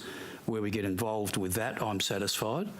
I'm also satisfied with what comes through ERC, because there's a lot of rigour around that process. So a proper submission has to be made, and that is then considered on its merits, including BCR calculations and so on. The other part of your question I have difficulty answering is what happens in all the clusters, whether the same rigour that I've talked about is evident with those grant processes. And I can't answer that, I'm sorry. Thank you. But that's a question. But that's a useful guidance. Mr. Secretary, I might just ask some questions to ICARE if you don't mind. Thank you. Firstly, good to see you, Mr. Harding and Ms. Bunsell, and equally to the ICARE staff who've been assisting injured workers and employers during the 16-week lockdown. Please convey my thanks to them and to you, of course, as well. Can I just start by seeing if we can get some further information about the financial performances of the ICARE schemes? We've identified that the NI had a $63 million positive result. Do you have the TMF figure? Do Mr. Mookie? Can you use the mic? Actually, I'll let Ms. Bansal answer. Sure, whoever you see fit. So the Insurance for New South Wales figure, which includes TMF and excludes HBCF, the net result was $782 million positive. 782 positive, yep. And HBCF? HBCF was a net result of $211 million positive. 211 million positive. And the LTC? $491 million positive. And the DDC? DDC always has a net result of zero. Of course, yes, because you have a levy. Yep. Indeed. Thank you for that. That's useful. Can we just return to some of the questions that Mr. Shoebridge was asking? Do you accept that... I'm not going to repeat the line of questioning about the merits of the underwriting versus not, because we've has been extensively covered. But are you targeting a break-even result on the underwriting result? On the underwriting result? Yes. No. As I've explained, the underwriting result will, given the way that we price, and that we price without a profit margin or without a risk margin, there will always be an underwriting loss. It is natural in a scheme such as this, a public scheme such as this, and the way that these schemes work, that the investment income is generated to offset the premium. I did hear that as well, but I was So you won't ever have an underwriting profit? Except I'm not asking for profit, I'm asking for break even. And you accept, I agree with you that you can break even by either collecting more in premiums or paying less in claims, that's correct? Yep. And it's possible that you can close that gap by paying less in claims, that's correct? Of course. And you do that by increasing the return to work rate, you agree? Absolutely. So are you targeting a return to work rate that would allow you to break even on the underwriting position? No, Mr. Mickey. The two things are correlated, but they're not that related, and we aren't seeking to get to a point where it would break even, because that is the point of the investment income. That's my whole point, is to subsidise the premiums, ensure that employers aren't overly burdened. I 100% accept your position, and I understand that that is your position. Like, I'm not disputing that that is your position, and I also understand the reasons. It's not just my position, it's how it works. It's the system. Sure, but then let me put this to you then, Mr. Harding. I'm just going to read to you then from a Treasury briefing note that has featured in last year's discussions that were extensive. It says here, as a non-for-profit scheme, the NEI should be aiming only to achieve an overall break-even. So Treasury last year was advising Mr. Pratt that you should be achieving a break-even on the underwriting position. That's the first point. Second point. I don't know that said underwriting position. Well, it did. The NI should be achieving overall, I'll read you the full sentence. In considering the NI's financial performance is relevant to note 1, an underwriting loss is to be expected. Which bears your point out, accepted, right? But as a not-for-profit scheme, the NI should be aiming only to achieve overall break-even, assuming funding within the target range. Now, that is, to be fair to you, supports your first... Mr. Harding, this is a lot easier if I can just ask the question. Okay. That supports part of your view. But what's clear here is Treasury's expectations are for you to reach your overall break-even, or certainly were as of the date of this briefing, which I can get to you specifically. I'm sure the Treasury Secretary probably want to know as well. Has there been a change in that position? Can I ask for clarification, Mr. Mickey, because... Mookie. What you read out to me said that there's an underwriting loss with an overall break-even. That is a net result break-even, which is exactly what we're trying to achieve. Okay, there's no point pursuing that any further. Happy if you want to provide me with the paper, Treasury Secretary, we can respond to it. I might do it on notice, Mr. Harding. I'll give you full detail. Mr. Secretary, are you satisfied that it's okay for iCare not to achieve a break-even on underwriting? Well, clearly we would like that not to be the case, Mr. Mookie. You'd like them to be receiving break-even on underwriting? Yes, but I mean, for reasons that Mr. Harding has set out, which are valid in my opinion, that is incredibly challenging. I don't dispute that it's challenging, but I'm asking, is still Treasury's expectation that iCare would reach or strive to reach break-even on this underwriting position? As much as possible, that should be the objective. Thank you very much on that point. Can we move forward, please, Mr. Harding? Can we have a quick discussion about your nominal insurer liability valuation as of... Yes, I have a quick correction from what I stated earlier, just to clarify from this morning's conversation. So iCare provided and first presented the 30 June 21 valuation financials to the CIRA executive on the 13th of August. And that included the updated information about the 30 June liability valuation. On the 14th of September, as I mentioned, there was a presentation by Finity, the appointed actuaries, of the 30 June actuarial results and the valuation itself for over 45 minutes. CIRA was also advised of the valuation results on the 7th of October through the financial condition report that we provided them at that date. However, the clarification is that the actual 300-odd page scheme valuation, the final draft of that report, was provided to CIRA on the 27th of October within our normal process and guidelines. So just wanted to clarify to make sure that was... Thank you. I appreciate that, Mr. Harding, because it was a bit of a surprise to Mr. Dent when I was asking him whether he had seen it, and he told me he hadn't. I think the important message there, Mr. Mookie, is that we are in continuous conversation with Insurer about the results over a significant period, including the liability valuations. They received various versions of the results. The final valuation report and the final tabling of it with them obviously is later. Okay, excellent. Thank you for clarifying that as well.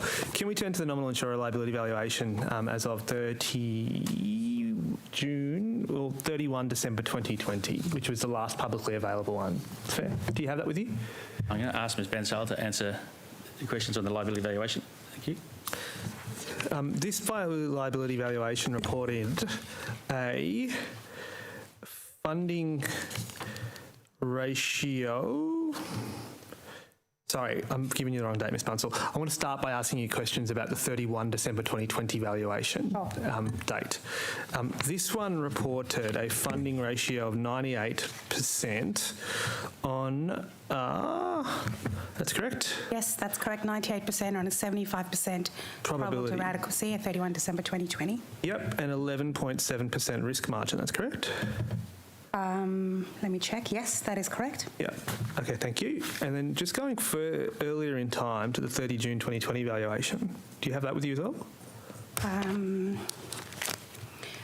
I have the funding ratio and the risk margin, if that's where you're looking. Yeah, so the funding ratio as of that date, 30 June 2020, was 98.5%, wasn't it? So on the same basis, Mr Mookhey, I think we've had this before. We need to go back. Yeah, don't worry, I'll get to that, Ms Bunsell. 101% at 30 June. Just to confirm, I'm reading now from, which I downloaded from your website, right? Like the nominal insurer liability valuation as of 30 June 2020. And it says here the funding ratio is at 98.5%, and that's at an 80% probability. That is correct. At a 15.6% risk margin. That is correct. Do you have the 30 June 2020 liability valuation at a 75% probability and 11.7% risk margin, which I think you were just about to give me? 101%. It was 101%. So on a like-for-like basis, it went from 101% down to 98%. That's correct? Yes, that's correct. And it currently is at 99, is 99%. 99%. Yeah, and that's reflecting an increase in investments. So there's multiple factors. So sorry, was your question addressed? Well, let me ask you the specific numbers, and this just might clean it up. So as of the 31, let's talk about this as of 30 June 2021, which is the last one, which is yet to be published, correct? Yes? Great. How much is the investments in billions? You'll have to bear with me. I'm just going to open to give you the exact numbers. So at 30 June 2021, our total assets are $19.8 billion. 19.8 billion, which is lower than the 20.149. Why was there a decline? So, sorry, where are you reading the 20? I'm reading it from page of the 31 December 2020 valuation. Unfortunately, I don't have that number in front of me as to what the assets were. I'm happy to read it to you, and I'm very happy to give it to you afterwards. It's not proprietary about this. It's on your website. It said your total assets as of 31 December 2020 was $20.149 billion. So that's a difference of around about 300 million. So yes, I appreciate that. But what went down? Why did your assets drop? Look, month on month, we see a lot of volatility in our this is not investment month on month. markets. This is the valuation as of that date. There's 6 months between the two dates. Yeah, but we're looking at investment assets backing the liabilities. So those assets include all our investments and assets that are includes invested. the three categories that are listed in total assets. Just to speed this up, it says investments, outstanding claims recovery, and other assets. The three cumulatively total 20.149. Yep, so the biggest number in there, Mr. Mookie, is your investment assets, which is 17. So I'm reading to you 30 June 2021 numbers, $17.5 billion. As we just had that discussion, the investment markets can be volatile month on month. So over a 6-month period, for them to shift a couple of $100 million. Don't worry, there's volatility in the markets, and I appreciate that. Yep. Not questioning it, but I'm just trying to identify that's what happened, right? That accounts for $100 of the $1 million drop in assets. I presume that the other two categories dropped as well to account for the remaining $300 million variance. Mr. Mookie, I'm not sure the question's clear to me. Okay. So investment assets, so if you look at a balance sheet for the nominal insurer, we have an asset base which includes investment assets. Let me just There's some smaller assets there, for example, receivables or payments that, illiquid assets there. But the majority of the biggest portion is the investment assets. They see volatility month on month. I 100% appreciate that, right? I'm not disputing you. I just might clean this up and make this a lot simpler for both of us. Okay. If I just list you the 3 asset types that are always listed in your valuation reports. Okay. One says investments, the other one says outstanding claims recoveries, and the other says other assets. Perhaps on notice, can you provide us with an update as to what that figure is? That just might be better. Your total liabilities as of 30 June 2021, do you have that number? So total liabilities as of 30 June 2021 is 20.066. 0.066 billion. Got it. Thank you. And just the other number that I was very eager to get from this is you report your weekly compensation in the nominal insurer liability, don't you? Liability valuation. You report it as both an undiscounted liability estimate and a discounted liability estimate. We do have detailed breakdowns of what the weekly payments are on a discounted and undiscounted basis. So as of 31 December 2020, on an undiscounted liability estimate basis, you said your weekly compensation was $5.045 billion. Do you have an update on that figure? Unfortunately, I didn't bring the full 300-page report with me, so I don't have that. I'm happy to provide it on notice. Could you provide that on notice? Sure. And can you also provide the discount liability estimate? Sure, happy to do that. And can you also provide us the medical benefits for both categories as well, please? Thank you very much. On that, there was a change in your capital management policy, Mr. Harding, was there not? Sorry. Sorry, Mr. Mookie, I'm just trying to understand when we're going to put the 30 June valuation up, because that would Sorry, you'll be have simple. to switch the microphone. We need to pick up. Please go ahead. Sorry. You reviewed your capital management policy, did you not, earlier this year? Yes, we did. And as a result of that, you made a decision to change how you report the liability from an 80% probability of sufficiency to 75% probability of sufficiency. That's correct? Well, no, that was a decision that was made last year in June 2020. Okay. The liability probability of sufficiency. I don't want to take the crossbench time, but if that is the case, that it was made in June last year. But okay, thank you. I'll leave it there. I'll pick it up. Mr. Mookie, I'm happy to have the conversation offline, so to try and help clarify for you. No, I appreciate it. Thank you. Mr. Shoebridge. Thanks, Chair. Mr. Harding, the target, the 4-week return to work target is 70%, is that right, for ICAM? Yes, at the moment. You say at the moment? Are you going to revise it down or revise it up in the process of doing that? Not right now, no. We are aspiring to achieve that target, absolutely. Yep, you're not, though. Go on. Is that right? You're not close, are you? No, at the moment the 4-week rate is very volatile.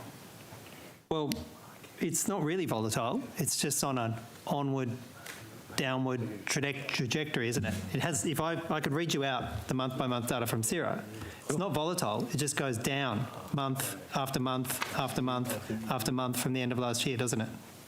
As it does for all insurers across the scheme. So it just goes down, doesn't it? At the moment, there is a significant trend. In fact, a trend since 2017 across the industry, both specialised and self-insurers, as well as the nominal insurer, as well as the government self-insurer, the TMF. What? Those rates have gone down. So if you'd like, Mr. Shoebridge, so the TMF dropped from 77 in August 2017, a reduction of 9% to where it is today at 68%. The nominal insurer dropped from 74% to 67%, a reduction of 7%. Self-insurers have dropped from 83%. Sorry, Did you to say 71%, which is a drop of 12%, and specialised insurers have dropped from 81% to 72%, a drop of 9%. So what you're saying is correct. It's just an industry-wide phenomenon, not an eye care phenomenon. There are a number of factors in that. If you'd like me to go through what's actually happening in the scheme, I'd be happy to do that. We'll come to that, Mr. Harding. But I just asked you what the target. I think you said. Can you tell me again what you said for the nominal insurer? It was at 74%. You said it's at what? Well, I thought you said 67%, but 67 at November 2020. It's currently today, as we talked earlier, July. It's at 63%. So were any of current those CIRA data? Were any of those second figures you gave current, or were they all from November of last year? They're all relevant, Mr. Shoebridge, to the trend over the scheme, and they're all relevant to the change that's happening across the scheme. You just gave me a whole lot of figures, but I'm just asking you if any of the figures were actually current. Yes. They're all at November last year. Yes, that's right. Current as at November last year? Yeah. We're at November this year, though, aren't we? Yes. Yep. The trend has continued to be the same, Mr. Shoebridge. That's my point. No. Okay. Mr. Harding, do you know how many workers are currently not at work after 4 weeks in the nominal insurer? What does this mean in terms of the number of people impacted? Mr. Shoebridge, I don't have that number at hand, but we can probably work it out for you. But I'm happy to talk to the actual causes, if that's of interest to you. But the number of actual people, I don't have at hand. The actual impact in the first 4 weeks. There's time, Mr. Harding, so we'll just do it in bite-sized pieces, if that's okay. So you don't know how many workers that means that aren't in work because you've failed to meet the 70% target. You don't know what that means in terms of the number of actual injured workers that impacts. You don't know that? I don't have that number at hand, no. Do you know what the cost to the scheme has been because of the failure to meet the return to work rates? What has that meant? How much does it cost the scheme because you missed the targets? The cost of the scheme, because the 4-week rate is quite uncertain, but the cost of to the scheme, Mr. Shoebridge, is in the order of $1.5 million. $1.5 million a day, or just additional wages that have been paid as a result of the lower return to work rates. At 4 weeks. At 4 weeks. Well, what about the lower return to work rate by the nominal insurer at 13 weeks? What's that cost? I don't have that number in front of me. In fact, the 13-week and the 26-week rate have actually stabilised in the last 6 months, which is good news. There is obviously more to do to get people back to work. There's an area that we have a significant amount of focus on as we go forward, and I'm happy to talk about that. There's a lot of a program of work that we're doing to ensure that we can lift those return to work rates. We'll come to that. What has been the failure to meet? What has been the cost to the scheme over the last 12 months of the failure to meet targeted return to work rates by the nominal insurer? What's been the cost? I'll have to come back to you, Mr. Shoebridge. Ms. Bunsell, do you have? No. No, fortunately. Do you report to the board regularly about the financial impact of the failure to meet return to work targets? We report to the board, yes, absolutely, on the current financials of the scheme. What I think is important, Mr. Shoebridge, is the liability valuations that we've just been talking about with Mr. Mookie. Forecast. As in Cookie. Mookie and Cookie, I understand. That's it, yep. I said the first time I met Mr.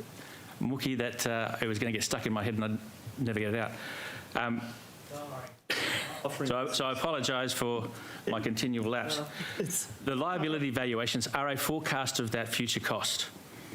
At the 30 June, at the valuation we've just been talking about, the 13 and 26 weeks are in line with expectations. So that cost is built into those liability valuations, and it's unlikely to be an additional cost to the scheme. So you're expecting you're expecting a 63% return to work rate. That was what you'd already planned for. No, that's not correct. What I said to you is that there is a small impact as a result of the 4-week rate deterioration.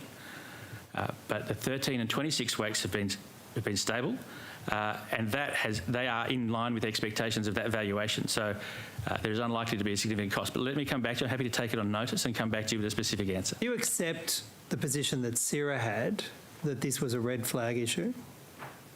Well, that's a characterisation for CIRA. Yeah, but I'm asking you about CIRA. CIRA's your regulator, right? It's important what the regulator thinks about your arrangements. We agree on that? Absolutely. So you can say it's a characterisation of the regulator. I accept that. I'm putting it to you as the characterisation of your regulator. It says this is a red flag issue. Do you agree or disagree with CIRA's analysis? The way I would characterise it, Mr Shoebridge, is that we are 6 months into a multi-year turnaround program of work, and that we have a lot more to do. No one is happy that we're sitting here with a declining 4-week return to work rate. What we do want to do, though, is understand why it's declining and understand what are the factors that we need to address to drive it up. Those factors relate to a number of different issues.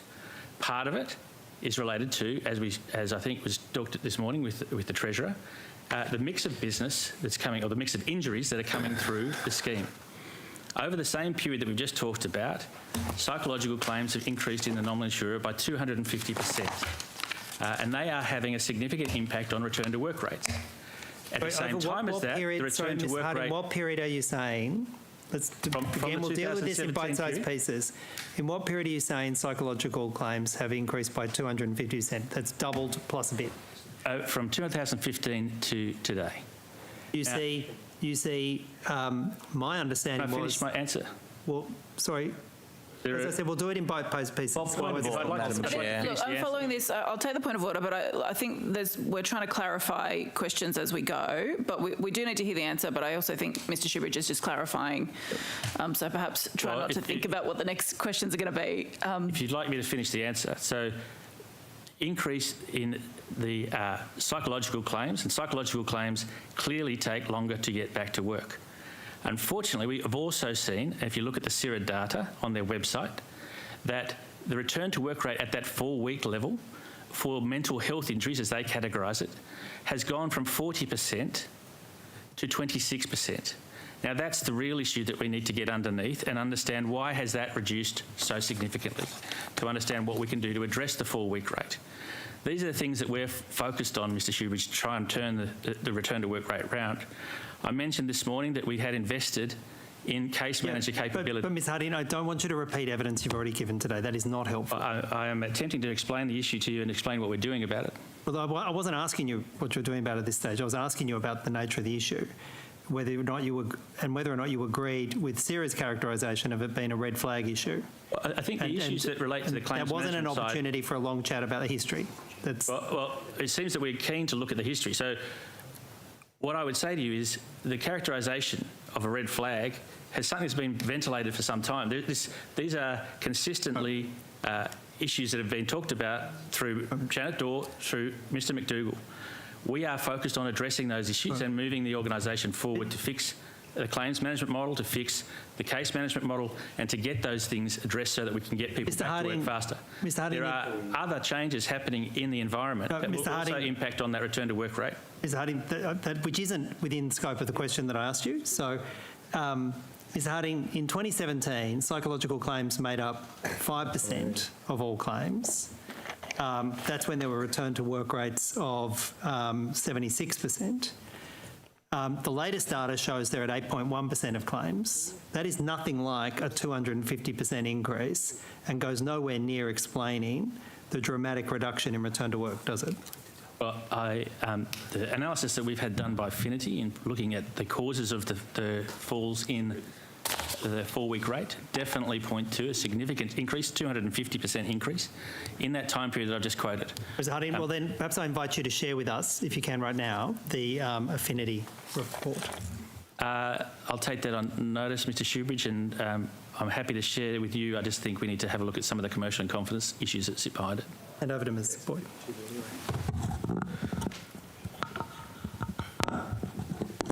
Thank you. Earlier today, I was asking about the coal-fired power station contingent liabilities, Secretary. I think Ms Curtin was going to respond. Mr Gardner's probably the best place, Ms Boyd, to respond to that.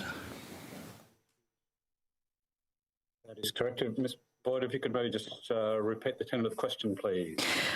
So I was curious as to what efforts are being made to quantify the liability in connection with Liddell in particular, given that it will be closing in 2022.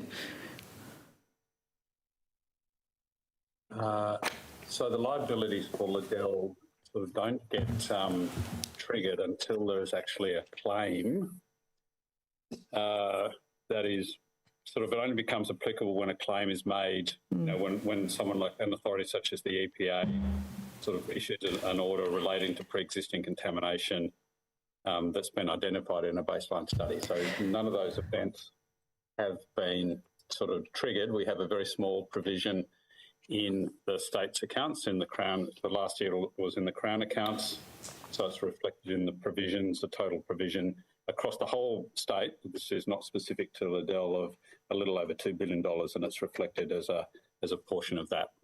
And how do you calculate that in terms of your expectation of how much that's likely to be? That's done with support of external advisors. So I think, you know, these are questions I've asked before. When we look at some of the cleanup costs involved with power stations in Victoria, they have become really rather large. We're talking almost $1 billion. I understand that under the privatisation contracts for our coal-fired power stations, not all of the liability for cleanup will come to the state, but we would expect a significant amount, given that you are responsible for contamination that was pre-existing at the time of the sale. I understand from an accounting perspective that you don't need to list the contingent liability until you're able, I guess, until a claim comes through. But from a kind of fiscal responsibility perspective, what are you doing to make sure that you are prepared for what could be quite a large claim coming your way? Well, Ms. Boyd, would probably just challenge the comparison with the Victorian situation. We go through a great deal of detail on the specifics of the demolition and remediation of every particular power station site. So we have a great deal of confidence, both from an assessment and also an accounting perspective, around the events. And so I would challenge the premise of your question that there are risks of that order of magnitude that are not being reflected on the state's accounts at this stage. Could I just check, you mentioned their demolition and remediation, but you didn't talk about rehabilitation. Are you also picking up not just on the ordinary course closure of a power station, but also remediating or going and rehabilitating the land, particularly from the coal ash dams, and the liability that the state has there? Well, I'm sort of just encompassing the full sort of commercial and legal liability that the state has taken on. So the state, in certain circumstances, has obviously sort of the responsibility for demolition, but decommissioning and demolition. But in most instances, that sits with the proponent who took on the power station. So we are very, very specifically talking about remediation of post or pre-transaction sort of risk contamination. Thank you. I might move on then. I guess I'll wait to see what happens when it closes. Could I just turn to you, Mr. Meader, through Secretary, if I may, just some questions about T Corp. Hang on. And Mr. Deverell's on the line. Of course. Sorry. So whoever this is most who this is best directed to. I asked a question on notice, or question was taken on notice rather, during the last estimate session, the September estimates, and the response was that the RBA holds nearly $11.4 billion of T Corp debt as at 31st of July 2021. I wanted to know what percentage of the total debt on issue that represents, and how that RBA ownership has changed over time, how their holdings has changed over time of total T Corp debt. That's a question for Mr. Deverell. Yeah. Thank you. Yes, Mr. Deverell here. David Deverell, Chief Executive of T Corp. Thank you for the question. So the numbers you quoted there were $10 billion held by the Reserve Bank. Is that what you said? So 11.4 billion of TCorp debt held by the RBA? That's slightly less than 10%, probably around about 8% of outstanding debt. And has that changed markedly over time, or does it sort of stay around that, say, over the last 4 years? I'd have to take the question on notice, but with the RBA's quantitative easing program, which has involved buying both Commonwealth and semi-government debt over the last couple of years or so, I imagine that number would have grown, but I don't have the exact numbers to hand. If you could take that on notice, that would be very useful.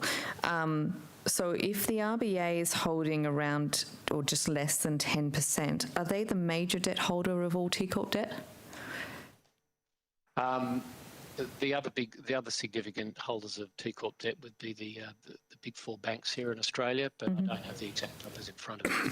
Is that something you could take on notice? Certainly can. Thank you. Thank you. I think this one is for you, Mr. Mitter. The couple of questions around Tahi, again, just tidying up things that I asked last time, both during the Public Accountability Committee hearings as well as the last estimates. We talked a little bit about the impact of a change in Tahi's accounting treatment on its treatment by the rating agencies. And we went over, though I totally understand that the rating agencies have a separate methodology. They don't always follow the accounting treatment. And in fact, there can be very different things. But has an assessment been undertaken by Treasury of whether or not the rating agencies will consider a change in that accounting treatment as significant under their rating methodology when it comes to the state's credit ratings? Any change in the accounting methodology doesn't change the underlying cash treatment. So from a rating agency's perspective, they should have no impact. Okay. So, and you say shouldn't have. Are you sure that it doesn't have? From everything we've seen so far, there's no impact. Okay, so that's good. So you're saying there's no risk of a rating agency change. Okay, no. That's very useful. Thank you. I think that's all that I need to ask at this time. Thank you. Almost perfect timing. That was the end of crossbench time anyway. So we've got about 9 minutes until the break. I can either split that or the opposition can just take us to the break. Yep. Go ahead. Opposition. Just one. I think I only have one or two more questions for Mr. Harding, Mr. Pratt, if that's okay. That's fine. Mr. Harding, you said that you have a return to work rate target for 4 weeks at 70%. Did I hear you correctly? Correct, yes. When do you expect to meet it? Well, obviously, given the circumstances that we're in, it's not going to be reached this year, Mr. Mookie. Look, Mookie? Firstly, I'm happy to offer lessons to Treasury officials of all forms, but rest assured, if I do, it'll be user pays. I'm sorry. Well, I accept that it's not this year, but I'm asking you, when is your target? When are you expecting to reach it? So the program of work that we have going forward is a multi-year program of work to drive a turnaround in return to work.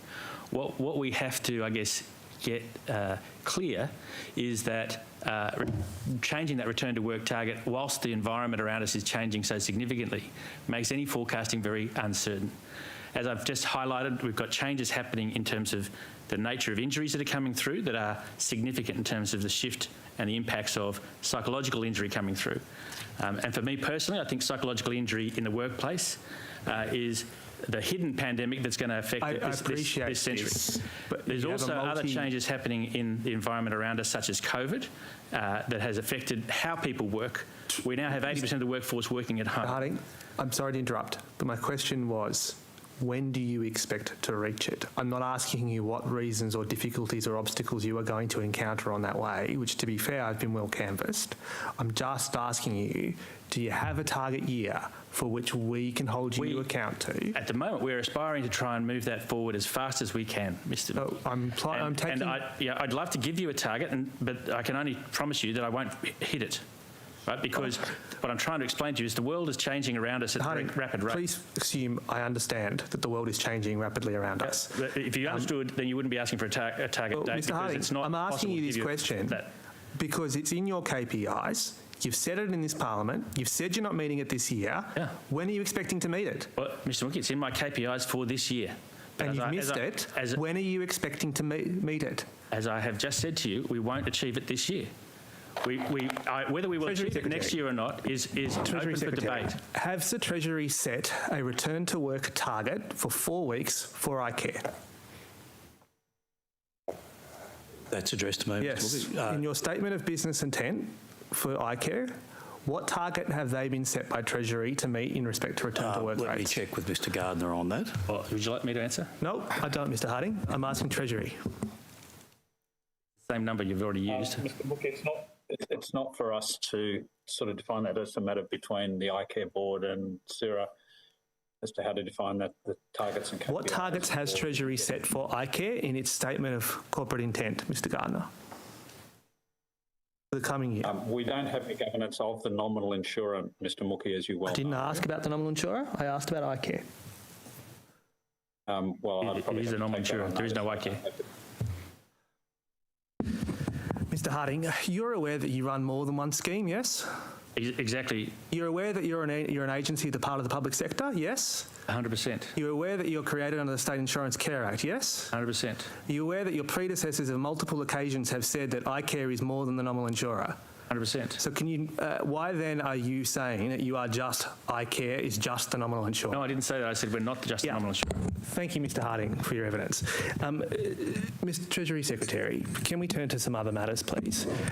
Given the limited time, I might direct these questions to you at first instance, or potentially you might need to direct this to Ms Curtin as well. Has Treasury or the New South Wales Government entered into an agreement with Qantas? The answer to that at this point is no. I'll check with Ms Curtin, but we have agreed overall terms, Mr Mookie, which was announced some time ago.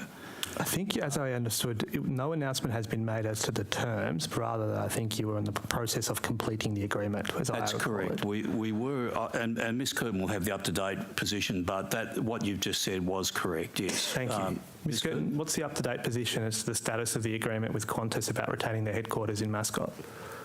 I think that's right, what Mr Pratt said. We're just finalising the agreement now, and the final terms will go up to Cabinet sometime soon. Okay, when you say you're in the process of finalising it, does that mean what, you're pending Cabinet approval?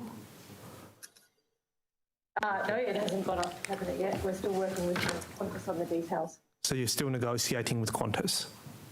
Yes. Okay, can we confirm that the New South Wales Government offered Qantas a commitment of $50 million over 4 years? I'll have to take on notice that we haven't finalised the details, so we haven't... Can I just read to you a letter that the former Treasurer sent to Mr Alan Joyce as of 29/4/21? He says, our updated proposal is a commitment of $50 million over 4 years in return for the retention of the Qantas head office in New South Wales for at least 30 years with no net job losses over the first 5 years. He then goes on to list 1, 2, 3, 4, 5, 6, 7 other commitments that apparently it is conditional on, but the most important is the retention of the Qantas head office. So can we therefore infer that the government offered Qantas $50 million for them to retain their office in Qantas, their head office in Mascot? That was an offer at a point in time, and we're still finalising the details. Have we offered them more or less since that point in time? I think nothing's been approved yet or finalised, so I can't confirm what the final details will be. What steps? Well, firstly, this followed Qantas asking for an expressions of interest from different states to host their facilities, correct? Correct. And and that process initiated last year, was it? As in 1920, financial year 1920? It started last year, yes, and proceeded through this calendar year as well. So, Ms Curtin, to either you or to the Treasury Secretary, firstly, can I just confirm that Treasury is doing this and not Investment New South Wales? That's correct, yes. We initiated it and we've kept that to closure, yes. Thank you very much. Who else are we negotiating with any other firm in respect to any arrangement like this? No. not from Treasury. Just Qantas? Yes. Why has this been retained with Treasury and not been handed to Investment New South Wales? It was more about the fact that Miss Curtin had the history and knew all the details, and there was no point, given that I've been trying to get this deal closed, Mr. Mookie, there was no point in handing it over. For what it's given Miss Curtin's record as well, that's a very sensible decision on your part, Mr. Secretary, as well. I wouldn't imply otherwise as well, but if that's the reason, thank you for saying it. What steps are you putting in place to ensure that we are getting value for money for this? Well, there is a business case behind this, and quite a lot of work was done, as Ms Curtin can talk to, leading up to that letter that you have. My expectation is that the final settlement will be very well aligned to what you've read out. But I would say to you that the negotiations with Qantas have taken a lot longer than what I would expect. Why is that? Ms Curtin can probably best placed to answer that question. I think during the expression of interest process, it was sort of fairly high level, I guess, the offer made and the conversations with Qantas once they expressed their preference for which states they wanted to put different parts of the business into the longer term. Then we needed to work through those details of exactly what the mechanisms would be to make sure that we're protecting what we've asked them to deliver for New South Wales, so that we can ensure that we're getting value for money. So it's just that the level of detail has been agreed. Insofar as we're offering them a $50 million commitment, is that a straight cash transfer that we're offering them, or are we offering them discounted? How is this $50 million worth of value that we're handing Qantas to stay in Mascot affected? Ms Curtin can outline this, but it is structured over a period of time with certain hurdles being met. So it's not a handout of $50 million as such, as you'd hope. Well, look, I have to put the question, right? Like, if you're sending them a cheque, I'm wondering, but what then are we offering them? You should. Do you want to outline each of the key criteria, please, Kim? Not the criteria, the form that the $50 million commitment is being affected. Bearing in mind this is still a negotiation at the moment. But what categories of concessions are we offering Qantas? Kim? So the letter that you've got there was considered to be a grant, but only at the reaching of certain milestones. As I said, the final details haven't been approved by Cabinet yet. So, Mr Secretary, we're not offering them one cheque. We're offering them different cheques of a cash transfer over points in time. If milestones are met. But it is and I underline that, we will not compromise on that. But we are literally sending them a cheque. That's what's going on. Electronic transfer of money into the Qantas account. If the milestones are met, jobs are retained, and part of the requirement will be actual jobs growth as well. Okay, I think our time is expired. It has indeed, and it being 3:30, we are now scheduled to have a break. Did you want to clarify? I just wanted to clarify some of the statements or evidence I gave to Mr Shoebridge, responses to Shoebridge for I was talking about the return to work rates for other insurers through to November 20. I want to clarify and make clear that one's to 21. So the 4-week return to work from August 2017 to July 21, based on the CIRA data, the TMF has gone down by 12%, the nominal insurer has decreased by 11%, self-insurers have reduced by 13%, and specialised insurers have reduced by 9%. So across the board, up until July 21, there's been a consistent decrease of the 4-week rate across the whole scheme, as I explained earlier. Thank you.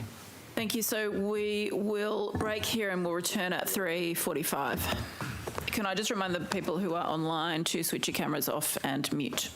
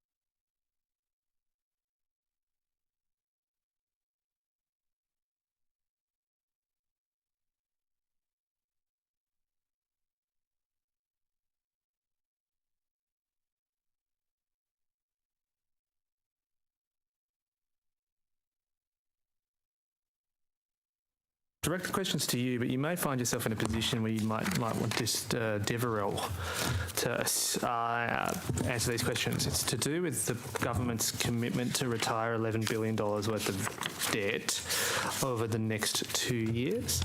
That is, as we've just identified this morning, the government's intention. That's correct? That's correct. How can we have an explanation from either you or Mr. Deverell as to how that's going to be affected? Yes. So I might hand to Mr. Deverell, but it will largely happen initially around redemptions, but let me hand to Mr. Deverell to cover that. So over to you, David. Can you hear me, David Deverell, T Corp? Yes. Just speak up a little bit more, David. Thank you. Sorry about that. So the approximately $11 billion will be used to pay down debt. It'll probably take place over the next 2 years. And there's a piece of paper maturing in March of next year for about $4.2 billion. That'll be one of the major things that the debt is used for.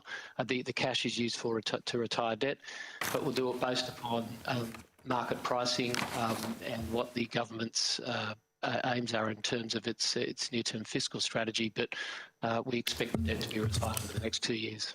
Why is it taking 2 years? That's the process of the debt maturing. Okay. When the debt comes due, that's when we will pay down the particular piece of paper. So, for example, there's a March 2022 bond that's maturing. At that point, we will then pay down the debt then. If we are able, from a practical point of view, to do it earlier, we will do so. Okay, and add to that, it's the most economic way to get to retire debt. So you're not moving the market, you're not pricing up your debt and cost you more. So from protecting the bottom line, this is the most economic way to do it. Okay, look, that makes sense. And but we're doing it basically on the maturity of the existing instruments. Correct. That's correct. There's an opportunity. There's no buyback. There's no reverse auction, anything like that. It's just we're literally retiring the debt. That's it. Yeah. Okay, got it. Mr. Bookie, it will depend. If the market opportunity presents itself, we will do it earlier. But we want to have the flexibility to do it in the most cost-effective and efficient way for the government. And you have that discretion, and you have that authority, Mr. Deverell? We work very closely with Treasury on that. Okay. Can I just ask a few extra follow-up questions, perhaps to yourself or to Mr. Midar, depending on how you see fit, Mr. Secretary? What will the impact on that be on the gross debt figure? Gross debt? Yes. Well, it'll reduce by 11 billion? By 11 billion. Yes. Fair. Just to get that clear, like there's nothing else. But on net debt, we can assume wholesale will go down by 11 billion. That's correct? So over a period of time, it'll have the same impact, yes, of course. Yes. And how much interest are we going to save? I'll have to take that on notice. So it's, it'll vary based on how we. It's a bit complicated because cleanly 11 billion over 2 years, you can work that out based on interest rates. That's 2% approximately, but it'll depend upon when we do it and how we have to hold the cash some way before we pay it down. We can't put it's in the NGF, but it's sitting in cash. We can't invest it because we have to. It has to be liquid. So. But based on the current assumptions, Sam, and the plan, we could come back to you with a view on that. I mean, it won't be an exact science, Mr. Mookie, but we can give you a number. Mr. Pratt, I'd be genuinely surprised if you ever came back to me and said it is an exact science and we can give you 100% certainty on any of those questions. So I accept that. But if the average interest cost on the existing debt it works out to be about 1.45% on the current, as of the 30 June budget. That's fair, Mr. Miller? Yeah, that's on the current. Can we expect roughly a 1.45% interest saving over the $11 billion on a per year basis? Yes. As a run rate, yes. As a run rate. Thank you very much. Can I turn to questions, Secretary, about the State Infrastructure 5-year plan? This was last published in the 2017-18 budget. It was Chapter 4 of that budget, and it was ran through quite extensively. It hasn't been published since. What has happened to the 5-year State Infrastructure plan? It's still as it is in the budget papers, Mr. Graham. So the government is continuing to, the 108.5 billion is still the government's plan. Now, I would expect, and we'll be updating this in the half year, but I would expect a fair degree of underspend in CapEx over these last 12 months particularly. I might just stop you there, Secretary, because in 2017-18, there was a specific chapter of the budget dedicated to the State Infrastructure Plan. It ran through things as required by the Act, by the Infrastructure New South Wales Act 2011, in quite a lot of detail. That no longer exists. The expenditure you're talking about does in this budget. Yes. That Chapter 4 has vanished off the face of the earth. Sorry, so it's the budget paper you're talking about itself. I'm talking about the State Infrastructure 5-year plan. Okay. It appeared every year on year, as is required under the Infrastructure Act, till 2017-18. It hasn't been cited since.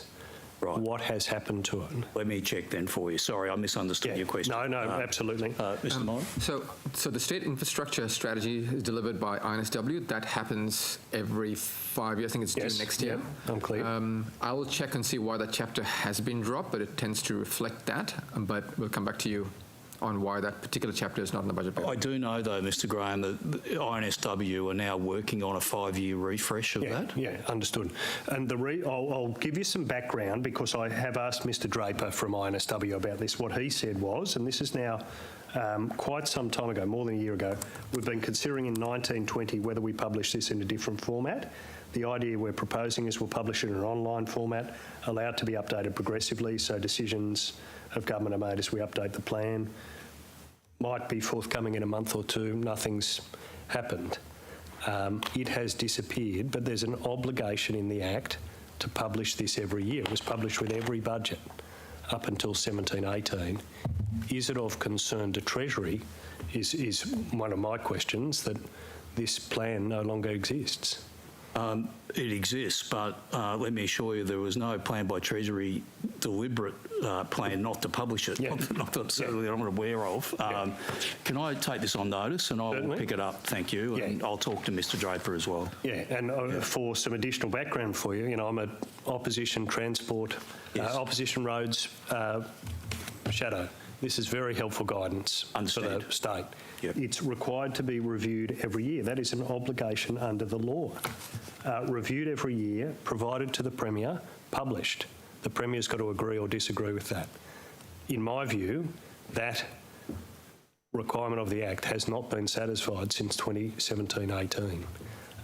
The law is just being disregarded. That's how it appears on the face of it. So I'd also like you to perhaps take on notice is, in your view, is the Infrastructure Act being complied with? Certainly, I'll take that on notice. Thank you. Thank you. Mr. Secretary, I think that I might direct these questions again through you, but they might be best directed to Ms. Wilkie and or Mr. Walters. They arise from the COVID-19 economic recovery strategy document. Mr. Walters may be in some of the work that was done on the economic side, but Mr. Mitre had responsibility for the plan, the overall recovery plan. That's why I asked. So whoever you feel best is capable of answering these questions, that would be good. The plan makes reference to a number of reviews of different types and sorts as well. I just want to go through them and find out who's doing them and when they're meant to be done, if that makes sense. The first I'm interested in, Mr. Mitre, is about economic participation. It says the New South Wales Government will conduct a review to identify barriers to women's economic participation and reform opportunities, including improvements to the accessibility and affordability of early childhood services and early childhood education outcomes. Who is doing that review? So it's a combination, but it's being led. It's education partly, but also we have we have a leadership role in that. So it's being developed at the moment. So Treasury is leading that at the moment. Treasury is doing it. But we're starting. It's in its infancy. It's being developed, but it'll be obviously the carriage of it will be in education. Okay. Well, I presume that's about the affordability of childhood services and early childhood education outcomes, but I'm talking specifically about women's economic participation and reform opportunities.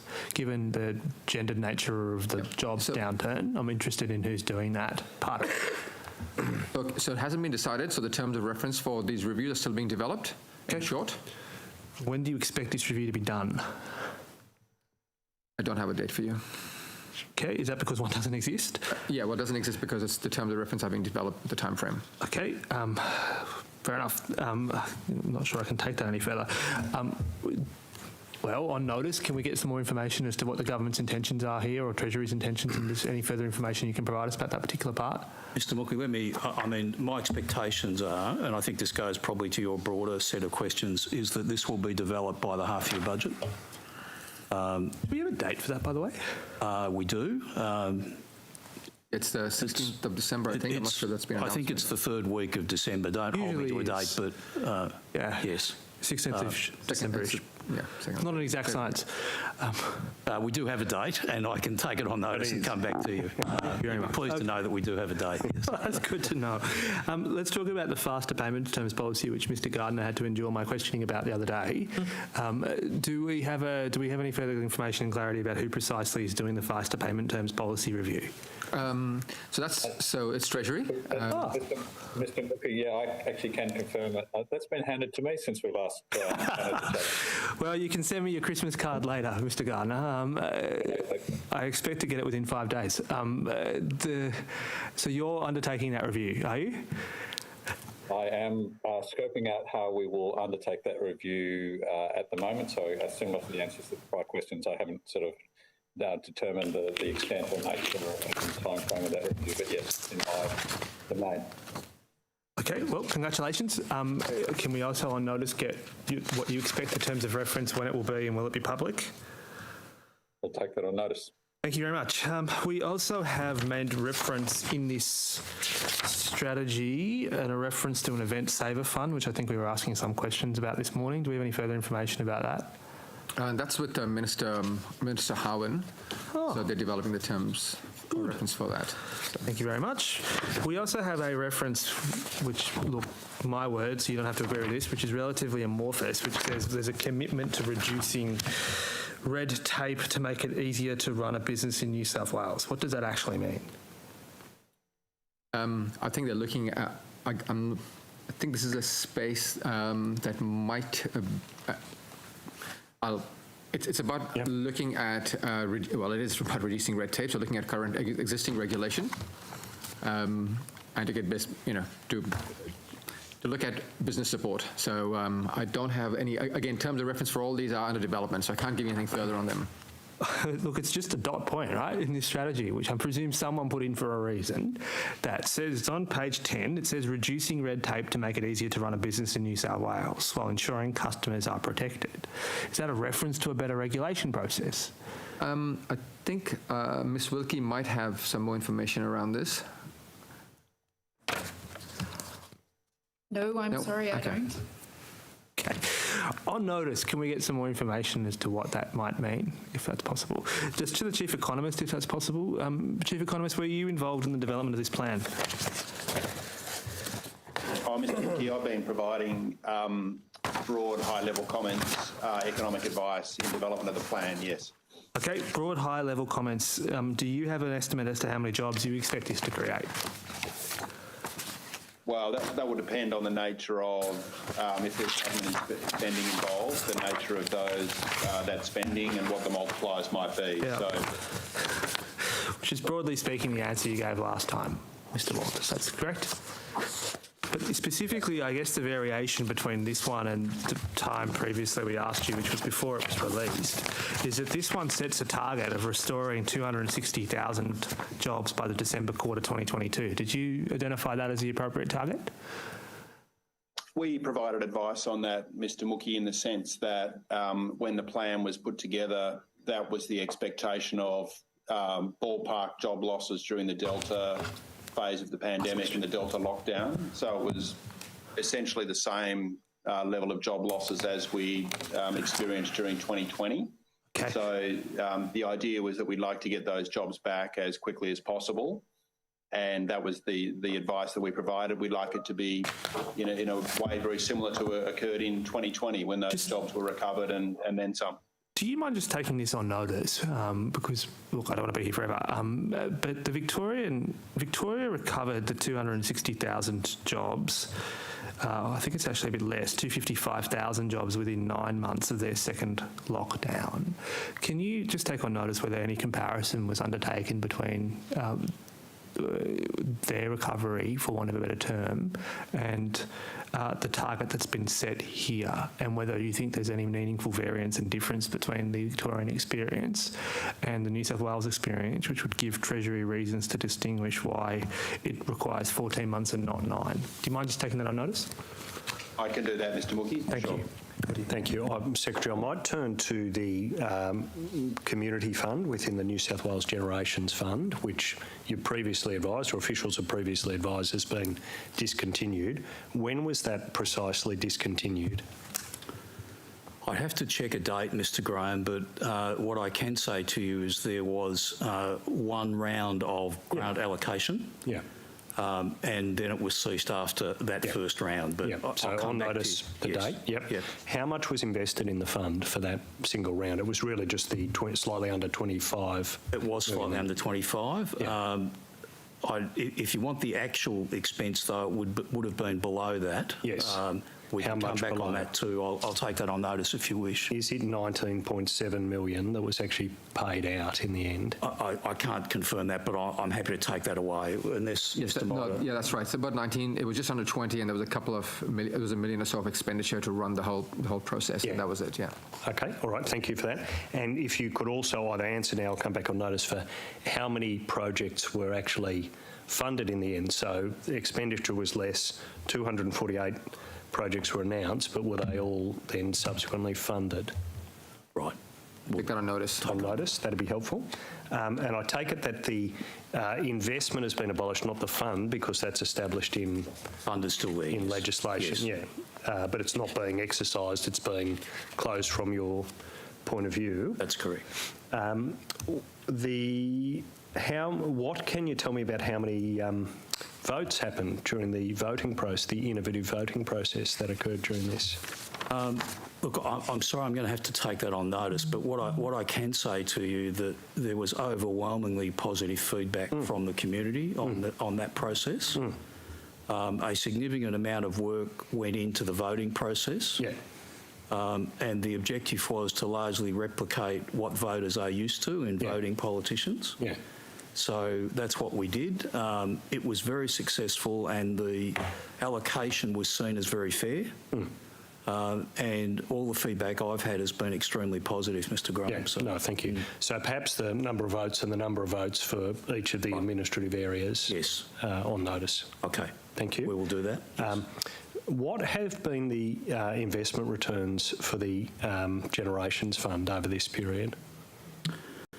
I'll get Mr. Deverill maybe to talk to that. Overall, the fund has averaged 9.4% a year. Yeah, but the actual total returns? Yeah, it's 2.7 million. 2.7 billion, yeah. Billion, sorry. Yeah, yes. Yeah. When this was originally announced, the Treasury introducing the bill for the NGF said up to half of the investment returns will enable the new My Community Dividend program. So we're clearly well short of that original aspiration in the bill. It's yes, there was my understanding with the bill was there was discretion for the government to apply what it saw as the appropriate amount. Yeah.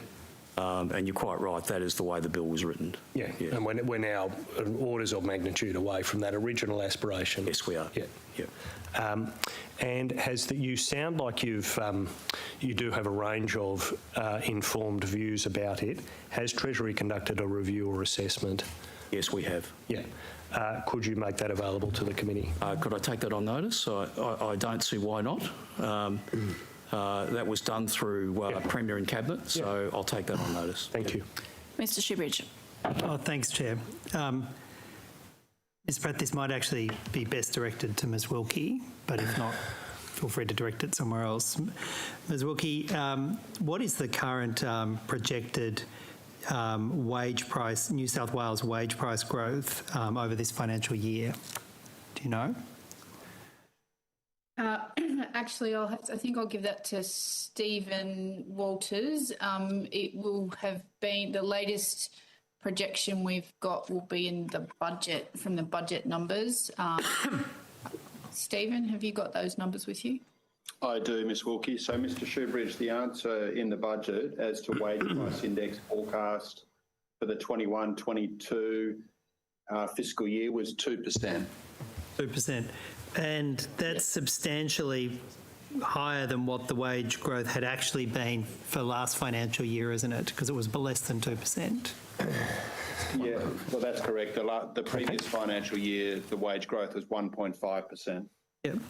And in fact, if you go back over history, in the years leading up to the middle of 2012, to the end of financial year 2011-12, in the 3 or 4 years immediately preceding that, New South Wales wage price growth or wage growth was consistently between about 3 and 4%. Would you agree with that? Well, I don't have the numbers in front of me that far back, Mr Shoebridge, but that does, from memory, sound about right. Wages growth was averaging somewhere around 3 to 4% back then. Yeah, I'm cheating because I'm going off the New South Wales Treasury graph that I have in front of me. So we then see, though, from June 2012, from that time onwards, a fairly dramatic drop and a consistently low wage growth in New South Wales, just above 2%, between 2 and 2.5%, until we saw the very significant drop again last financial year. Would that be about right? Oh, that sounds about right. The wages growth has been decelerating and low in all states and territories and nationally. So yeah, that sounds about right. But again, I don't have those numbers in front of me, so I can't. Again, I'm cheating because I've got your own graph in front of me. So I'll take it as correct if you're reading it off the graph, yeah. Mr. Shoebridge. If it's our graph, I'm sure it's correct. Yep. And in fact, that significant reduction in wage price growth and then the persistently low wage price growth coincides very neatly with the public sector cap on wages, doesn't it? It's almost a direct correlation. Well, the forecast we have in the budget is not for public sector wage growth, it's economy-wide wages growth. I'm not asking you about the forecast. I'm saying that the substantial reduction in wage growth, in the rate of wage growth, and the persistently low rate of wage growth across New South Wales, not just the public sector, but the index is for across New South Wales, that coincides with the introduction and maintenance of the public sector wage cap, doesn't it? Well, I'll leave Mr Pratt to talk about the wages policy, but my understanding is that the wages policy was introduced in about 2011, yes. Yes, and it had its first real impact in the financial year in terms of the economy, began to have its first real impact in the financial year ending June 2012, and that's when we're seeing this significant reduction in wage price, in wage growth, and then it's fully implemented from then on. That's the, you don't have to agree with the correlation, but I put it to you, that's the timing in which the wage cap was implemented in New South Wales. The timing is very similar, yes, but again, the wage price index measures wages across the whole economy, not just the New South Wales public sector. Well, the number you're referring to in that chart indeed refers to wages growth for all employees, correct, private and public. But Ms Wilkie, has Treasury had a look at the impact of the public sector wage cap in terms of suppressing wage growth across New South Wales? Have you done any analysis of that? Not to my knowledge. Mr Pratt, do you think it would be sensible to do an analysis as to whether or not the public sector wage cap has had that suppressing effect on wage growth across the economy? And I put it to you because my reading of Treasury's own graph shows that almost exact correlation between the implementation of the wage cap and an overall suppression in wage growth. Do you think it would be prudent to have a look and see what the impact of it has been on the rest of the state? Yes, I mean, I accept that. I think we'll continue. I mean, wages, as you're well aware, is our biggest cost item. It's, it's around 40-odd% of our cost base. So as we get into the budget next year, this would be a piece of work that we would do in any case, Mr Shoebridge, to look at. But Ms Wilkie, perhaps if I go to you, in terms of one of the biggest challenges for economic growth, one of the biggest challenges being faced not just at a state level but at a national level has been persistently low wage growth, and that's. Would you agree with that? Persistently low wage growth has been a constant challenge over the past few years, yes. Do you have any indication of what that persistently low wage growth has done in terms of returns to Treasury? Has it reduced the tax intake? What's been the financial impact to Treasury of persistently low wage growth in the private sector?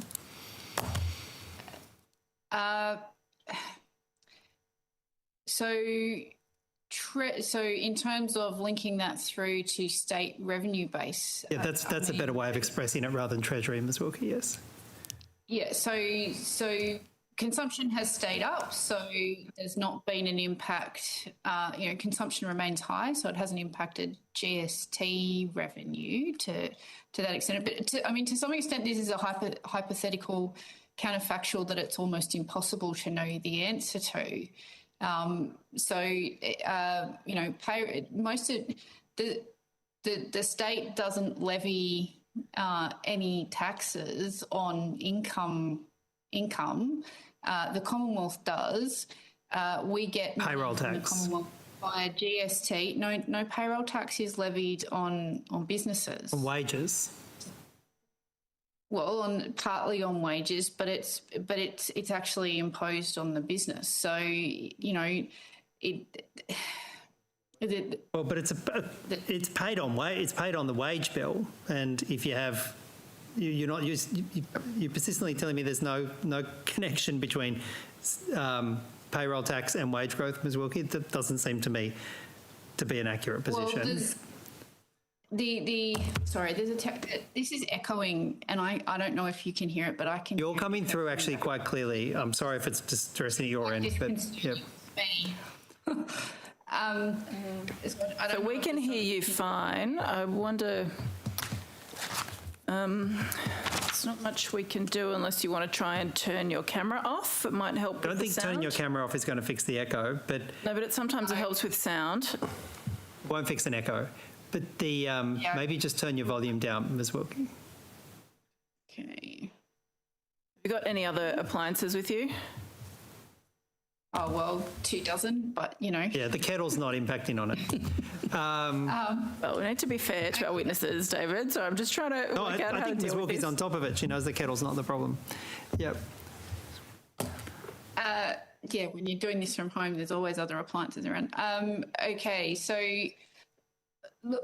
Look, to the extent so if wages had gone up, then you could make just doing an equation. Okay, maybe payroll tax goes up, but if wages go up, there's other ons and offs across the economy, so there is no actual guarantee that you will get that an increase in wages in and of itself is going to necessarily lead through to an increase in payroll tax. So it's a hypothetical question that, I'm really reluctant to give a specific answer. Okay, we've spent a lot of time on that. So but you said that it's been persistently low wage growth has been an ongoing challenge over the last few years.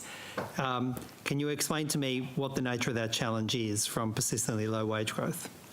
Well, that's a challenge to the economy as a whole. It's not necessarily a challenge to the state budget. It's a challenge to wage earners who are potentially witnessing, luckily there hasn't been much in the way of inflation, or they would have been seeing a reduction in real income. So it's a challenge more, to wage earners and that sort of thing, rather than it being specifically a challenge to the state government.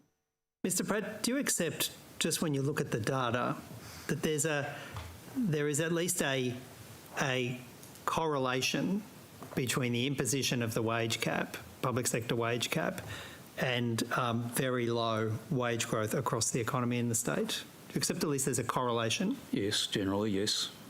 Given there's been such a persistent correlation for the better part of a decade, do you think it would be prudent to see if there's not just correlation but causation and undertake that study? Yes, it's something we should look at. Are you concerned then that given there's such a persistent correlation, that in actual fact the public sector wage cap has suppressed wages and real wage growth across the economy, meaning people across the state, whether inside or outside the public sector, have less money in their pocket? Well, the data I've seen over the last decade, the public sector wage growth has generally been above the private sector over this period. And we've got a lot of data to support that. Well, there would be evidence to suggest that's been historic for significant parts of the last century as well. There's nothing unusual in that, is there, Mr. Pratt? No, I'm talking specifically, though, you know, over the last 10 years, from the data I've seen, that has been the case. And hence that led to the decision where we went to the Industrial Relations Commission, as you're aware. I think Mr. Shoebridge, Mr. Walters, and argued that case of the 30 basis points the Commission found more recently. And now that has now been restored to 2.5%. See, Mr. Pratt, I'd put it to you this, that there's a very strong case to be made that the public sector wage cap has actually sabotaged wages across the economy and create a lot of financial hurt for people who are having trouble just making ends meet.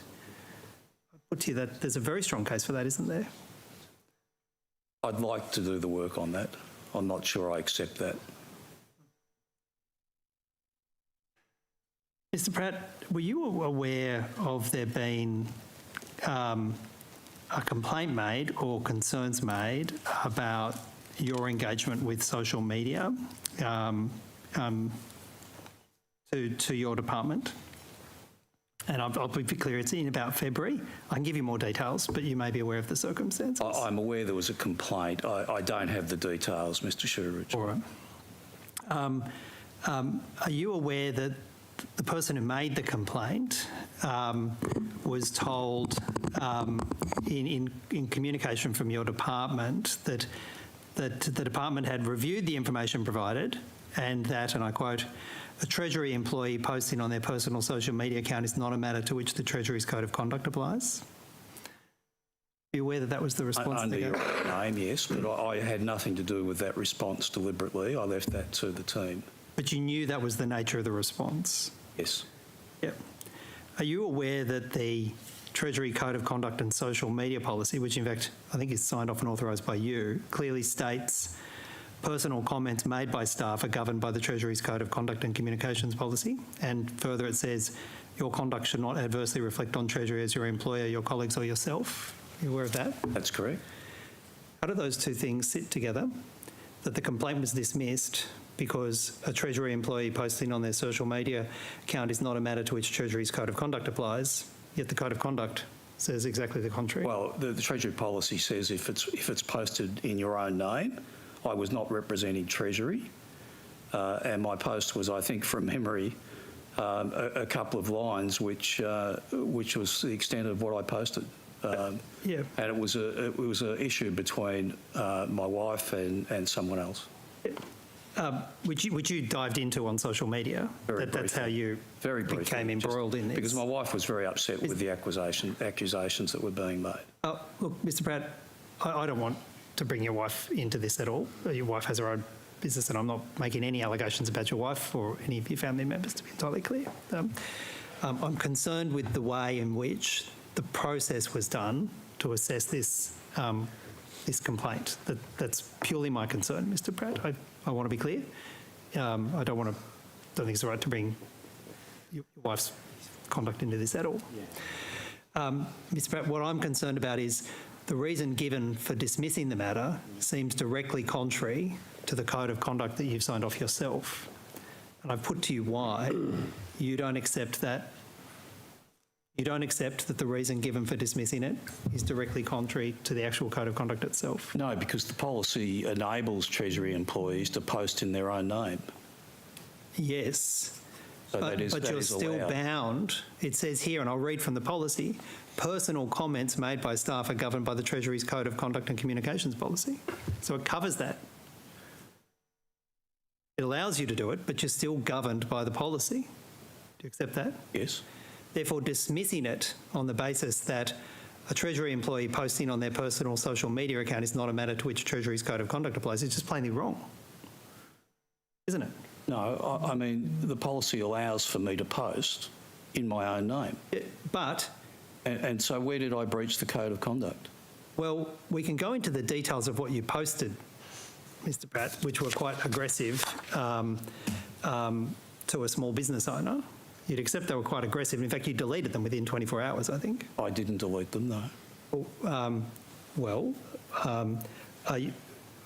Are they still on your Instagram account? Comments, are they still to be found on your Instagram account? I don't know, Mr Shoebridge. Just getting bizarre now. I don't recall deleting them. Well, if you didn't delete them, did you give authority to somebody else to delete them? Look, I can't answer that. I don't know. All right. I mean...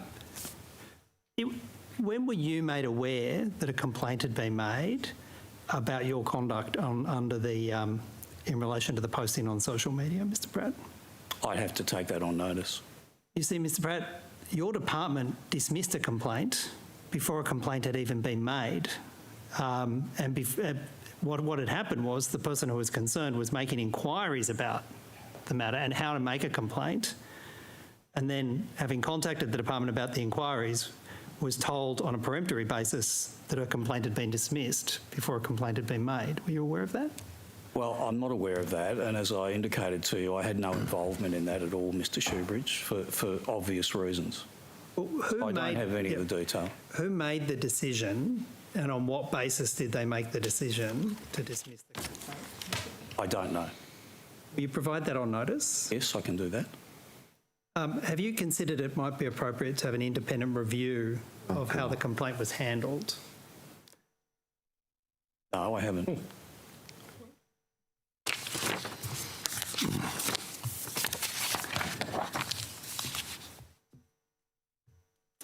Mr Harding, you said before that there'd been a surge in psychological injury claims in the nominal insurer, is that right? Yes, a trend over time. A 250% increase, I think you said, between 2015 and now. Correct. You know what the proportion of psychological claims are for the nominal insurer at the moment? I'd have to take that on notice. Well, the CIRA dashboard says it's 5%. Aware of that? I'd have to take it on notice, Mr Shoebridge. I don't have the number off the top of my head. Can I ask you to take on notice a review of your evidence that there'd been a 250% increase in psychological injury claims since 2015 by the nominal insurer, and give me the data from 2015 to date on that?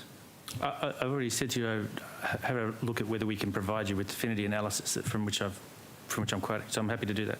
Well, I'm happy to get the affinity notice, but can you also provide me with the data actually of the proportion of claims which were psychological injury claims from 2015 to now for the nominal insurer? Sure. Are you aware of where, in fact, the big surge in psychological injury claims has been in the system? Are you aware of where that's actually located? Most of it, well, there is a significant amount of it in the TMF in terms of the public sector scheme. Obviously, we're well aware of that. But in fact, the increase on a proportionate basis in the nominal insurer has been larger than the TMF. Well, the TMF started with a higher base, is another way of thinking about it. But, yep. Yeah, well, I mean, you can talk proportionate increase, but if I was to tell you that the proportion of claims for the nominal insurer that are psychological income claims are about 5.1%, do you have any idea what the kind of scale is for Treasury Managed Fund? Well, yes, I know that the Treasury Managed Fund is in the order of 20%. 22%. It's 22%. Yes. The opposition. Thank you. Just a couple of very quick follow-up questions, just to some earlier questions, Mr. Pratt, if that's possible. One of the McDougall recommendations was for CIRA and Treasury to stress test the assumptions on iCare's NI FY21 business plan with iCare to verify their veracity. You're aware? Yes, I am. Who did that? Mr. Gardner and the team did that, and we can talk to that if you wish us to. No, it's okay. On notice, can we just get an update as to what the outcome of that review was? It has been completed, though. Yes, thank you. Well, can we get the review tabled? Yes, I'll take that on notice. And thank you very much, Ms. Curtin. I was asking you some questions about the Qantas grant. I think we had it established that there will be various payments made according to the milestones. Can we get on notice when those payments are expected and what the criteria are for each of them to be paid? Can I take that? Take on notice, but until it's completely gone through cabinet. Once it's completed, yes. No problems. Can we, I think now, Mr. Pratt, I'm going to do something highly unusual in budget estimates, which is ask you questions about the budget. Do you have budget paper number 1 with you? These questions might be best directed to Mr. Midhar, as I understand it. Yes? Can you turn to page 3.7 of budget paper number 1? Yes. You see that this is the part about managing sustainable levels of debt over the next decade. Mm-hmm. You see the chart? Yes. You see the footnote? Yes. The footnote says chart 3.5 does not include the impact of upcoming asset recycling, including WestConnex, or other transactions that are currently subject to scoping studies. Yes. What other transactions are currently subject to scoping studies? I think the government has only announced, I think, one that Mr. Gardner can comment upon, which is lotteries. The lotteries. The lotteries monetisation of the revenue stream? Yeah. Is that scoping study completed? Mr. Gardner? I'd say it has been completed, but it's still under consideration by the government. Okay, thank you very much. I will move on. Can we go to page 4.2? Mm-hmm. And Mr. Gardner, you see that there's a table there that says General Government Sector Summary of Revenue and its Components. Yes. Can you go to the line item that says Other Dividends and Distributions? Yes. See, in this year's budget, as of June at least, and I accept this is all pending the mid-year economic review, as is always the case, it says $2.27 billion budgeted for 21-22, and then it records quite a large spike the following year to 2.984. You see that? Yes. And then another large spike of close to, I think, 700 odd million between 22-23 and 23-24. You see that? Yes. And then you see by 24-25, we're projecting 4.85 billion in dividends. That's correct? Yes. That's double what we're expecting, more than double what we're expecting this year. That's correct? That's correct, yes. And it's going up 19.5% in its average growth, yes? That's right, yes. Who is paying us all these extra dividends? I'll have to take that on notice to come back with you more details on that particular line. There'll be a number of items in there, and there should be a little bit more detail. There's a little bit more detail, which we probably will get to in the budget, but where it says other dividends and distributions, that includes capital returns, correct? Yes. And so is it dividends or is it capital returns that we're recovering from the state-owned corporations? So there should all be dividends. I don't think capital returns are on that line, so I can check with Mr. Walters is also on the line, our CFO. Okay, does Mr. Walters know?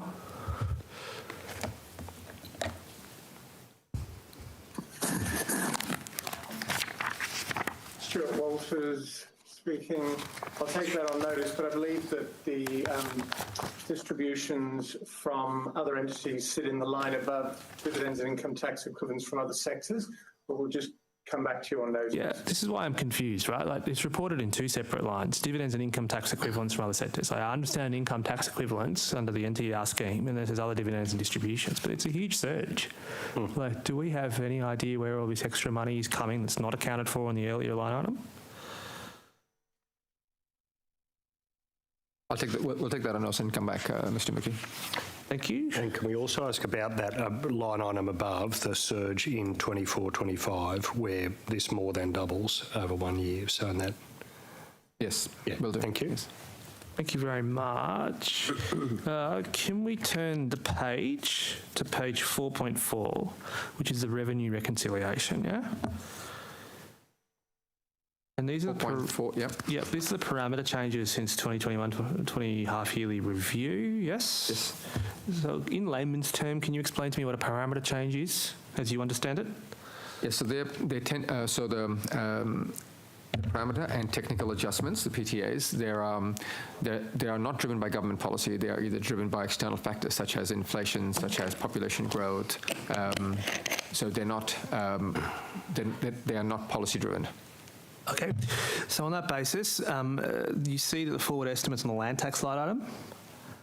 Yes. There's 163 in this year's budget, then going to 394 in the next year's budget, or forward estimates for 2023, and then 741 for 23-24, and then 877 for 24-25. You see that? Yes. Why is it doubling, and then doubling again over the next 2 years? Again, I'll take that on notice. There is a brief explanation on the following page. Land tax surcharge compliance. So we're investing. Well, it's good that we are improving Revenue New South Wales' IT. Yes. We legitimately think that improving their IT is going to double our land tax takings. It looks like eventually, but again, I'll take that on. Not eventually, Mr. Miller. 22-23. Like it's. Yeah, I don't have the previous years at this stage, so I can't compare. And could we just be explicit about what facilitating improved compliance will mean? What, if you could really spell that out when you come back on notice. We'll take that on notice. Thanks. I dare not ask, if it was such an effective investment, why haven't we made it before? No? I don't know.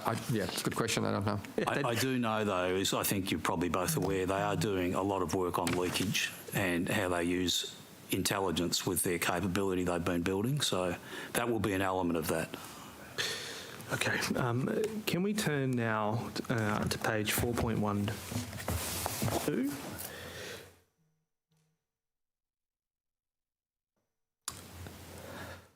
Which is the general purpose grants. You see that?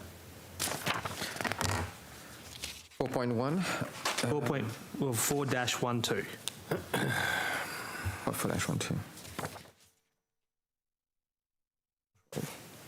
Yes. See, just the second paragraph, it says general purpose grants. It says over the years to 24-25, GFT revenue is forecast to grow at an average of 4.4% per year, resulting in an additional $6.4 billion, 7.8% over the same period than expected at the 2022-21 half-yearly review. You see that? Yes. At the time, I think earlier in the document, that attributed it to a faster recovery that was expected at the time. Correct? Right. Do we have any update since, or is that still a base assumption? At the moment, that is still the base assumptions. This will be revised in the half year. As it always is, of course. But the point here is we are getting quite fast growth in the GST revenue, correct, compared to the other revenue sources? Yes. So to the extent to which the Premier and others is complaining about the GST, just to be clear as you understand it, that relates to the distribution of the share between the states, not the growth of New South Wales' share, correct? Yes, and I'm not sure how that assumption has changed through the Delta outbreak. So, and Treasury Secretary, the Premier, and when he was Treasurer, has said repeatedly that he's raising this issue at a Commonwealth level and in other forums. That's correct. You recall him saying that? That's correct. When was the last time a conversation was had with the Commonwealth Treasury or the Commonwealth Grants Commission about this issue? I'd have to check the timing of that, but it probably would have been a couple of KIFA meetings away going back, Mr. Mookie. You are going to even tax my knowledge of acronyms there by KEFA. You mean Council? Sorry. Council of Federal Financial Relations. So that is the meeting convened by the Federal Treasurer. Yes, okay. And State Treasurers. Is Treasury actively currently in any discussion with the Commonwealth about this issue? We are, and also at the Board of Treasurers, which is the meeting. I know that one. You know that one? Yeah. This was raised at the last meeting, and as you can appreciate, there is a united view on this apart from one state. Yes. Equally, can I ask, has Treasury done and taken any modelling into the amount of royalties that can be expected if uranium? Before we move to that, can I just return to that question about the forecasting? You won't have a new forecast until the half-year review, but you do track the receipts very carefully. What can you tell us about the receipts over this for this particular item? Well, we don't have access to that because it's actually received into the Commonwealth, Mr. Graham, and so it's only when they're prepared to disclose that to us, which is at their own discretion. I don't have up-to-date numbers on that. When's the most recent number you have? Surely it's more recently than the budget, though. It would have been, no, we don't. Well, as far as I'm aware, we don't. Let me just check with Ms Wilkie. Do we have an update since budget, Joe? So we have received, we've gotten information on the receipts for the last financial year, and they were up on our on the numbers that we had in the budget. So we do know that there will be additional GST coming into the state for last financial year, and that is likely given consumption has been looking up, notwithstanding national consumption has been looking up, notwithstanding the lockdowns in Victoria and New South Wales. We are anticipating some upside on the GST revenue, but as we've said, we're still going through our forecasting round, so we don't have any final numbers on that. Can I also? I'm not asking about the forecast. If you could just tell us how much were those receipts up? So the receipts were up. Sorry, let me use that.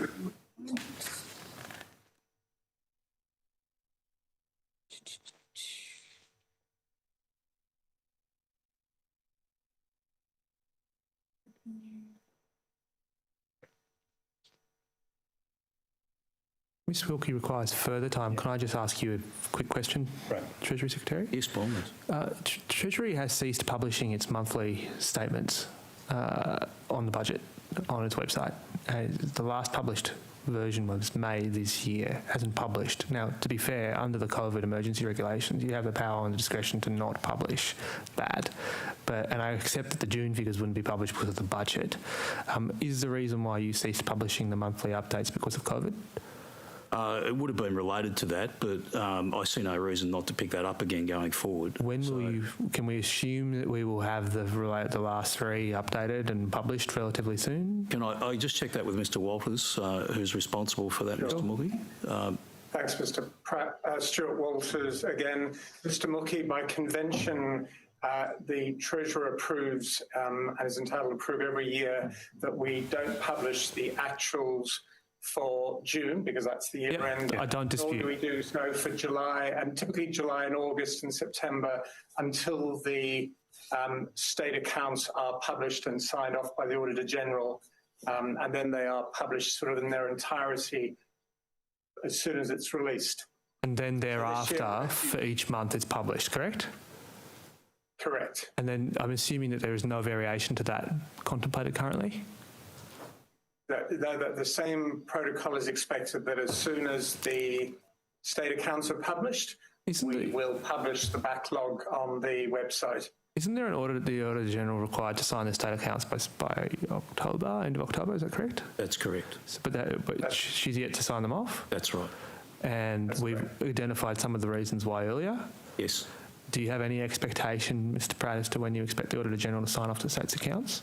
I spoke to her last week. As I indicated earlier, I think I'd expect in the next 2 weeks they would be signed off, yes. Yes, okay. You got any, Ms Wilkie, do you have that information that you were searching for? I do have the information. Apologies for the delay. So in 2020-21 fiscal year, the receipts from the receipt information from the Commonwealth indicated that the national GST pool was $3.3 billion higher than had previously been, we had expected at the time we put our numbers in the budget. So that will increase New South Wales GST revenue in 2021-22 by around $1 billion, all else being equal.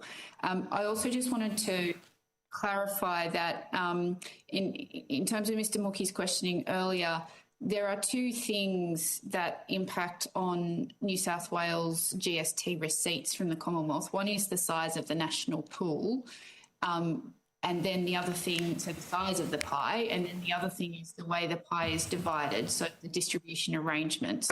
So the issues that Mr Pratt has indicated I'm aware. raised at the around the horizontal fiscalisation equalisation arrangements. Look, thank you. I appreciate the deeper context of that. I was just specifically asking about the technical numbers that were contained in the budget, but I appreciate the context. Mr. Miller, you seem to have an update too. I was just going to clarify table 4.1. You asked the question on other dividends and distributions. Yeah. The top line, the first line, is the SOC dividends and tax equivalents from SOC entities. The second line is from investment returns, and that includes the NGF, the SAF, the other funds that we have. Pray tell, how is the NGF? Well, the NGF is in the government sector, correct? Yeah. But and this is revenue, correct? That's correct. And under the NGF, how much is, well, on notice, can you provide how much of this at the time was expected to be coming from the NGF? Yeah, the large spike up is all due to the NGF mostly, but we can give you the breakdown. How is that possible that the NGF can be returning revenue to the consolidated fund when its Act says it can only be used for debt clearance? No, so the results reflect the earnings to the state of the fund, even though we can't take it out. Yeah, you can't. What's coming in, not what's going out. Remains in the fund. Yeah. Got it. Thank you. That clarifies it. Mr. Deverell seems to have had quite the high target. That's how it is, it seems. Can we turn to page 4.17, please? Just to indicate, we'd still expect on notice the answer to the question about why the other number's jumping up, if that's the SOC number. Yeah, but on notice is fine. Yes.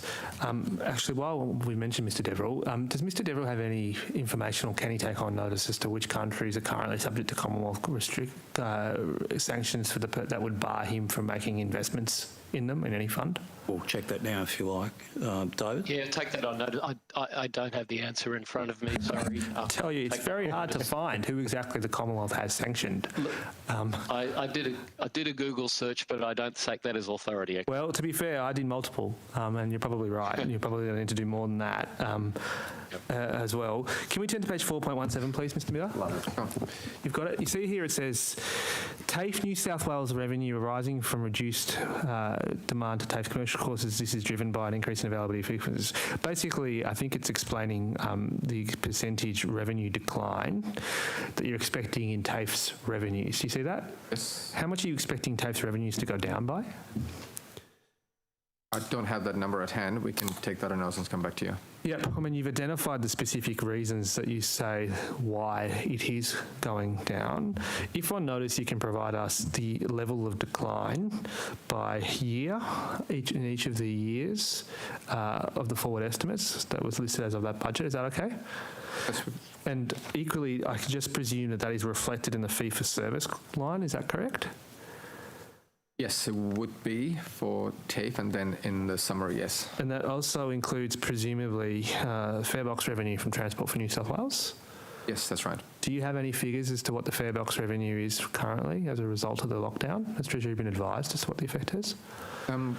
So we have some, so there was an impact, and that was reflected in last year's budget for the first lockdown. And the second impact for this current lockdown I think the numbers will come through, the forecast will come through the half year.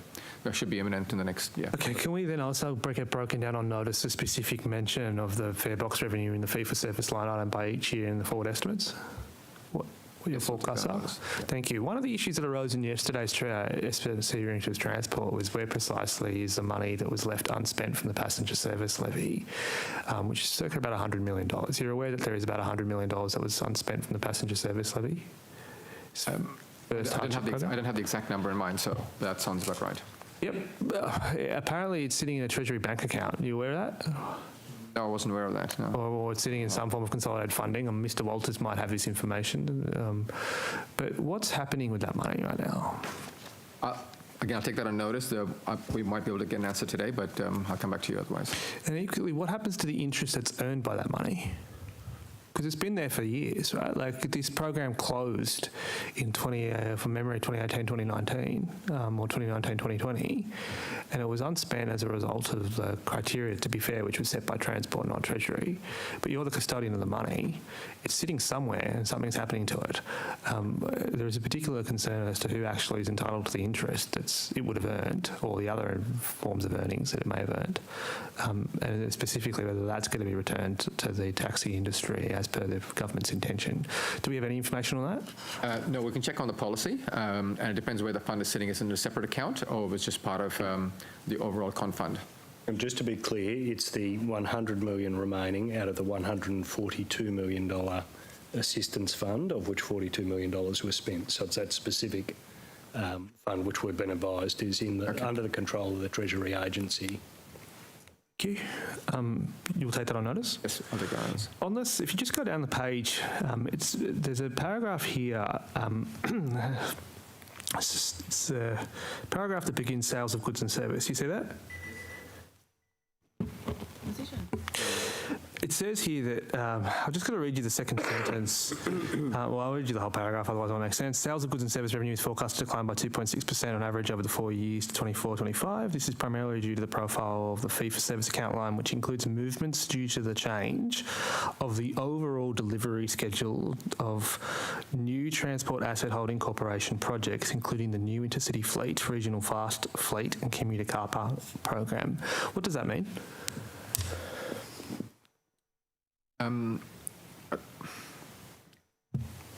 Yeah, I'll need to get back to you because accounting treatment of TAHI and some of the transport is quite complex on how the money flows out of Treasury into transport. So. Look, I accept you when you say it's complex. TAHI said that they have been advised that as a result of COVID that there's delays to the new intercity fleet. That's what they told us yesterday as well. But the interesting issue about that is this was said before. This was said in the budget, right? Well before, well not actually well before, 2 days before the Delta lockdown commenced. So was Treasury advised, presumably as part of this budget cycle, that there was expecting delays into the new intercity fleet? I know there are delays. We have been informed that there are delays. I don't have any timing on it, and that work is the responsibility is with transport. There was 2 categories of delay. The first, which is relatively well known, is a result of deployment issues to do with the actual intercity fleet. Is it possible that that's a reference to those delays? I'm not sure. Okay, can you take that on notice and come back to us? Just a clarity on fee for service account. This is transfer. This is fee that goes from the general government sector to transport. Sorry, to TAHI, because these are the transport services that are provided to TAHI. Just to clarify that line. Okay, thank you. Can we go forward in time, or at least in pages, to 4.18? Yes. And then just up the top here. This might help clarify some of the earlier questions about the dividends and income tax equivalents. It says revenue is expected to be $834 million higher overall over the 4 years, driven by a forecast increase in dividends from Sydney Water. You see that? Yes. How much extra are we collecting from Sydney Water in dividends? And we don't disclose the difference. Is normally it's all in one line, but I can take that on notice and see what that can be done. So if I direct you to page 7-8. It has a profile of the projections of dividends by sector over that out to 24-25. Sorry, where is that? 7-8. 7-8. Yes. So the explanation is on the prior page, 7-7, and the table showing the breakdown by sector dividends is on the following page, 7-8. Yeah, and that's a good point, Mr. Gardner. And that's I was going to ask you what exactly is capital structure optimisation undertaken by Sydney Water, which is made reference in that power line. And to be fair, it also is a reference on 4.18 resulting from capital structure optimisation and other initiatives. It's also listed there. What do you mean by capital structure optimisation? It's just really getting the debt to equity ratio consistent with their credit rating and dividend profile. Okay, and as a result of that, for want of a better term, Sydney Water is returning capital to Treasury. That's what this reflects, yes. And that is recorded, but is that recorded in the operating result, or is that not recorded in the operating result? Depends what it's returning. If it's returning retained earnings, then it will be in the operating result. Or is it returning retained earnings, or is it not? I'd have to take that one on. It is retained earnings, yes it is, yes, it's been confirmed. So it will be confirmed in the operating result for those years? Yep. And I'm asking this because given that the government has set quite a large ambition for Sydney Water to build stuff, what impact is this going to have on Sydney Water's capital program? Yeah, so this is all in line with their capital program works, which is in line with their regulatory determination. So it's all been lined up to be consistent with the capital program. Can we infer, therefore, that this was surplus to their capital requirements? Yes, we can. Apparently not. Well, we've got it's a review of their capital structure. So yes, there is room to increase their debt on their balance sheet to deliver these capital returns. When you say you've got a review of their capital structure, what do you mean? Well, we sort of review it it's a conversation we have with the SOCs on an ongoing basis every year around their SCI, their capital structure. Just with this particular one, we've timed that to be in that year 24, 25. Thank you. And again, this dividend bounces very high. It doubles in 24, 25. Can you just inform us on notice any assumptions that lie behind that dramatic increase? Take that on notice, yep. Thank you. Yep. Thank you. Just turning to the royalties aspect. Mr. Midar. Yeah, I've got 2 points just to clarify. On page 7.7, the dividends and tax equivalents, the increase you asked for TCOP and for Sydney Water are in there. So the increase in the dividends from capital structure optimisation, those numbers are in there. Okay, so that's the Public Finance Corporations is a reference to TCOP?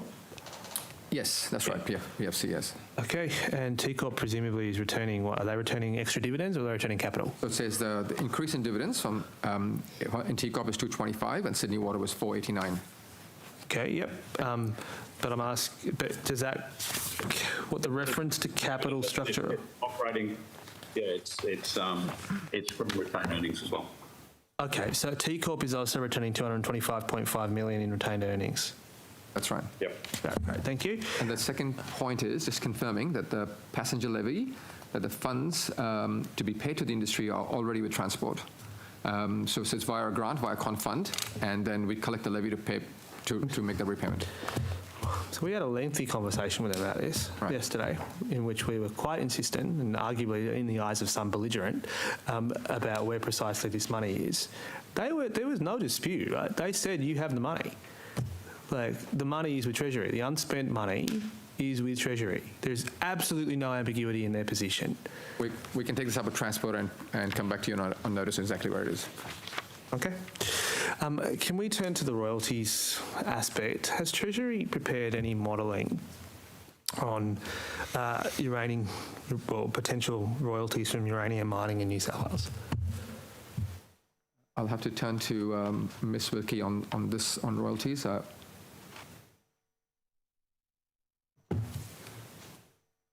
Joanne, did you hear that?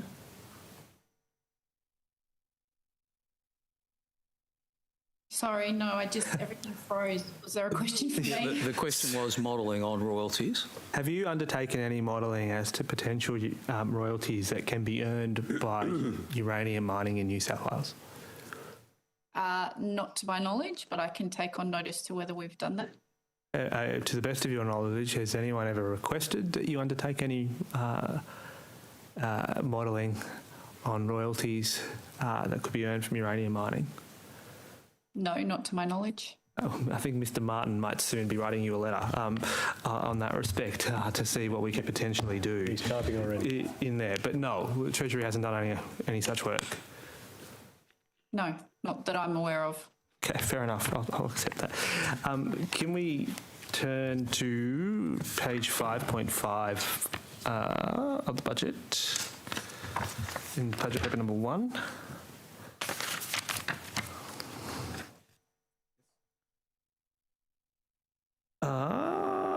Just this first point is on the parameter and other budget variations, which, to be fair, you probably need to read it on page 5.42. It says the major variations since the 2021 half-yearly review include ... And can we go to the fourth dot point? Sorry, 5.5 or page 5. 5.4 and 5.5, I think you're going to need to read them in conjunction with each other. Yes. And you see it's about parameter and other budget variations. Yes. And it says the major variations since the half-yearly review include... And there's 5 dot points over the 2 pages. Yes. And can you go to the fourth dot point? Reprofiling expenditure across years to better align with planned service and project delivery schedules. Look, it's just a bit ambiguous as to what precisely that means. What does that mean? Yeah, so because of I think COVID had quite a big impact on service delivery and timings on some of them. So I think this was just carried over of some of the expenditure. And some of the project delivery schedules had moved, so that was just some of the technical adjustments we made to the reprofiling of expenses. Go ahead now. Can I just get you to turn to 1.5 in the budget paper? Just the net worth of the state has fallen in absolute terms and as a proportion of GSP. When is it projected to reach the 1920 levels as a percentage of GSP? That is 37.9. I'll have to take that notice and have a look at how far that profile goes. Great, thank you. Could you go to 111? Yeah. The fifth dot point down talks about a $14.2 million cost of living program and campaign to increase public awareness of New South Wales government support. How much of that $14.2 million is the program and how much is the campaign? Yeah, I'll take that on notice. I'd suggest the campaign would be a pretty small part of it, but I can certainly take that on notice. So, thank you. And could you tell us which government agencies are involved in that particular line item? Yep, sure. Turning to the 2.5 chart, 2.3. This is the New South Wales tourism trade deficit. These figures, I found very concerning and really at odds with Destination New South Wales's view about how New South Wales tourism is performing. Could you supply on notice the actual figures that lie behind that chart? Take that on notice. Right, thank you. And unless Mr. Walters or any further numbers, but we'll take that on notice otherwise. I'm really looking for the year-by-year figures, so I think that might be best done on notice. Now, I think at 2.14.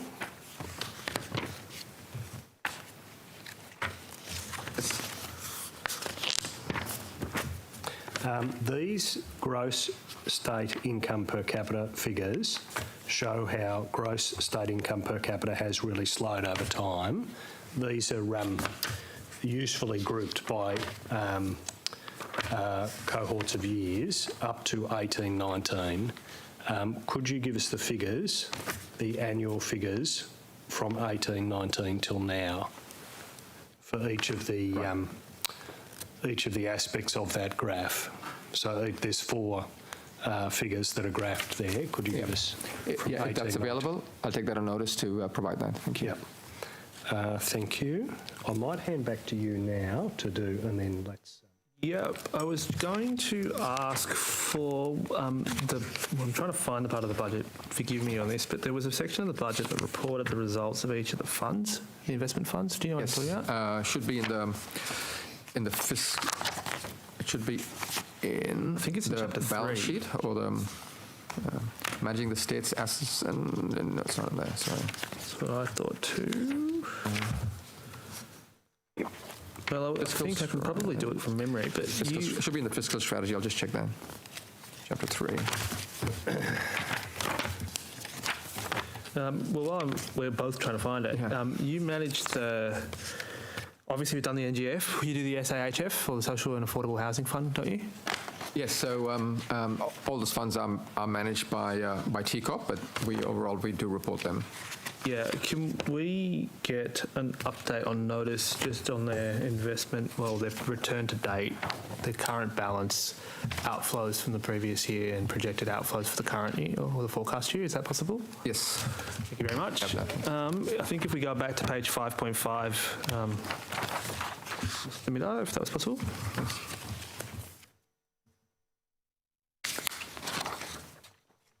Yes, you see the interest line item there? Yes, that's right. And that's expected to rise by an average growth of 17.2%, correct? Yes, that's what it says there, yes. Yes, and that's as a result of the rise in the state's gross debt, that's correct? No, that's in the rise of the state's net debt. Net debt? Yeah. What's the interest charge on gross debt then? So it nets off, so... it nets off. Yeah, so we've got, so it's a gross debt, but we have, So that is correct. Actually, it does not net off in this line. That is the gross debt. That's the gross debt, right? Yes, it does not net off in this line. Yeah. So that's what it costs us to have the money that's then netted off. Right. That's correct. Okay, and that presumably reflects the rise in debt that's forecast in the back of the budget paper. That's correct. That's right. Yes. Okay, and presumably we're going to get an update on that when we get the half-year economic review. And you certainly are going to make me wait till December 16 before you tell me, aren't you? Yes, okay, fine. I'll just have to hold my horses on that one. Can we turn to 5.7? Yes. Grants, subsidies and other transfer payments, expenses, you see that? Yes. And the last line, it says grants and subsidies are expected to be 1.6 billion higher in 2021-22 than previous year. This includes increased payment to support the operation of the rail network. What does that mean? Grants are expected. So these will be the grants that will go out to Sydney Trains and New South Wales Trains? This is the grants that are going to Sydney Trains and New South Wales Trains to facilitate their payment of railway access fees under their undertaking agreements that have recently been struck? Yeah, well, it's two components to it. So most of it is on the maintenance. So they provide they maintain all the transport infrastructure so the rail infrastructure. So it's the rail so it's the payment of the maintenance payment, and then there is the access fee a component in there. So can we get that broken down by, firstly, how much of that is going to New South Wales Trains, how much of that is going to Sydney Trains on notice? Yeah, we can have a look at that. Do we have it now? Yeah, I'll try and get that for you, yes. And then can we equally then get it broken down by the two categories that you just mentioned on notice, or now? For what purpose, yeah. Yeah. And do you maintain projections of that number over the forward estimates? Yes, we do. So it's not listed anywhere else in the budget paper as well. So on notice, can we get the forecast as to what the grants will be in respect to those two organisations, in respect to those two categories for over the same period of the forward estimates? I'll take that on notice. For each year, yeah. Thank you very much. I will then ask you to, if possible, go to the next page, 5.8. 5.8, yes. Says depreciation and amortisation expenses are forecast to be 7.6 billion in 2022, comprising 7% of total expenses, and these expenses are expected to grow by 8.3% in 21-22 and average 6.2%. That's just simply reflecting the capital intentions of the government? That's correct, yes. Thank you. Can we go to a page which I think we've previously asked you questions about, 6.8, if possible? Yes. Actually, no, I won't press that question. I'll go to my colleague right now. I might turn to 2.3. This includes the growth forecasts for New South Wales. It also includes a growth forecast for international growth. Revised global growth was up to 6.0, and our major trading partners are slightly stronger in 2021 at 6.3%. That's much higher than the New South Wales growth. I was interested in particularly the major trading partner growth. Why are they so much higher than the budget figures for New South Wales and our projected growth? I'll hand that question over to Mr. Walters or Joanne Wilkie. Yeah, Mr. Walters, I can. I'm happy to answer that, Mr. Midar. So our major trading partners are dominated by the economies in Asia, including China. So those economies grow very quickly. So China's economy until recent years has been growing between 8 and 9%. So that's the major driver of that figure, really. Well, it's why the growth in those economies they're still developing. We're a developed economy. Yeah. Okay. So our growth rate typically is lower. Thank you. I might go to 3-4. This is the expenses figures for the budget in 22-23.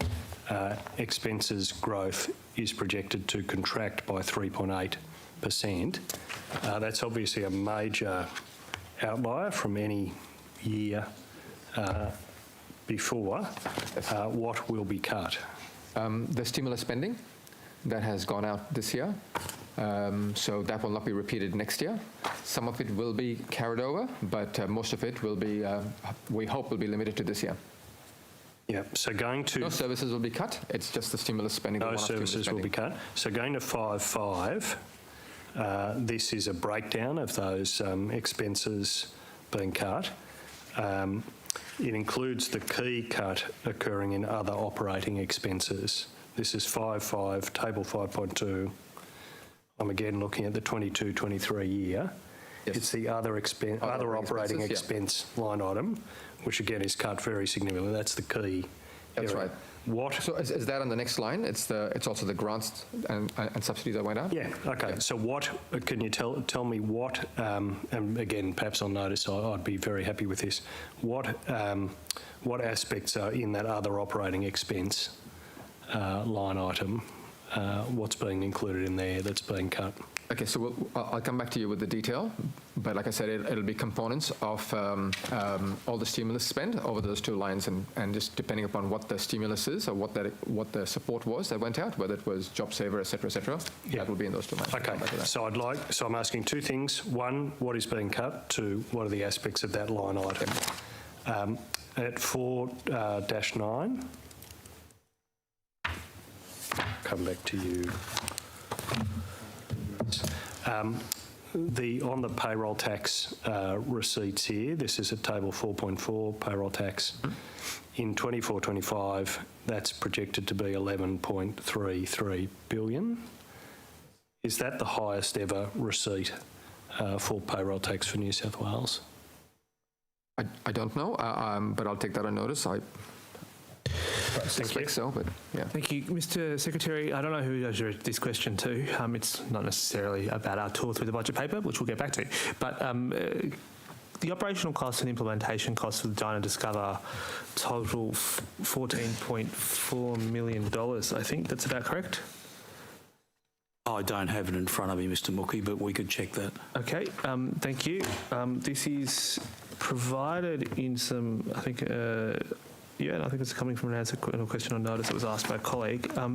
So does Treasury obviously fund Service New South Wales for the delivery costs, that's correct? Yes, that's correct. And do the costs of administration sit within the $500 million headline program budget, or is there a separate pool to pay for the administration? No, I'll check this with Mr Mitre, but my understanding was it was included within the overall budget. Yes, some were included and some were given additional expenses, but so a lot of it was about setting up the system, so they might have got something extra on top of that, but I can check and come back with the detail. Well, I'm just wondering whether or not the $500 million went entirely to the Dine and Discover, or whether it was 500 million minus 14.4. Right. Yeah, I'll check on that and come back to you. And is that common for all programs in which Treasury retains Service New South Wales to deliver, that it comes from within the budget of the actual program? No, it's not. There will be different arrangements for different parts of the grants, but we'll come back specifically on that too. So can we then I can confirm the 14.4 was part of the 500. 14.4 was part of the 500. Thank you. Can you give us the same issue in respect to the accommodation support grant? I'll take that on notice. I don't have that. And then the Dine and Discover, which you just did. I think the other one that you have is the Export Assistance Grant application. And New South Wales JobSaver, the Return to Work grant, Small Business COVID-19 Support Grant, Small Business COVID-19 Northern Beaches Hardship Grant, the Small Business Fee and Charge Rebate, the 2021 COVID-19 Business Grants, the Southern Border Small Grant Business Support Grant. Yes, can you just check whether each of the costs of administration is coming from within the project budget, or if there is a separate source, where precisely that is identified or what it is, really? Is that possible? Yes, I'll take that notice. Thank you very much. Can we just go to page A19 of the budget? Yes. I've been in the last online hearing, I was asking you some questions about this, Mr. Mitre, as you recall. And one of the questions I asked you was for a definition of net cash flows for investments in financial assets for liquidity purposes. Do you recall me asking you that? There were a few questions there, so can you refresh my memory, please? I asked you at the time. Which table? Sorry, just can you clarify the table? A19. A19, okay, Yep. sorry. I asked you for a definition of net cash flows for investments in financial assets for liquidity purposes, which, to be fair, you took on notice. And then the answer that came back was a reference to the uniform, what do you call it, table definitions, which is applied by the ABS. That's consistent with what you'd expect, that there's a common definition of these terms that apply to all general government sectors for all state budgets and federal budgets. Or the net cash flow of, that's not in, A1. A1, on page A19, which is table Page A13. Sorry, I'm looking at the table A19, sorry, that's why we're at odds. Yes, okay. The net cash flows from investments in financial assets for liquidity purposes. Yes. So I checked the guide to the budget, right, that you publish as well with every budget. So there's no specific definition of this term in that guide. There is in the Victorian budget as well. Can you tell us either now or again for the second time on notice, what exactly does the definition that, as New South Wales Treasury understands it, that is net cash flows from investments in financial assets for liquidity purposes? Stephen might have this set. Yeah. Yes, Stuart? Mr. Walters, yeah, Stuart Walters. Thanks, Mr. Miller. Mr. Moore, I'll take it on notice, but to try and assist in the meantime, I think the guidelines for the Treasury budget sets out how we account budget to the budget result, which is typically the content that you will see referred to and published. Below that are a series of lines that are more required, as you said, by the ABS, and that meet their requirements for government financial statistics. So they are more delivering to those requirements under 1049 as they are to the pure budget result that the Treasury will hand down. But we'll take on notice and give you some detail of the precise lines that make up the ABS requirements. Thank you. But the Victorian government, which has to report the same metric as per the ABS, they define this as being the acquisition of financial assets in which the government expects to earn an investment return. Is that a reasonable definition of what we're talking about here? Yes, that'll be part of that. And that's, well, I mean, there's a if you go up, there's a different one, which is net cash flows from investments in financial assets for policy purposes. You say that there's two categories? Yes, so those two, so receipts and payments.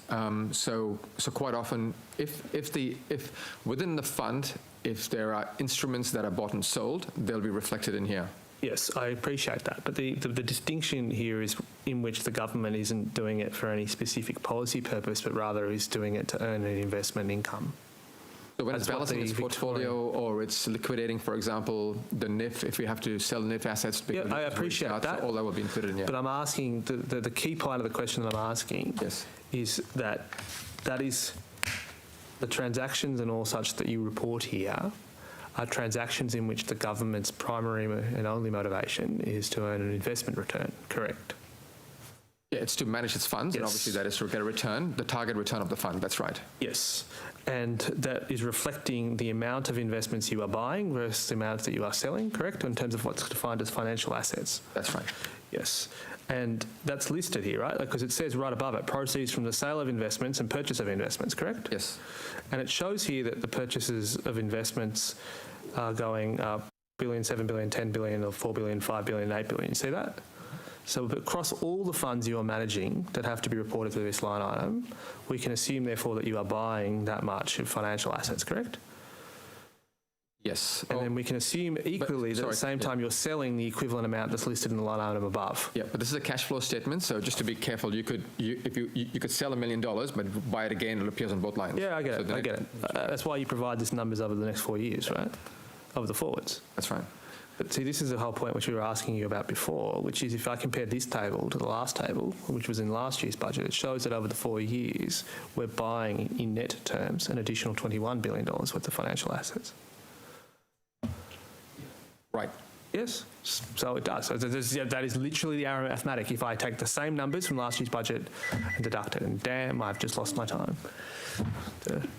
Aren't you? Well, I might have to put you a question on notice on this, Mr. Mittar. Yeah, sure, I can come back. So you want that plain English explanation of what's in there and what's happening? Sure. Thank you. Sorry to say that that's time, unless the government have any questions. Government does. Mr. Pratt, thank you very much for being here today with all of your associated staff and public servants. I'm wondering if you had any clarification you want to give to any of the answers you've given today or any further information.